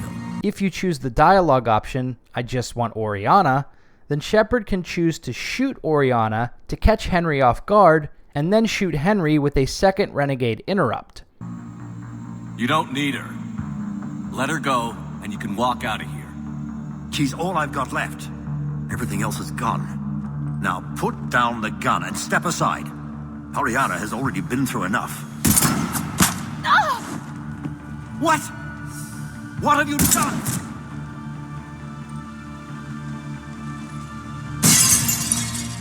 You okay, Oriana? I think so. He was... Thank you. However, if you don't hit the second Renegade interrupt, then Shepard allows Henry Lawson to walk away, which is the other way that he can survive this mission. The fourth and worst ending is to do nothing, in which case Oriana and Henry comically fall through the window and die. Now put down the gun and step aside. Oriana has already been through enough. Let me go! Oriana! No! No! Damn it. Shepard, I'm sorry. This is the only way Oriana can possibly die on Horizon. At this point, you might be thinking, what about Miranda's tracker on Kai Lang? Without Miranda, how do we locate the Cerberus base on Cronos Station? Well, if Miranda is dead, then one of your squadmates will grab the location data on a nearby console. The research data is gone, but I've still got basic facility information, like shuttle arrivals and departures, Cerberus included. It's not a direct link, but it's something to work with. Grab anything you can off the computer.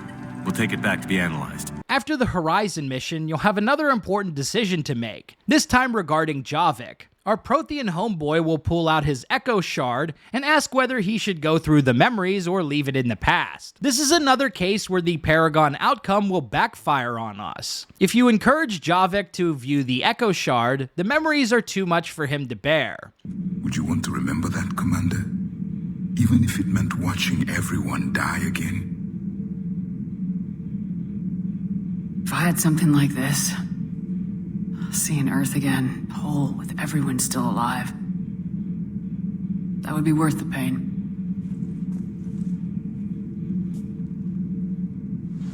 Before the Reapers, the stars belonged to us. Civilization flourished. There was the Quasar fortress of the Tarandi Vale, the ice canals of Judar IV, the palisades of the Virmire Angelic. It was magnificent. But then... What is it? The Reapers came. Planet by planet, we were extinguished. We fought back. You okay? I once commanded a ship like this one. A loyal crew with many friends. Was captured. Only I escaped. What happened to them? Indoctrinated. The Reapers sent them against me. Year after year, battle after battle, I was hunted by my own people. Every encounter, a reminder of my failure as a soldier. Sorry. I had no idea. Until the Battle of the Cronian Nebula. I had only my knife left. I cornered my men and slit their throats one by one. I watched them bleed to death to be certain. That must have been... It was the day I understood. War is atrocity committed in the name of survival. It is a lesson I wish I had never learned. In this case, when you speak to Javik on Earth, he'll mention that he plans to take his own life after the Reapers are defeated. If we actually pull this off, what will you do afterwards? Seeing the past again in the Echo Shard, the faces of my men, I will go to the Cronian Nebula, and I will find their graves. I will put their ghosts to rest, and then I will join them. You mean... It is as it should be, Commander. The last Prothean voice has spoken. There is no more left to say. Here, this shard is now yours. Add to it. The progeny of this cycle will study it. They will know this was the day when the Reapers were no more, and that you were their conqueror.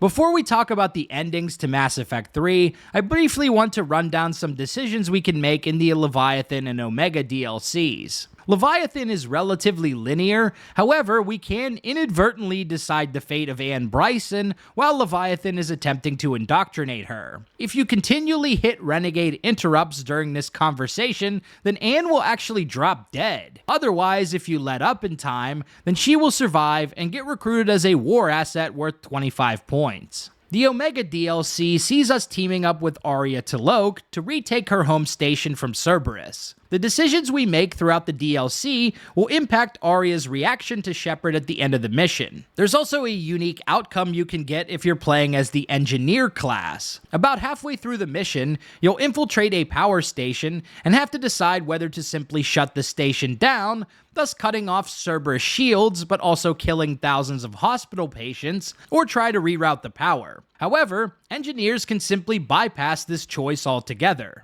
Rerouting the power to maintain the other systems. It's commendable, but it might take a while. Maybe if I was a stupid grunt.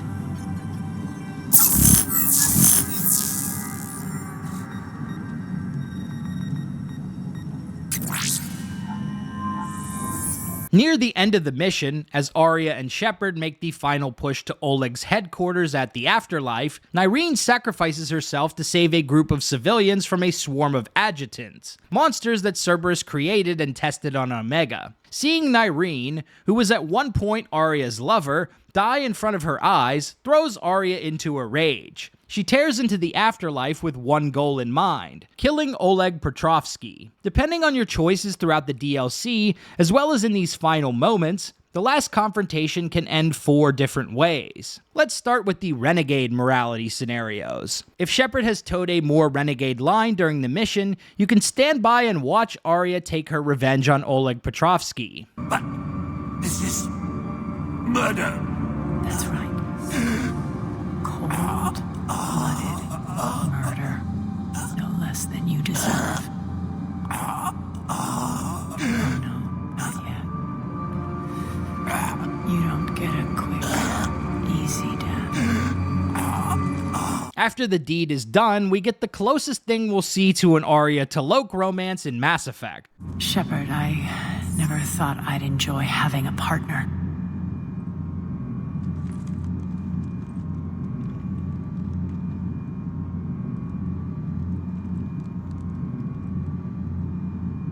Thank you for not interfering.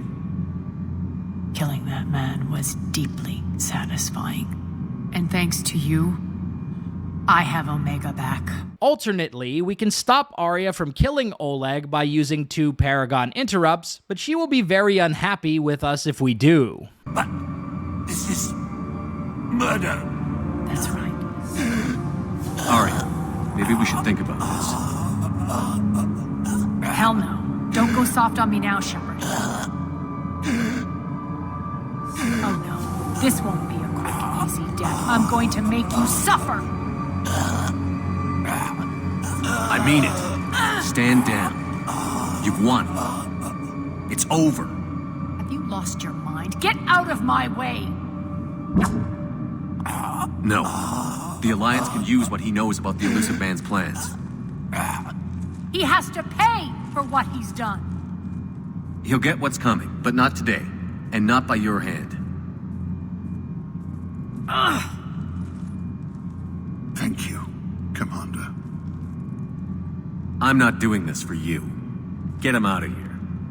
I hate you for this, Shepard. I thought you understood, but in the end I realize I can't rely on anyone other than myself. This partnership is over. I'm not built for collaboration. I can't wait to answer to no one again. If we've played a more Paragon role during the mission, then our compassionate side rubs off on Arya, and she will decide to spare Oleg's life without our intervention. Do you feel that, Oleg? That's death. Only inches away. Remember this feeling. I'm letting you live. For my partner and for the war against your master. You better cooperate.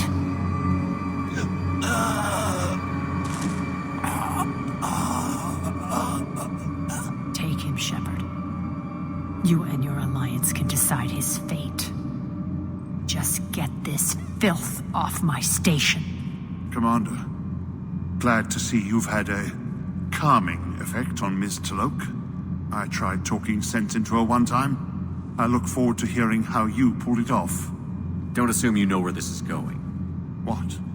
From what I understand, high-ranking Alliance POWs lead fairly comfortable lives. Who knows? You and I may even become friends. That's not happening. Bray, get him out of here. I've been waiting to kill that man for months. Walk around with you for a few hours and I go all soft. You're like a disease. This victory came at a cost, Arya. It's not soft to recognize that. You sound like someone trying to sell something. I admire your tenacity. And thanks to you, I have Omega back. Afterwards, Shepard can still take matters into his own hands when speaking with Oleg. If you threaten him and then hold back, you'll get some unique dialogue with Arya. Don't assume you know where this is going. What? From what I understand, high-ranking Alliance... Now that I've seen what you're capable of firsthand, maybe Arya's instincts were right. So, you're going to execute me. I'm your prisoner. You can't just shoot me in cold blood. If you don't tell the Alliance everything, I'm giving you back to Arya. Bray, get him out of here. You've got good control, Shepard. I know it's hard to resist that impulse. Finally, Shepard can decide to kill Oleg himself by hitting 2 Renegade interrupts. This option is only available if Arya chose to spare Oleg on her own. Now that I've seen what you're capable of firsthand, maybe Arya's instincts were right. So, you're going to execute me.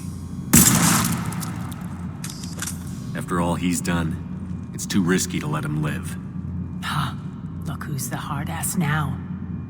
Priceless. Bray, clean up this mess. I was starting to think you were rubbing off on me, Shepard, but maybe it was the other way around. It's over. You won. I don't care how you run your life or your station. What a relief. I was worried there for a minute. After Petrovsky is dealt with, Arya will give a speech to the people of Omega. If you've played a more renegade role in the mission, then her victory speech will emphasize revenge. My rule is reignited. My hand is on the controls once more, and I will not let go again. Each of you owes a debt. Gain my favor by rounding up the remaining Cerberus invaders and we'll take our revenge. It's their turn to tremble.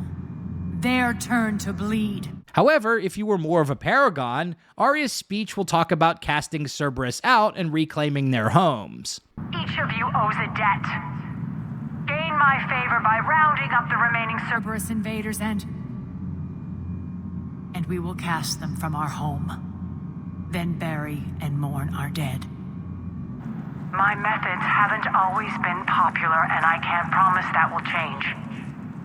But securing this station and everyone inside it is now my primary purpose. No one will imprison us again. If you split the difference between Paragon and Renegade choices, then Arya will express confusion at Shepard's actions. This partnership has been an exercise in frustration. We won. Yes, I know. But I like to know what makes people tick. Especially someone I might need something from in the future. So come clean. Have you been trying to work me? Validating me 1 minute, judging me the next? Which is it really? Have I been that hard to read?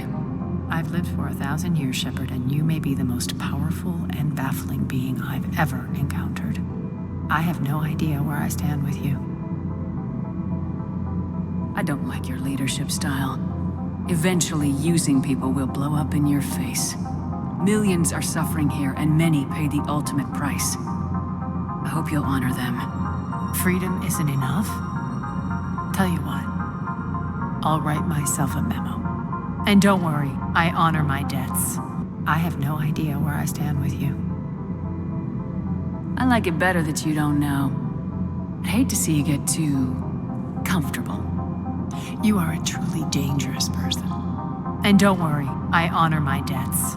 At this point, if you choose the option you need to reform, then her speech focuses on rebuilding Omega. However, if you said, I'll leave you to guess, then Arya will focus on taking revenge. Regardless of your choices during the mission, you will receive Arya's Omega Ezo Horde and raiding fleets as war assets worth 300 points and 75 points respectively. If Petrovsky was spared, you will also receive his Cerberus intelligence as a war asset worth 30 points. The Citadel DLC is a fun finale to the Mass Effect Trilogy, but it doesn't really offer us any major choices. We have control over who we decide to invite to the party, which can lead to some different discussions. Our choice of whether to save or kill the Shepard clone is a false choice because the clone dies anyway. Our only real choice is whether to save or arrest Brooks, but that's not really a big deal either. I love the Citadel DLC, it's one of my favorite expansions of all time, and I'll probably do a video on it someday,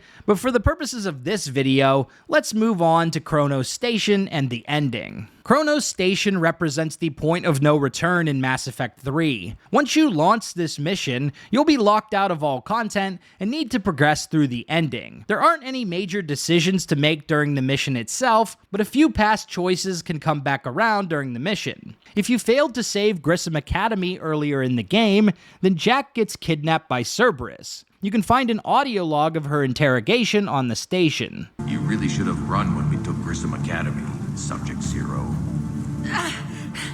My name is Jack! We're learning a great deal from those students who were training. Some of them may even survive. I'm gonna tear you apart! That's funny. I was just thinking the same thing. Later, she will show up as a phantom soldier, forcing us to kill her. More Cerberus forces en route. They damn well better be. I'm gonna look at sweat. Damn it, we've got jumpers! Is that all you got?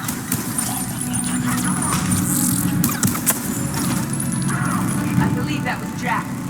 It wasn't her. Not anymore. It's one more thing that Cerberus will answer for. If Legion was sold to Cerberus or not activated in Mass Effect 2, he'll also show up as an enemy labeled Legion Assassin. Finally, your choice of whether to destroy or save the Collector base in Mass Effect 2 will offer up slightly different dialogue here. Is that? This is the human Proto-Reaper Shepard destroyed. What's left of it? I guess Cerberus recovered it from the base. I can't believe you really fought that. Those poor colonists. The elusive man convinced me to work with him to save the colonies. But he never really cared, did he? Perhaps he did. He certainly fooled himself into thinking this was for the best. When you work in secret, it's tempting to believe you have all the answers. You're not him. You'd never be. If it could have saved Thessia, I don't know. Cerberus is actively using the surviving pieces. The head is largely intact. I believe they are using it for high-level computing operations. This is the human Proto-Reaper Shepard destroyed. What's left of it? I'm surprised Cerberus recovered that much from the base. I wish I'd been there. You're here now. Cerberus is actively using the surviving pieces. The central core, analogous to the heart, is largely intact. I believe Cerberus is using it for a power source. If you kept the base, you'll get the Reaper Brain War asset worth 110 points, and if you destroyed it, you'll get the Reaper Heart worth 100 points. For better or worse, Mass Effect 3's legacy is mostly remembered by the ending. The infamous red, green, and blue endings have led to a ton of discussion and debate within the fandom for over a decade. The backlash against the finale was so severe that fans even developed the alternate indoctrination theory to explain the ending, because it couldn't really be this bad, right? The copium is strong with this one. But before we get there, we need to fight through a bunch of Reaper forces and say goodbye to all our homies. Our shuttle pilot Steve Cortez can potentially die during the final mission if you failed to complete his full loyalty arc earlier in the game. The reactions of Ashley and Kaidan during this shuttle crash are so goddamn funny. I can never get enough of Kaidan's in particular. Damn it, you got airborne hostiles inbound. Gonna try to keep them off you. Careful, Cortez. Damn it, I'm hit. Cortez! You're gonna pay for that, you fuckers! Ah, come on! Come on, yeah! And here is Kaidan. Cortez! You're gonna pay for that! Ah! And finally, the famous Ashley. Cortez! You're gonna pay for that, you bastards! However, if you completed Steve's plotline, then he will survive the shuttle crash. Steve! Damn it, I'm hit. Steve! I'm all right. You sure? But I won't be picking you up. I gotta land this bird quick. Get safe. Anything for you. Maybe the real ending is the war assets we collected along the way. Our war asset score not only impacts our final choices and Shepard's ultimate fate, but a few other scenes as well. But the differences are really only noticeable if your war asset score is incredibly low. The first difference can be noted during the dash to the Citadel beam. If you're rocking a high war asset score, then Shepard will put his 2 current squadmates back onto the Normandy, leading to an emotional goodbye. Here, take her. Shepard! You gotta get out of here. I can't stay behind. Don't argue with me, Tali. Don't leave me behind. I need you to make it out of here alive, Tali. Get back to Rannick. Build yourself a home. Have a home. Come back to me.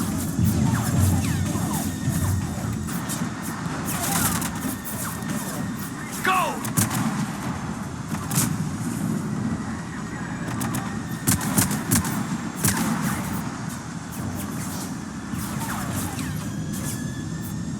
But if your war asset score is low, then your squad actually gets incinerated by Harbinger.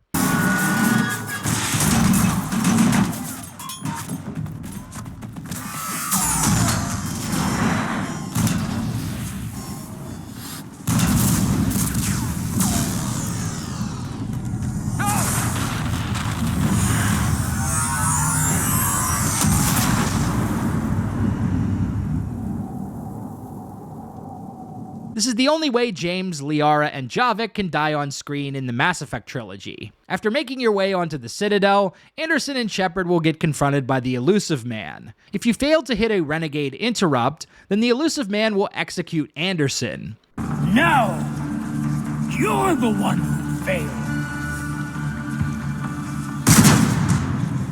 And you will die knowing you're one of my greatest disappointments.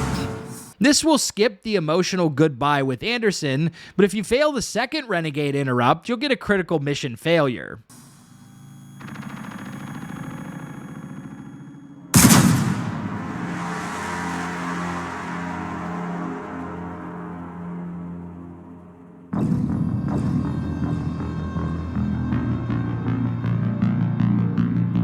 If you hit the Renegade interrupt, then Shepard will shoot the Elusive Man. And you will die knowing you're one of my greatest disappointments.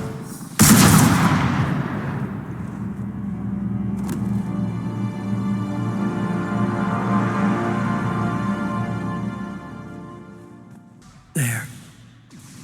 Earth. I wish you could see it like I do, Shepard. It's so perfect. But what about those final speech check options with the Elusive Man? Well, in order to unlock those, you'll have to pass a series of speech checks in earlier conversations with the Cerberus leader. First on Mars, then on Thessia, and 2 more on Cronos Station. If you passed all those speech checks and have a high enough reputation score, then you can unlock the final speech check of the Mass Effect Trilogy. If you choose the Renegade option, then the Elusive Man will bum rush Shepard. You'd undo everything I've accomplished. I won't let that happen. You're weak and you're selfish. Because of you, humanity will suffer. No! I saved humanity! No. You sacrificed us for your own selfish wants. Your lust for control. No! No! You were supposed to protect us. And you failed. No! I am the savior of humanity. I am the pinnacle of our species.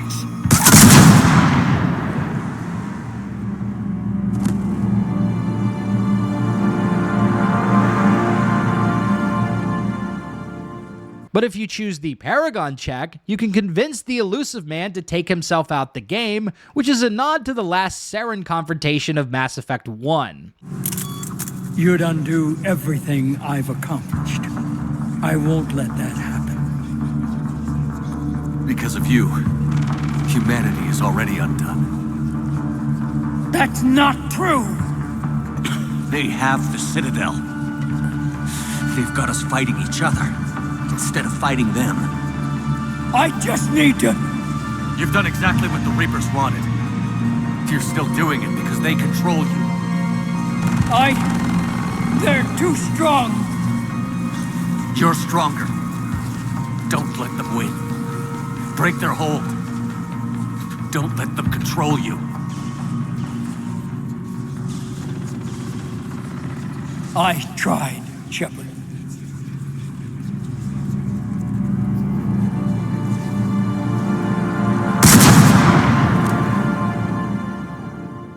After dealing with the Elusive Man and saying goodbye to Anderson, we'll get to everyone's favorite part of Mass Effect 3, the Star Child and the final choices of the game. If you hit the war asset threshold, which was, I think, 3100 in the OG version, then you'll have 3 choices. Destroy the Reapers, control the Reapers, or merge organic and synthetic life in the synthesis ending, aka red, blue, green. Let's discuss the consequences of each ending. Using the catalyst to destroy the Reapers leads to the destruction of all synthetic life, including EDI, the Geth, and even Commander Shepard. However, Commander Shepard will survive if you have over 8,000 war assets in Mass Effect Legendary Edition. If you choose the control ending, then Commander Shepard dies and becomes the catalyst, seizing control of the Reapers and using them to rebuild society. If you choose the synthesis ending, Commander Shepard dies and all organic life is merged with synthetics, which is represented by this weird green tech seen in every character in the game. If your war asset score is too low, then you will only have one choice of ending, which is determined by your final choice in Mass Effect 2. If you destroyed the collector base,